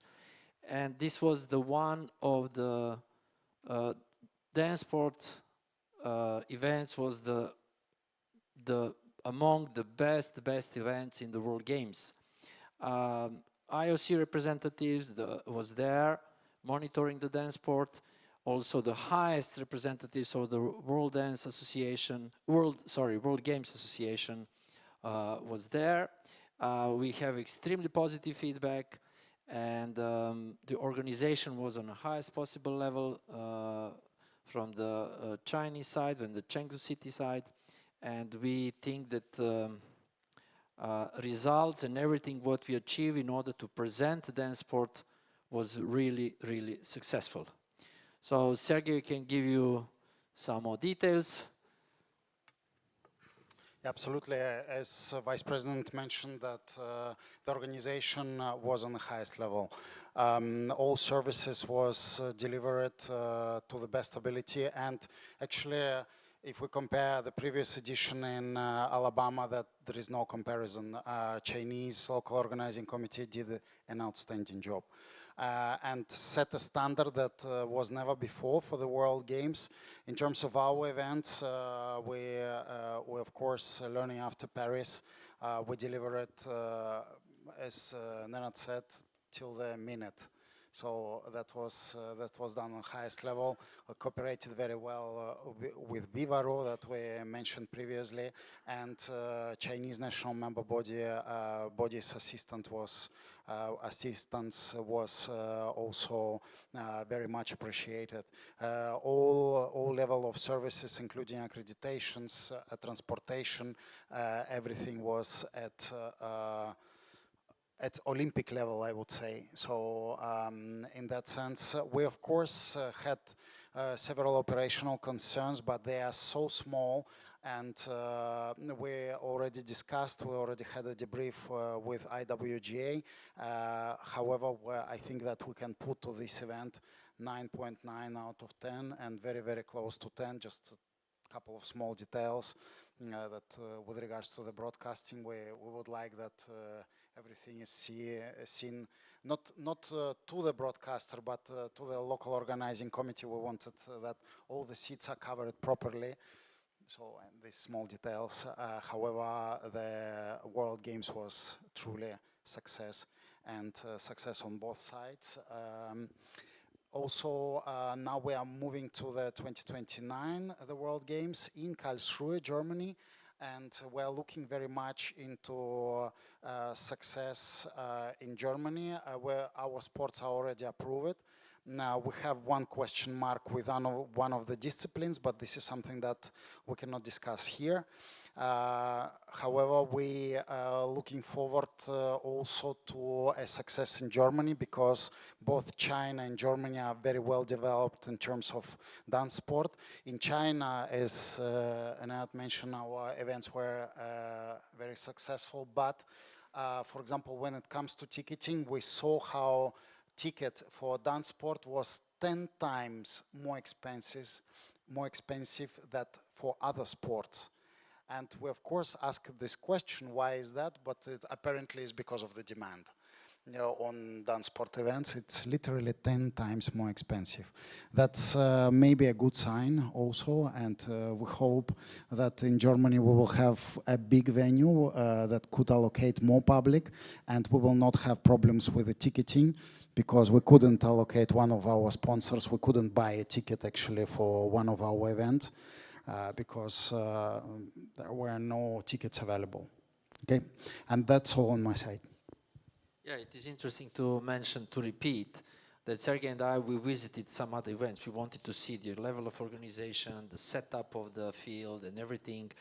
And during these visits, we actually realized that the tickets for other events was 5, 10 euros, converting to euros, 5, 10 euros, while the cheapest ticket for the DanceSport event was 50 euros. Cheapest, somewhere top. And as I said, for the breaking, that was fully out. We tried to bring some guests inside. We wanted to buy a ticket because security was extremely high, and we could not buy a ticket for our guest. So just to understand which level, and this is a very, very important moment, fact, that information that we understand on which level was presented DanceSport. And I believe that we can proceed. Let's go to the next slide. I think that we need to congratulate. It's working. I would also like to share my experience. I was there as well at the World Games, and the only regret that I have, I must say, is not being able to ask all of you to go there, because it's really a fantastic feeling of achievement. We are not in control of the ticket sales, so even we get you there, we cannot get you into the hall. Security extremely tight, because they need to protect the safety of all the athletes. And they are doing exactly like the Olympic Games standard. And right from the time that we landed, we do our accreditation at the airport, and we have special passage to get through very quickly. And we have a sponsored vehicle waiting for us. And so everything was tip-top. And so was the running of the event, the sales of the tickets, especially the speed that our tickets were sold. It was really of highest possible standard. The breaking event was sold out in minutes, not a single ticket. I remember one of the judges was asking me, I brought my wife, what should I do? I can't bring her in. I said, honestly, we cannot help you. And finally, they managed somehow to buy at a higher price. I don't know how she did it. She went into the hall. And so it was so popular for DanceSport. We are so proud that our standard Latin breaking event was so popular as a sport at the World Games. But there's also one regret that we have. We cannot bring in more sports. There is a limit to us to have 2 sports. And so this is the challenge that we have. Otherwise, we would like to bring in more to the World Games. And so, of course, for the athletes, I think they have such wonderful time. You can see the joy that they have dancing in the hall, where there's not any of the other events, just the World Games standard event, or the World Games Latin event, or the World Games breaking. So it was very focused, and the audience were fantastic. So for our athletes, it's something that they'll remember for the rest of their life. And with this, I also like to express my congratulations to the new IWGA president who was just elected in April this year. That is 2 months ago, Anna Adzanova. And she is She is Serbian, not living next door to Nenad, but she's a Serbian national. She lives in Spain, also not next door to Luis Vanio. So we have a very good friendship with her. Right before she was elected, she visited our event together with also many VIPs, many officials from the IOC, and important officials from the organizing country, China. They all choose to come to DanceSport because they know this is something that they will really, truly enjoy. Whether they know the sport or not, they enjoy what we presented, especially the precision of our timetable. We are right on the spot. So this is something that we have done our best to make a very, very good event for the World Games. And we hope that the next World Game in Germany will be equally good, if not better. So we look forward to the next World Game in Germany. Yeah, a fun fact from Anna, her mother is in love with standard dances. And we brought her mom in Mallorca to see the competition together with Anna, and she truly enjoyed it. It was one of her dreams to be on the standard competition because she just loved this type of the sport. So, and yeah. So for you to understand, for Anna, dance sport is also special in that sense. Well, thank you, Mr. President. I think that we can move on. Yes, we can move on to the next topic. Before we move into the next topic, I would like to offer to our national member body the possibilities to talk directly to CEO of Step In. Please, if you are interested in such cooperation, please liaise directly with Kibong, and so you can ask potentially any question and to look for any opportunity that may arise from this partnership that our president just signed. Said that, we are moving forward, and we would like to invite to this stage to join us MG, Max, and Bojin. Please join us for the next topic on 2026 Youth Olympic Games and breaking development.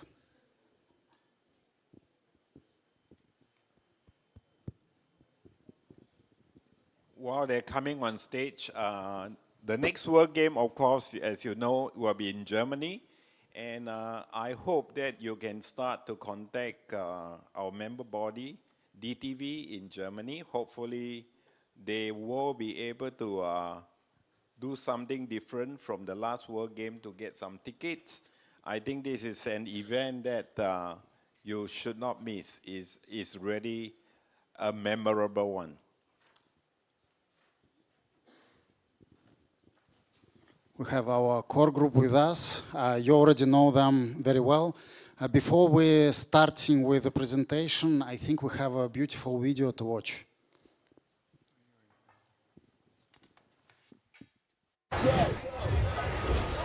Brisbane, Australia, January 17th and 18th, 2026. The WDSF World Breaking Dance Sport Festival brought together the next generation of breaking. Youth, adults, and 3vs3 crews from around the world came together with one mission: to show the world the true culture of breaking.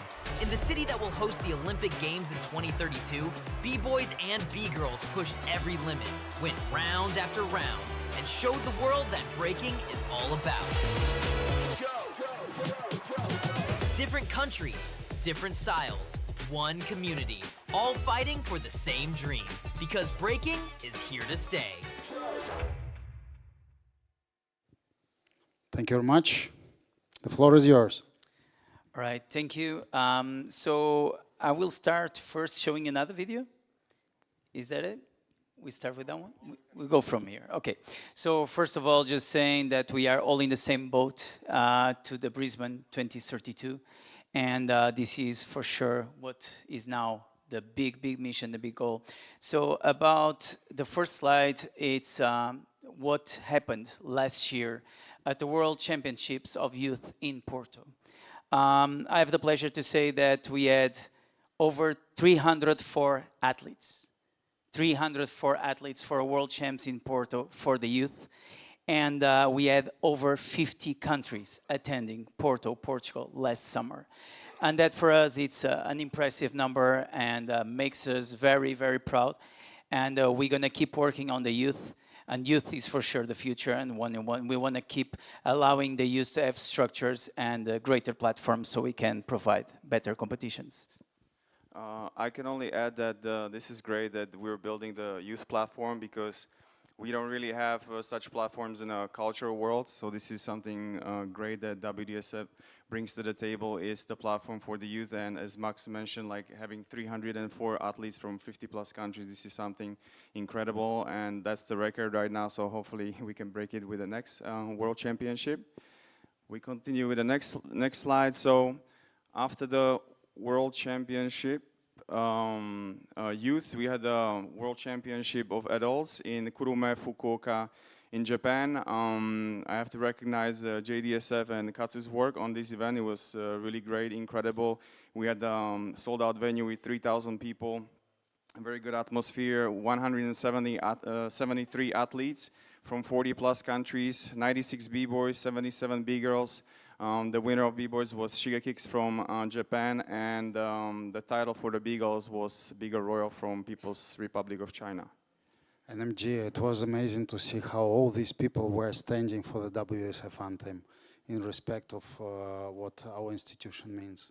Yeah, that was a beautiful opening ceremony with incredible showcases, with anthem, with judges. Oh, it was really nice to see Paul Wan representing from Australia joining our team as well. So it was an incredible and memorable night. Yeah, definitely. And now we're watching for France to upscale the success of Japan. Let's see, the venue is bigger for sure. All right, next one. No, okay. With Brisbane, I think that we should go back to Brisbane. Yeah, we go to Brisbane. 1 second. Yep. All right. Wait, what's happening? Apologies. Yeah, it's a lot of slides. I think that the technicians did an amazing job, so we will be very patient. Okay, let me just go back one more. Okay. Correct. Okay, about Brisbane. Brisbane was a WDSF organized event. And was super special because the first time we start meeting about Brisbane was more like, okay, this is going to be a huge challenge because, as you know, to throw an event in Oceania, in Australia, it's not that easy, especially with breaking. And I see first of all, I want to say congratulations to the Australian NMB. Like, they were amazing. Thank you guys so much for everything you guys did. Come on, you guys did an amazing job. Really, really. Thank you. You may stand up, guys. You deserve it. So that people, please stand up. Yeah, you can stand up. Please, they are amazing. Thank you very much, guys. And let me intensify a little bit why. From my perspective, I will say this without reading too much what I have here. But when I found about this, every time we do a lot of cultural events, right, before sports events. And in Australia and Oceania was very hard to find the cultural events too, well, because it's isolated, right? And when we heard about this challenge, was like, okay, this needs to work out because we need Brisbane 32. We need to be on the same boat. We need a mission. And it's not easy to find organizations available to do it in Australia. So the WDSF, with this amazing bravery, took over the organization part and organized what for me also kind of inspired us, the cultural part, because, and I hopefully we inspired each other, because at the end of the day, what marks me the most, and I'll pass to you the more details with the numbers and stuff, but what marks me the most was that I felt the same spirit as when I go to Outbreak or World Battle or any other cultural event, which is we had these amazing street ciphers during the first day that I was absolutely astonished by the impact it had. The first cipher was in front of the City Hall, like in a huge square, and there was literally thousands of people attending, televisions attending, and the impact of the street dance in their own environment, the streets. And doing this amazing message to the youth that dance is for anyone. And WDSF just showed that by going to the streets, allowing people to have fun, watching dance for everyone. This had such an impact that we moved to another of the main streets in the center of Brisbane, and the impact, I would say, was even the double. I would see people standing, clapping, dancing. I would see even the WDSF like members like enjoying it and dancing too, and that became contagious. And I don't think that's just breaking that is able to do it. I think that all the dancers are able to do it, especially when we bring them closer to the people. And in fact, I felt that Brisbane was contagious positively by breaking. And then yeah, it was called the Brisbane DanceSport Festival, and it really felt like festival. It was 4 days. We had the city ciphers.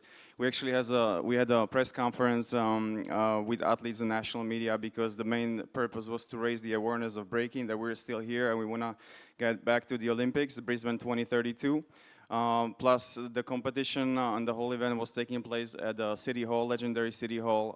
The opening speech was done by the Brisbane Mayor, Kid McConnell, the Brisbane 2032 sports chief sports officer, was there with the family. They really enjoyed it. So it was really incredible. 4 days with workshops, with competition, with city ciphers. We had 5 competition categories. I think despite the fact that Australia was so far away, we still pulled over 30 countries, if I'm not mistaken, over 150 athletes in 5 categories. Youth, solo, adult solo, and 3 versus 3. 3 versus 3 was really nice. We had, for example, Chinese big girl, Kitty. I think she's 11 years old. It was incredible to watch the routine. So I think the mission was accomplished as far as like raising awareness that we are still here and we want to get to Brisbane 2032. Okay, we continue. We already saw the video. Now, upcoming events. all right, upcoming events. So I'll start, of course, with the one in Porto, very proudly, and I will accent this several times. I mean, we don't want to be at the Olympics 1 time, 2 times, 3 times, 4 times. We want to be there as a sport, hopefully with more disciplines of dance. We want to be forever at the Olympics. That's our mission. I don't know if it's utopic or not, but that's what we want, okay? And we're gonna struggle for that. We're gonna look for that. And well, from my side, I spoke with MG and with Bojin a lot, maybe 4 or 5 years ago, because I've been organizing this festival, World Battle, for over 20 years. And I said, well, I'm about to challenge ourselves in the cultural part and integrate sport in a festival, a cultural festival. And we did it before Paris. And it was first time. And actually, I was kind of afraid, and I spoke with the guys. Also, we had the support of WDSF guys. They were amazing. But I think everybody was like, okay, let's see where this goes. And the effect was so positive. Because, first of all, every time we do this in the festival, I just want to give this an example. Every time we do this in a cultural festival, we have more inscriptions in the sports and vice versa. And we integrate more people. So now the challenge is for MG to start doing this in these events, hopefully Bojin, hopefully more people here. We have some other people working on breaking in other cultural events, and the federations. We need more and more events within breaking too, because we know that breaking belongs in the Olympics, and the truth is that we're gonna have Dakar 26. So that one was intended for this. The reason why I propose and spoke also with the Federation of Portugal, which are here, the President Marina and Duarte, thank you so much for also allowing us and supporting us to do this every single year, working a lot actually to help us to get to the government and to help us to make this possible. We are now this year in Porto, Portugal, intending to do an event specialized in the youth. Why? Because we have a youth Olympic Games happening. And guess what? From what I heard right now, most of the guys here, and I spoke with some of the countries that represent the athletes that were qualified for Dakar, they will be attending. Because this is the perfect timing and opportunity for them to practice and battle between them so they can make a great show in Senegal and allow us to keep going with the Olympic mission. So Porto will be 27th of August, and you need to make your inscription at the WDSF website, which is already open registrations. Yeah, right after Porto, we're going to have World Championship 3 versus 3 and 1 versus 1 youth, B-boys and B-girls, which will be on September 12 and 13 in Chengdu, People's Republic of China. The World Championship of the adults, 1 versus 1, B-boys and B-girls, will be in Paris, France, in Adidas Arena, December 5th through 7. As it was mentioned earlier, it will be also combined with hip-hop freestyle, a 3-day event.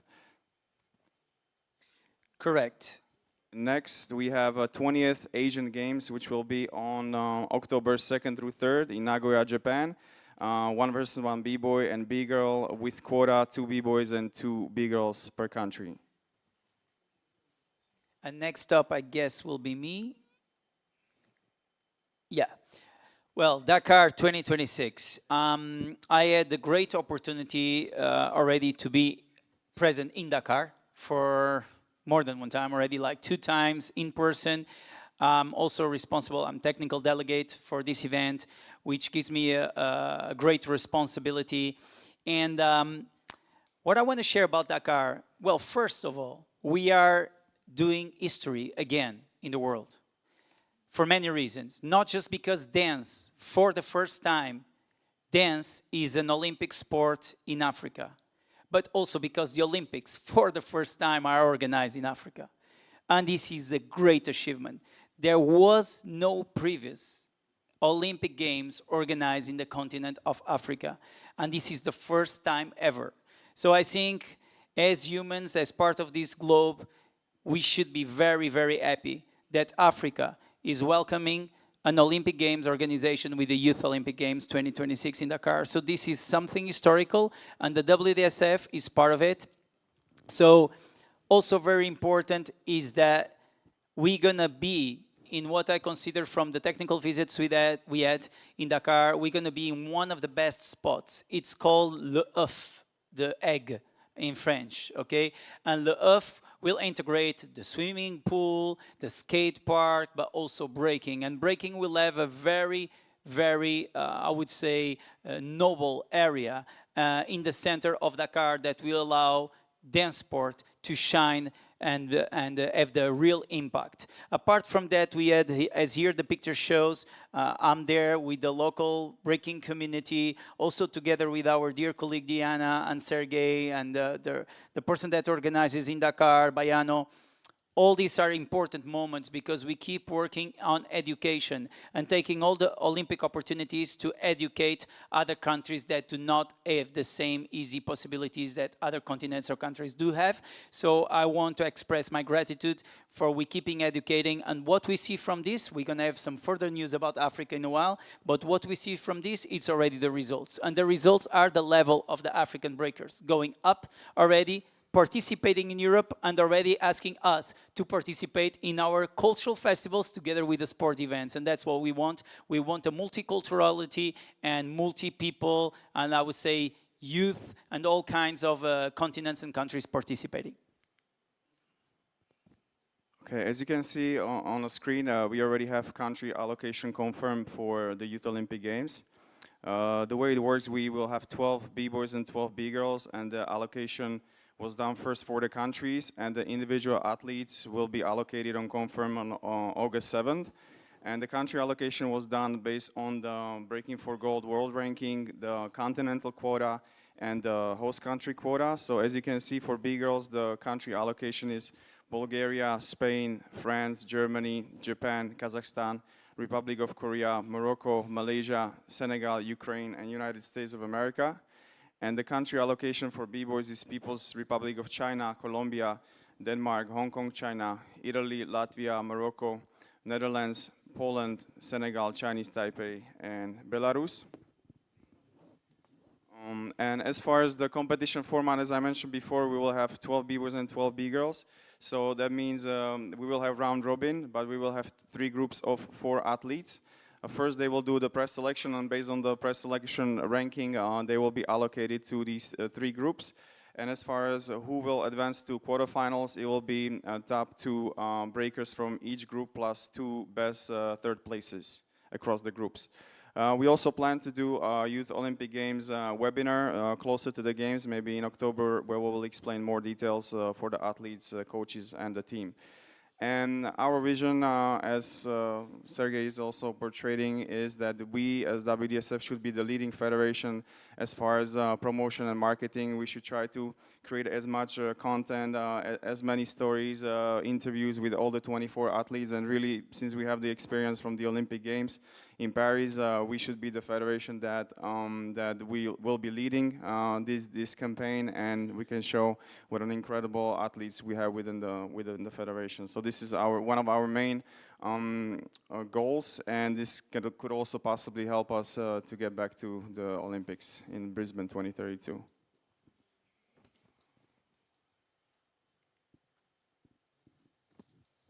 Also something that was accomplished in the past few months, for the first time ever, we had WDSF Breaking Athlete Representative elections, which took place in Japan in December, and Kuzya from Ukraine won it, so now he's the official, historically first time WDSF Breaking Athlete Representative, and he's now the main point of contact for athletes. Us as a breaking division, we closely work with him. Also, we have some news about the IOC athlete role model for Youth Olympic Games. He has been chosen Hiroten from Japan. And actually, he is a role model. He is a role model as an athlete, he is a role model as a person, and according to the IOC, the two are connected, right? We got to be an example for the further generations, and that's exactly what we did with Hiroten by bringing him to Senegal, to Dakar, this year at the Youth Olympic Games. He will be allowed to share his experience from what it is to be an athlete at the Adult Summer Olympic Games, and also pass that message to the young ones at the Dakar 26 and allow them to dream to be part of the same path that he was during Paris 24. And I think that experience that they can learn with Hiroten, it's very, very important, and it's for us a privilege to have Hiroten with us in Dakar 26 and share. Also, it goes according to the marketing strategy. Hiroten right now, and he deserves it, he became what I call the organic, positive digital influencers. Like, he has hundreds of thousands of followers because of his talent, not because of the, I would say, the overload of Instagram information. But because of his talent, he became an Instagrammer, let's say, an influencer, because he just dances very good. And that's amazing to have these kind of new, talented influencers that can influence the youngsters in the good direction. So we move on. And here we go, Africa. And Africa again, very proudly, not long ago, the WDSF had a breaking division with 15 members. And now we proudly want to introduce 17 members. We have a female member from South Africa, Republic of South Africa, it's Big Girl V. And we have a male member from Uganda, and his name is Mark Kawezi. We call him Mark. And Dark Mark sometimes, he's a friend, there he is. And we want to also welcome Africa in the breaking division. And why? We gotta recognize that Africa has this crazy amount of talent and huge, gigantic potential when it comes to youth. So welcome Africa. We have 2 more members now in the breaking division, and now we're going to work together with 17 members and more one continent towards the future and towards Brisbane 32. Okay, I think now would be the right time to play the second video. Yeah, I saw was the first. That's why at the beginning I was like, okay. Yeah. I apologize. I was caught in surprise. But anyway, I just want to recognize Bojin, who prepared the video and also the slides, and now we are here to present it with Max. So if we can, play the video. Yeah, big shout out to Bojin for the video that we're gonna watch right now. We'll talk after.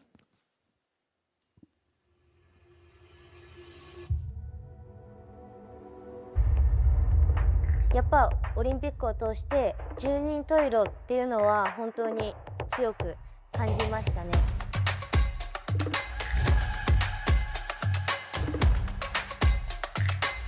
Eles gato e Olympinas Jubinas. I like the streets to the Olympic.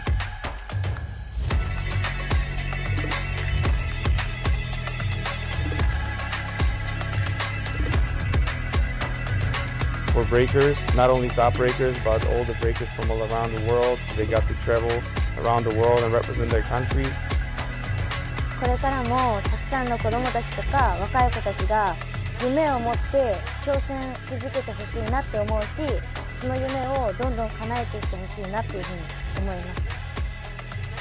Same good heart, same good intention, and good fighters. When we fight together, we can make it.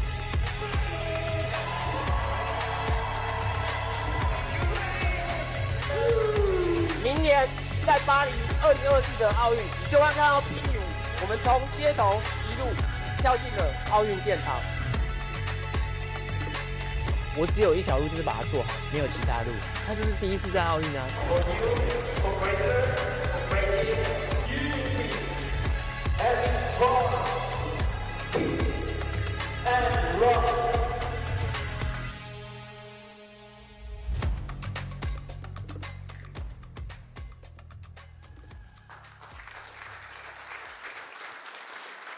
Thank you. So I can say this sentence. I hope it really makes us think a little bit.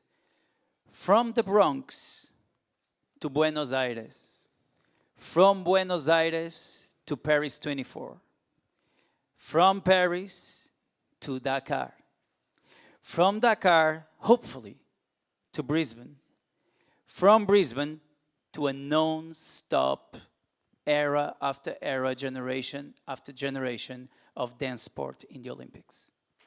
That's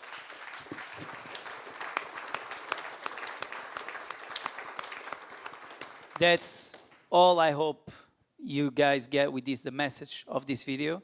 And now, yes, thank you, Bojin, for producing this amazing video. He made it with really dedication, we know this. And I want to emphasize my last words to emphasize this, and then I'll pass the word to MG, and then maybe we can share some information between us related to this. But my last words to emphasize this is that if it's to create more events of breaking specifically, if you are an NMB, if you are a breaker responsible on your breaking department like some are here, please do it. Don't be afraid. Don't be afraid to start with a challenge, with an international. Again, I can talk from my personal perspective because I have this experience, so I can share it. I did world champs with our federation in Porto last year. This year we downgraded to international. And I'm very happy. Same, I would say same excitement, okay? From world champs to an international, same mission. To have again, I hope, 300 athletes, to make them, you know, have the best possible event. Just make it happen. Sometimes we don't have the same budget. Sometimes we don't have the same conditions, but it's so important to make events. So please, to all the structures that are cultural or sports, become together. You will become stronger, and don't be afraid to mix the cultural with the sports. Don't be afraid to create more events. Don't be afraid to approach us and ask us to support, because we will bring for sure the most athletes we can. These are my final words, so I hope we have more and more events so we can all have more platforms for the next generations. MG. Yeah, I'll just add to that that we try to make it easier and try to make the events, to organize events, breaking events more affordable, because we need more events for the youth, for the adults, for 3 versus 3. We even have now the rules for 5 versus 5, so we're trying to, or even 2 versus 2. Right, mix. So we're trying to grow with the category, so we definitely need more events. Also, we need more judges now. This year we have 2 judges congresses. We're actually adding for the first time ever also a DJ Congress, just to keep the standards of DJs in breaking you know, high. And as Max mentioned before, our breaking division is now 17 members from 16 countries, and through this division we're trying to, you know, develop breaking on the local level, national level, regional level, and global level. So, you know, the future of breaking is being written right now. The new chapter of breaking is written right now, and each country can contribute or has something valuable to contribute. So hopefully together we can write together a new chapter for breaking. Thank you. Thank you. And also, some of you sometimes ask us some questions there. So as still some minutes, I don't know, because they might have also some questions, but I'll pass the word back to you. Thank you. my microphone.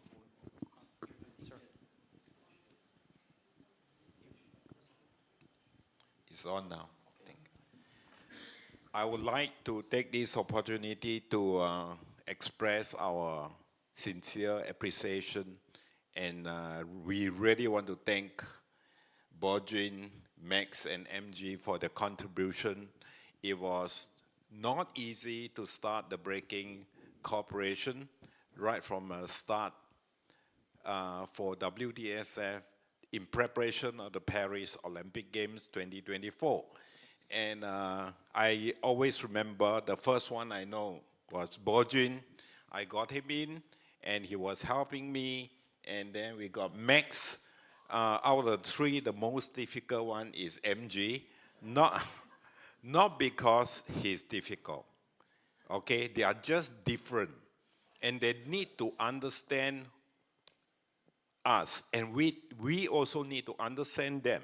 And this is why many member bodies I spoke with, I know they don't want to run breaking events, not because they don't want. They find the breakers are not easy to work with. Actually, they are wonderful to work with. They are just different.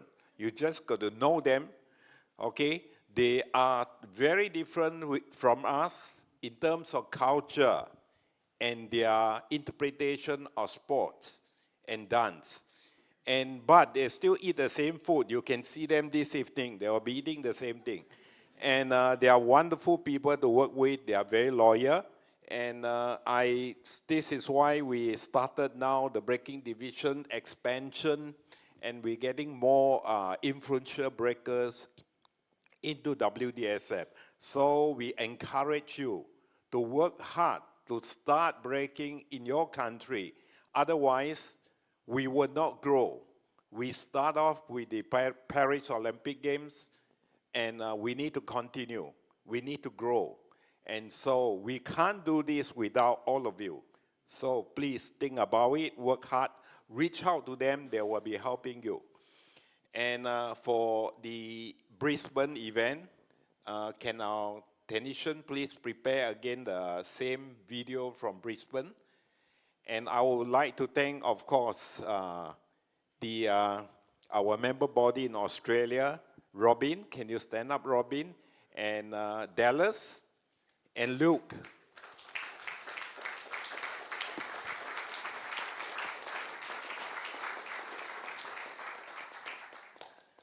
Okay, as most of you know, we are still not in the Paris. We have a hand raised. Question. Yeah, some people have questions. Okay, we are still not in the next Olympic Games 2032, okay? We still have the hope to be in because there are 5 new sports and the organizing committee can choose to include breaking if they find it fit. And I must say that the promotion in Brisbane in January this year is very, very, very important.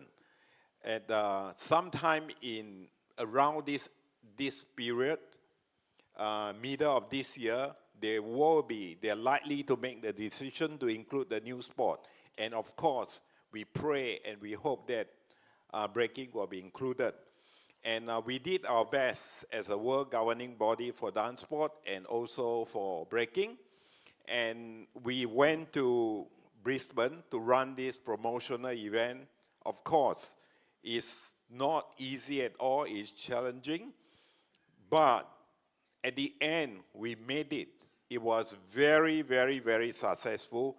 I asked to play the video again because I want you to see the 1 week promotion or the 4 days, the extent or exposure we have achieved for breaking around the city hall, which is the most popular area, the shopping street.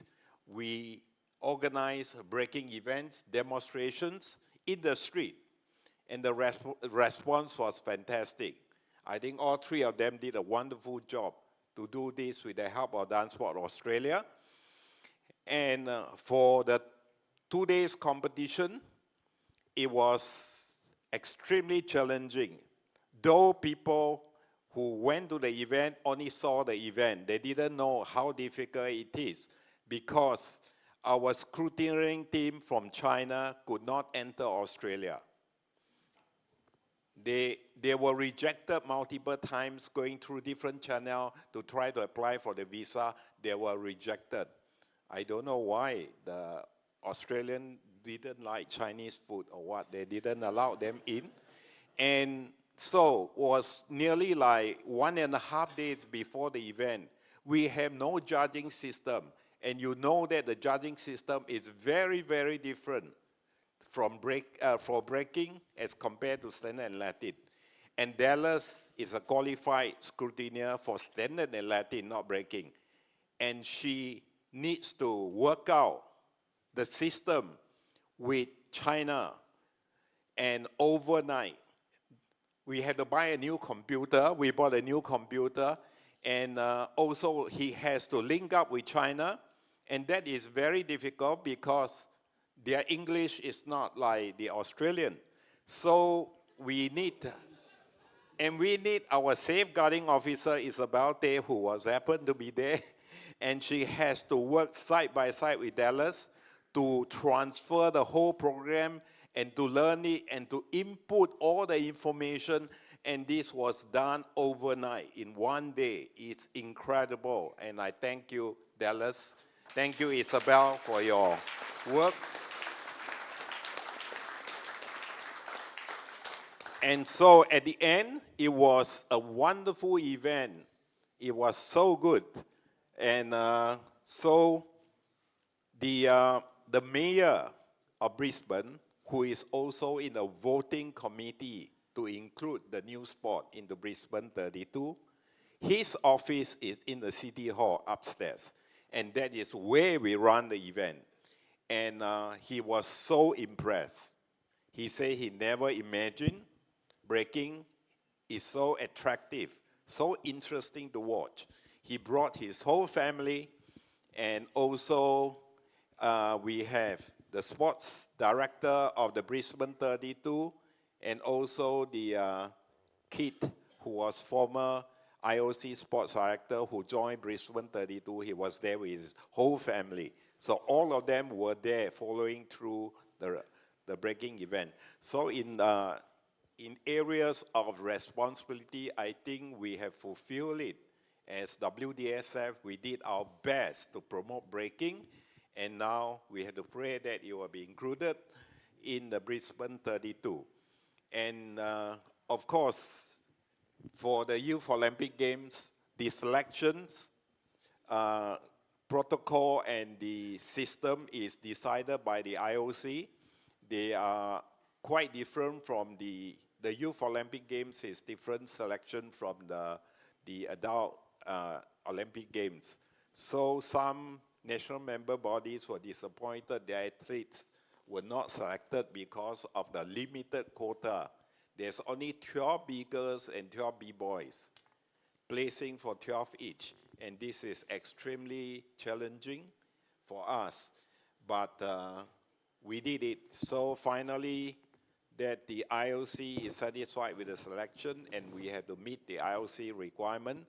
And so I can only wish the best to all these breakers who are going to the Youth Olympic Games.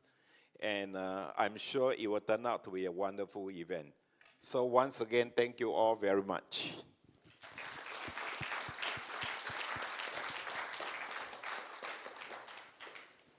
Thank you very much. And in principle, we finished this part of our presentation. If any question from the floor? Yeah, there was. Yeah, there we have one question. From Tunisia. No, it's not a question. I'm Kerima from Tunisia.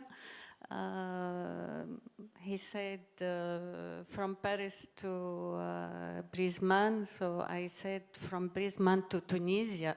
We face this challenge and we are not afraid. We welcome you. Tunisia is a very touristic country. We have enough structure to welcome you all.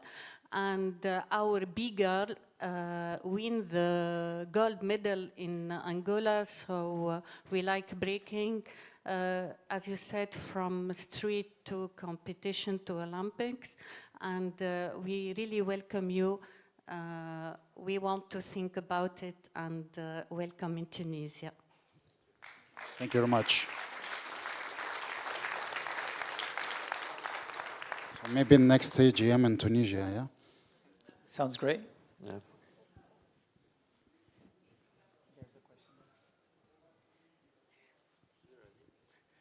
Thank you very much, colleague from Tunisia. Once again, I'm Barnabas from Uganda, Africa. So we really appreciate the breaking division for the transformation and support you are giving to Africa. Thank you, Boijin and the team. And I'm happy that on the division I've seen Kawesi Mark from Uganda, and he has been now in the culture scene, who are later accepted to work with us in our national federation. And I want to tell you that one of the fastest growing discipline in Uganda and East Africa as well is breaking. So thank you very much. But my request could be, we need empowerment in capacity building as Africa. I think WDSF, we are not asking for a special program, but we want to request that the breaking division and other disciplines, rock and roll, you can come and support us for capacity building programs, especially in judging and all other sectors of the disciplines. In Uganda, we have so far robbed to add breaking and other dance sport discipline in the school curriculum. We have revised our school curriculum into competency-based skills, and the government is supporting personnel in the different dance disciplines. We have a student in the International Olympic Academy, purposely for sports and integrity and other areas. So what we need is support from the different divisions in WDSF to see that we bring that. Lastly, also WDSF engagement in other continental games, especially in Africa. My country won to host the Africa Games in 2030. And also, we are still crying as we are looking for Olympics. You present about World Games. Some of us, our member states are from Commonwealth, and it makes us comparison to be members of the Commonwealth Games in our national countries. So WDSF, I know, we have already presented that concern of the Commonwealth Games, and some of our national member bodies from the Commonwealth member states. I request that we also push for that, because according to our state policies, they're already members in those fraternities, and they push sports disciplines to participate in those games. And I'm happy that the president of the Commonwealth Games Association is the president of MINOC. He's coming from Uganda, and is really yearning to see breaking, as he has attested. He's the president of National Olympic Committee. He has already tested for Paris Games, and is really requesting and pushing us that we can also have break dancing in the Commonwealth Games starting in 2030 in India. Thank you very much.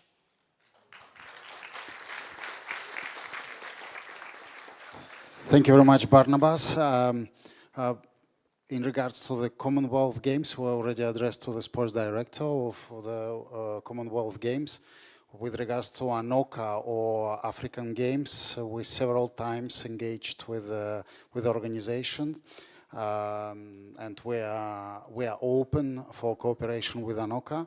And with regards to the capacity building in your country, we have an education program managed by a membership commission, and we invite you to submit a bid. Bidding form is available on the WSO website, or alternatively, you can engage with Patricia Hofre, or she's here, and you may discuss how that can be done. I think that we can continue, and I would like to thanks to Bojin, Max, and MG for great presentation and discussion, and bringing us the breaking activities and also the way to Youth Olympic Games. I think that we can now continue with the video again. Can you please show the video again what the president was asking? Brisbane, Australia, January 17th and 18th, 2026. The WDSF World Breaking Dance Sport Festival brought together the next generation of breaking. Youth, adults, and 3vs3 crews from around the world came together with one mission: to show the world the true culture of breaking. In the city that will host the Olympic Games in 2032, B-boys and B-girls pushed every limit, went round after round, and showed the world that breaking is all about. Different countries, different styles, one community, all fighting for the same dream, because breaking is here to stay. Well, everybody commented this, and I think everything was mentioned, but however, I just would like just also to contribute to this, to comment. When we started to think about it, how to make it possible that the breaking will be included in Brisbane 32. Despite all problems, there was only problems. Wherever we look, it was a problem, and then we need to do something in Australia. It was so far away.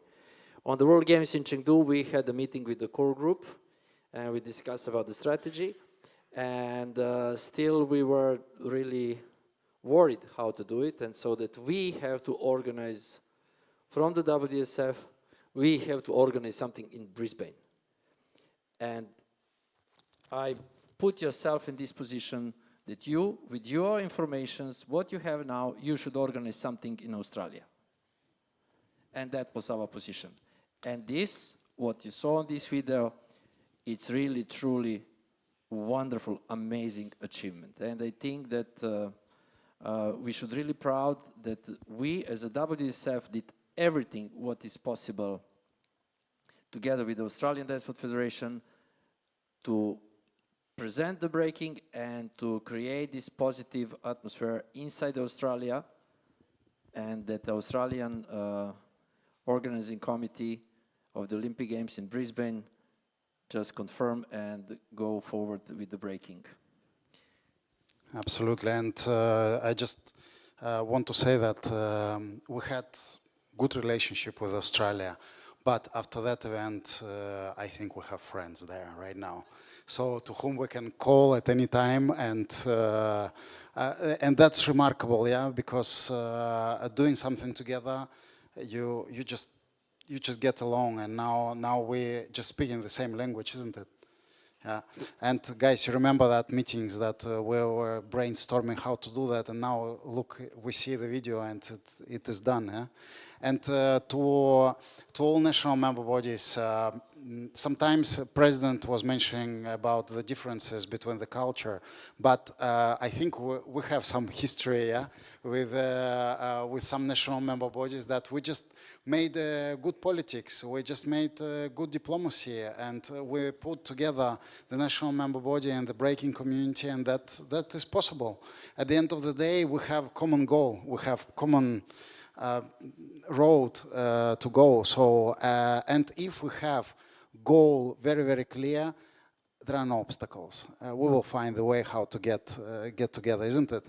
And we know what we're speaking about, yeah? We cannot put some examples here, maybe not appropriate, but it's just possible. It was done. Huh? I recall one other big challenge was we were all planning to go to Brisbane, and suddenly Nanette called. He said, my wife is giving birth. So I cannot go. I can only help you online, on the phone. And so this, but one thing good, the next event coming up, he's not giving birth anymore. So he's going with us. Are you sure? He's sleeping 5 hours. Can be sure. Okay, thank you very much, guys. Yeah. Can you give him a mic? One thing about this video, there was a thing that really touched us in Japan, and I want to say something about this video that can be really positive to all of us. In Japan, there was this campaign at the Kurume, at the World Champs, that really touched us, and we used that at the delegation meeting, the briefing we do with the athletes and the delegations, and which was there was this campaign for positive commenting and positive interaction online between the youngsters. So the youngsters start to use digital network to drown the others, to bring bad comments, to harm the other, like, you don't dance good, you are not good enough, you lost, you are a loser, blah, blah, blah, all this, right? And I would say that the majority use for this. So Japanese did something really positive, which was like like an anti-hate and anti-negative. It was more like anti-negative, like turn positive viral. So, and it worked. Like suddenly, the community had this auto-regulation and they were like, okay, listen, if you're gonna comment bad, you don't wanna comment because that's not cool. So it started to work out and now it's way lighter and really good job from that perspective. And that was both cultural and sports, everybody aligned. So about this video, I think the video is so good and I think the president agreed, this video is so good that we should make this one viral. And my challenge, and this is just a challenge, I will do it for sure at my festival. I will pass this video in my festival. I will pass this video several times. And probably I will have it looping in screens. So I really would like that the hashtag, you know, that Brisbane, breaking for Brisbane 32 should become viral. We should make this a positive viral thing with this video and pass in all our events, no matter what dance style are, because at the end of the day, we are all in the same boat. That's my challenge for us to make this video have millions of views, become viral, and that breaking can reach the Olympics in 32. Thank you. Thank you very much. Thank you. So I think that we have just one topic, and we can go to the next slide. So this is now we opening this dialogue forum for you, and let's talk about the future of a dance sport. Is a kind of the question or challenge, or let's talk about that. Doesn't matter if it's a Latin standard, hip hop, stage, rock and roll, breaking.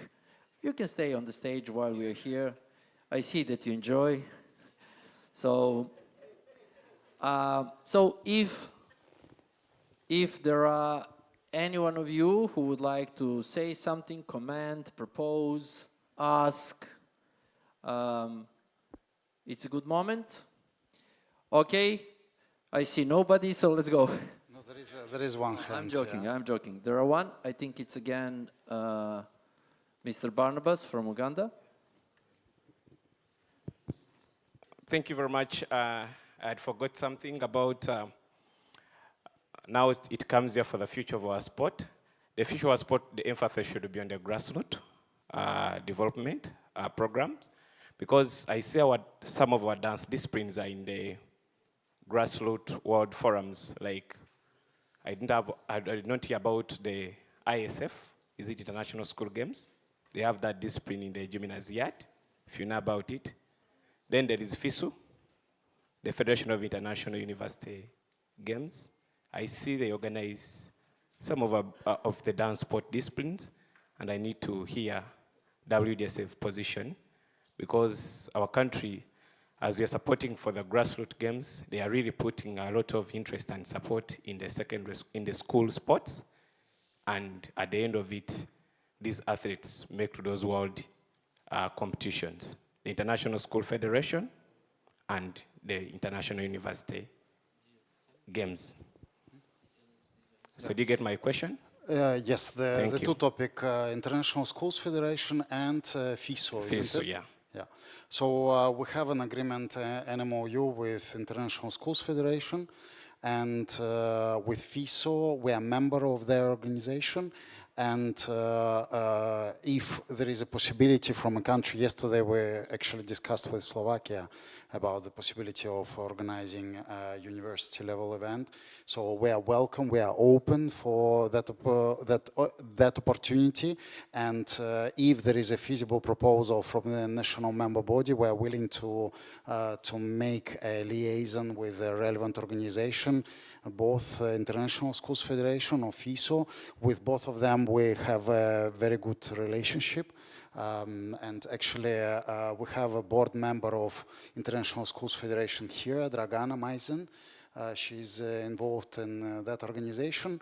And with FISO, we recently saw each other at IWGA General Assembly, so the same, yeah. So if there is a request from a national federation, we will be definitely making the necessary liaison. Okay, while some of you decide to ask or comment something, and before we concluded, before the president conclude, I would like to just share with you when we started to create the agenda for the forum, we understood that we will probably need more than 2 full days to present you everything what we think we should present to you to know. So this is just a part, let's say, third part of everything what we're thinking that we should present to you and talk and give informations, what we are thinking, what we are doing, how we are working on everything. So we chose many new disciplines, we showed development of the many disciplines. Most of you, nearly all of you, are basically from the general division, from Latin and Standard, and definitely be sure that we are equally working on improvement of every aspect of the Latin Standard, and that we truly respect the 69 years of existing and creating of WDSF, and this is just, all of these new disciplines is just new opportunities. This is something that we want to really elevate and bring the WDSF as a world governing body in as high as possible levels with our all capacities, what we can generate, create, and execute. So I think that you get a quite solid picture about all the efforts and all the work, and we are looking forward that you contribute, motivate us, and give us opportunity by developing something of this in your federations, and that will give us even more opportunities that we go to the next level. So if there are no any questions, yes, there are the questions. Hello, Dragana from Croatia. It's not a question, it's a little small remark. We have already addressed one issue. It's not the issue topic. It's regarding solo competitions. We already write an email to DanceSport Federation. For us, it's very important that soon some kind of education among the adjudicators and the coaches about solo competitions starts, because we see a great difference from competition to competition in the results. We don't think that we have a bad adjudicators, we just think that we have lack of same vision how we want to develop this new model of dancing in standard and Latin. So if something can be done in this way, we will appreciate it. And as well, one small remark about granting the events. For example, this last event for adult in Aarhus, it's a little bit too late. It's not too late to grant it, but for us it's a technical issue to prepare the couples and to provide everything what is necessary through the office towards them, especially if we have a federation that is now need to organize something in a very quite period of time. So it's, if it's possible somehow to have a stable calendar in a way that we know as soon as possible the major title events. Thank you. Thank you very much. Answer for the first question regarding the solo competitions and all these variations. When we're talking about the judging, it's one very sensitive topics, because if you look the solo dances, well, with the discussion with the colleagues, it looks like very appropriate. There is a different results, there are variation in that. But of course, if you're talking about something extreme, this is something what we need to clarify. Definitely what we decided, what we work and what we are preparing, and what is the direction and intention, what we're going to present you when everything is finished. But as you open this topic, I'm going to elaborate. we understood that this performance of the solo females actually became everything but not, for example, Latin dances. It's jazz, it's ballet, it's some other dances. I don't want to declare something specially, but the intention is that we create a special syllabus for solo, because syllabus for the couples cannot be completely applied for the solo. So special syllabus, and the intention is that all the certain numbers of the figures, or actually like percentage of the basic elements must be in each routine. That's why we also implemented for this year the special position like invigilator that we put in our rules, which will be actually in charge to monitor and check all these things, but not only for the solo, but also for the choreographic and so on and so on. And also there are also discussion and intention that besides that in each routine for solo, besides that there will be certain amount of the basic elements, is that like 5 figures, or it will be 30% of the choreography or something, which invigilators will check. One of the ideas also that we implemented, there is one dance actually always, or in a season or in every competition other, we will discuss about that, is completely basic.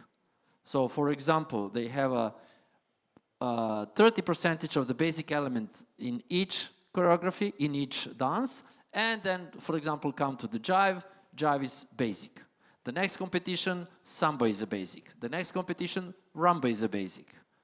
So in that case, we're going to try to keep that as according to Latin roots and to Latin dances, and that will be actually help a lot to standardize the level of judging, because the judges are humans, and there is a lot of things where we study about the process of judging together with our medical commission, how all of this affect on our brain, how we just make a judgment on the first impression and that we are not aware of that. So that's why this solo, with all these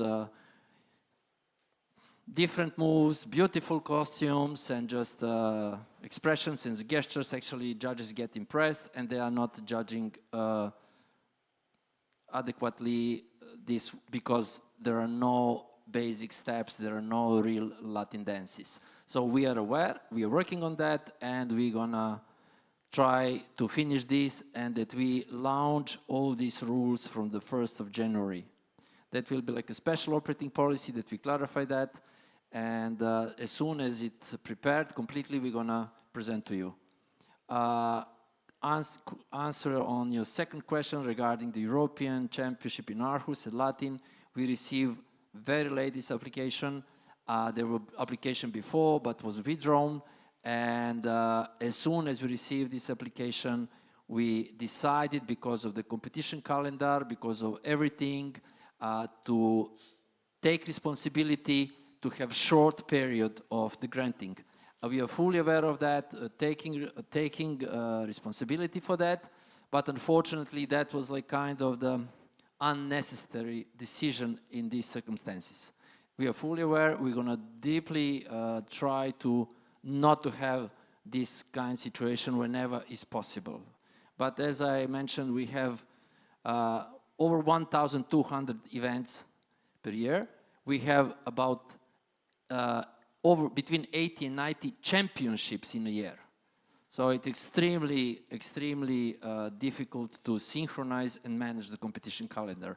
And especially because sometimes we don't have application for the certain events like European, which should be executed in the first part of the year.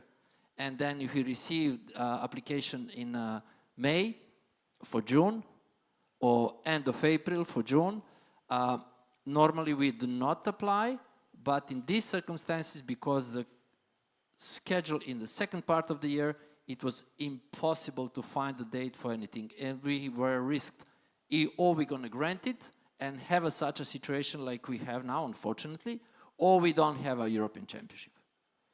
So that's why we are in this situation this year.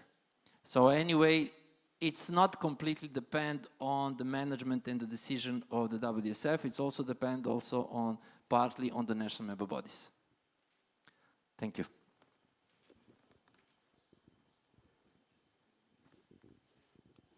To add on to the answers given by Nanette, I think we are in a very challenging situation, which is in a way good news because we've been trying to grow again WDSF after the COVID. And I must say that we are doing very well. Thank you all for also your contribution in organizing events. But we come to a point we cannot find any more weekend that we can put up with an important event. So it's very difficult, and sometimes to even to add one more important event, we have to move the other events out. Otherwise, we'll lose one very important event. So in order to move the other events, it takes weeks to negotiate with the organizer. Can you move this to another date? And then the organizer themselves had to check with the venue, had to do this, do that. So it's so difficult. And especially now we have a lot more discipline. So we really hope we can have 24 months in the year. Now we only have 12. And we are also doing our best. We know the situation. And also for solo events, I think we started it like a hobby for those girls without a partner. But there is a positive growth in it. It becomes so popular, and which is very good for all of us, but also becoming very challenging for the judges to judge. We have some guidelines, but there are so many of them break the guidelines. Even by breaking it a little bit, you're not going to disqualify it unless it's very obvious. So it's becoming so difficult. Because for solo girls, most of them are very young. They come with their family. So if one athlete cries, the whole family is crying and upset. So it's very difficult to manage, and we want to make sure that we don't want to receive phone call, so many phone calls every time after a major solo event. And we have to improve, like what Nanette said, looking at the rules again to make it easier for the judges to judge. I'm sure those of you who judge solo events, your mind and eyes is almost blur because they are all so similar. They're all so similar. How are you going to judge? So this is why the results differ from competition to competition, weeks to weeks. And now we need to improve on the whole system, the whole competition system. So this is the good news and also the difficulties that we face. Just one more comment about solo. There are, first of all, we presented, and I was talking, and we had a motion last year at the AGM about the solo, the period from the solo to couples, or from couples to solo. It was a lot of discussions, and I comment that idea of implementing the solo was to support the keep these athletes and potentially support possible creation of the new couples. And also support for the organizers, so you have more possibilities and so on and so on. And then in recent period, there was a lot of colleagues who just experienced that some girls just stopped to dance and they started talking very loudly about that actually it's negative. Solo, it's a negative. We are losing the couples. This is not good and bad. So I had a discussion with some colleagues close to me who are working and assisting and helping me. And then we make statistics. And actually, it's not true. We still have more couples than we had before. There was upside down. It's going like this. But definitely, the implementation of the solo categories for competitions did not have any negative impact in terms of the losing couples. And we planned this. We wanted also to plan the slide with statistics about that, what we did. But as I mentioned, if we put everything what we were thinking, then we will need more than 2 days to present you everything. So, but now I just had getting inspiration and I wanted to comment this. Mr. President, I think that we can now come to the conclusion. No, we cannot. Mr. President, we cannot conclude. I don't know if you can go there or you should sit down. We will see now. Thank you. Okay, Natasha Ambrosch from Slovenia. Regarding solo championships, we have a problem in Slovenia because our national committee, we cannot register solo as a competitive discipline because the championships are open. They're not based on qualifications. Our national committee only recognizes results of championships that are based on qualifications, so like 2 from each country. We cannot register results from under 21. So we don't get any finances for that. I'm sure we are not the only country. Maybe if you check with your National Olympic Committee, you will see that it's probably the same. But are you thinking maybe about creating a world championship which is based on qualifications and then maybe have a World Cup or something which is open? Yes? Because a world championship, it couldn't be like there are 30 competitors from one country and then other countries maybe have one good, but there are 30 from another country. So that would help a lot because we are financed based on the results and on the disciplines that we can register with the National Olympic Committee. Thank you. Thank you very much, Natasha. Well, I'm not sure that I can give an answer at the moment. This is something what we need to really study. I know for several countries they are just asking, they're not asking how many the National Ministry of Sport or the National Olympic Committees, they're not asking how many athletes was for the certain countries. They were asking how many athletes in total and how many countries in total.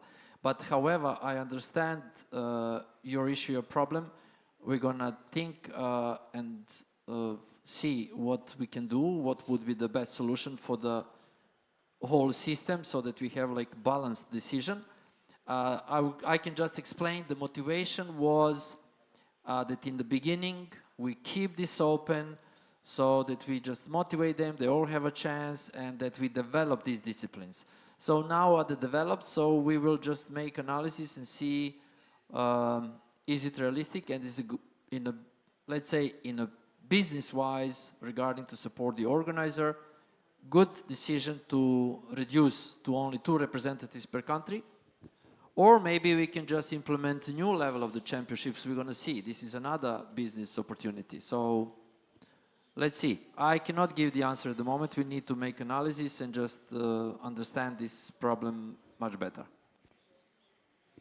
I believe now that we can conclude this, and I kindly ask Mr. President to conclude the forum. Before we close the officially close end the forum, is there any final question? Yeah, problem with the government? Change the government. Now, I know that it is not easy. There are so many needs from country to country. I think we will try to take all these problems seriously, and we try to find the best possible solution. And but we need some time. Nenad will have to look at it, and we have to discuss and try our best to come up with solutions to meet all the challenges. So with this, I would like to thank all of you. We have come to the end of today's WDSF Global Forum. I'd like to thank all of you for your participation, your contribution, which is very important, and your commitment to the future of dance sport. Today, we discussed many important areas: governance and integrity, safeguarding, judging excellence, athletes who have been discipline development, major events, digital engagement, partnership, and the Youth Olympic Games. Although these topics are different, they share one purpose: to build a stronger future for our athletes, our member federation, and our sport. So we always think of you all as our priority. Now, so let us continue to talk to each other from now on, and from today, the conversation is not ended, but it has again led us to different challenges and different requirements that we will still continue to support one another and turn this discussion into action, and that is very important. On behalf of the WDSF Presidium, I thank you all for your dedication and partnership with us. I wish you a productive annual general meeting tomorrow, a pleasant stay in beautiful Rome, and safe travel home if you are going home soon. Thank you very much, and see you at the dinner tonight. Thank you.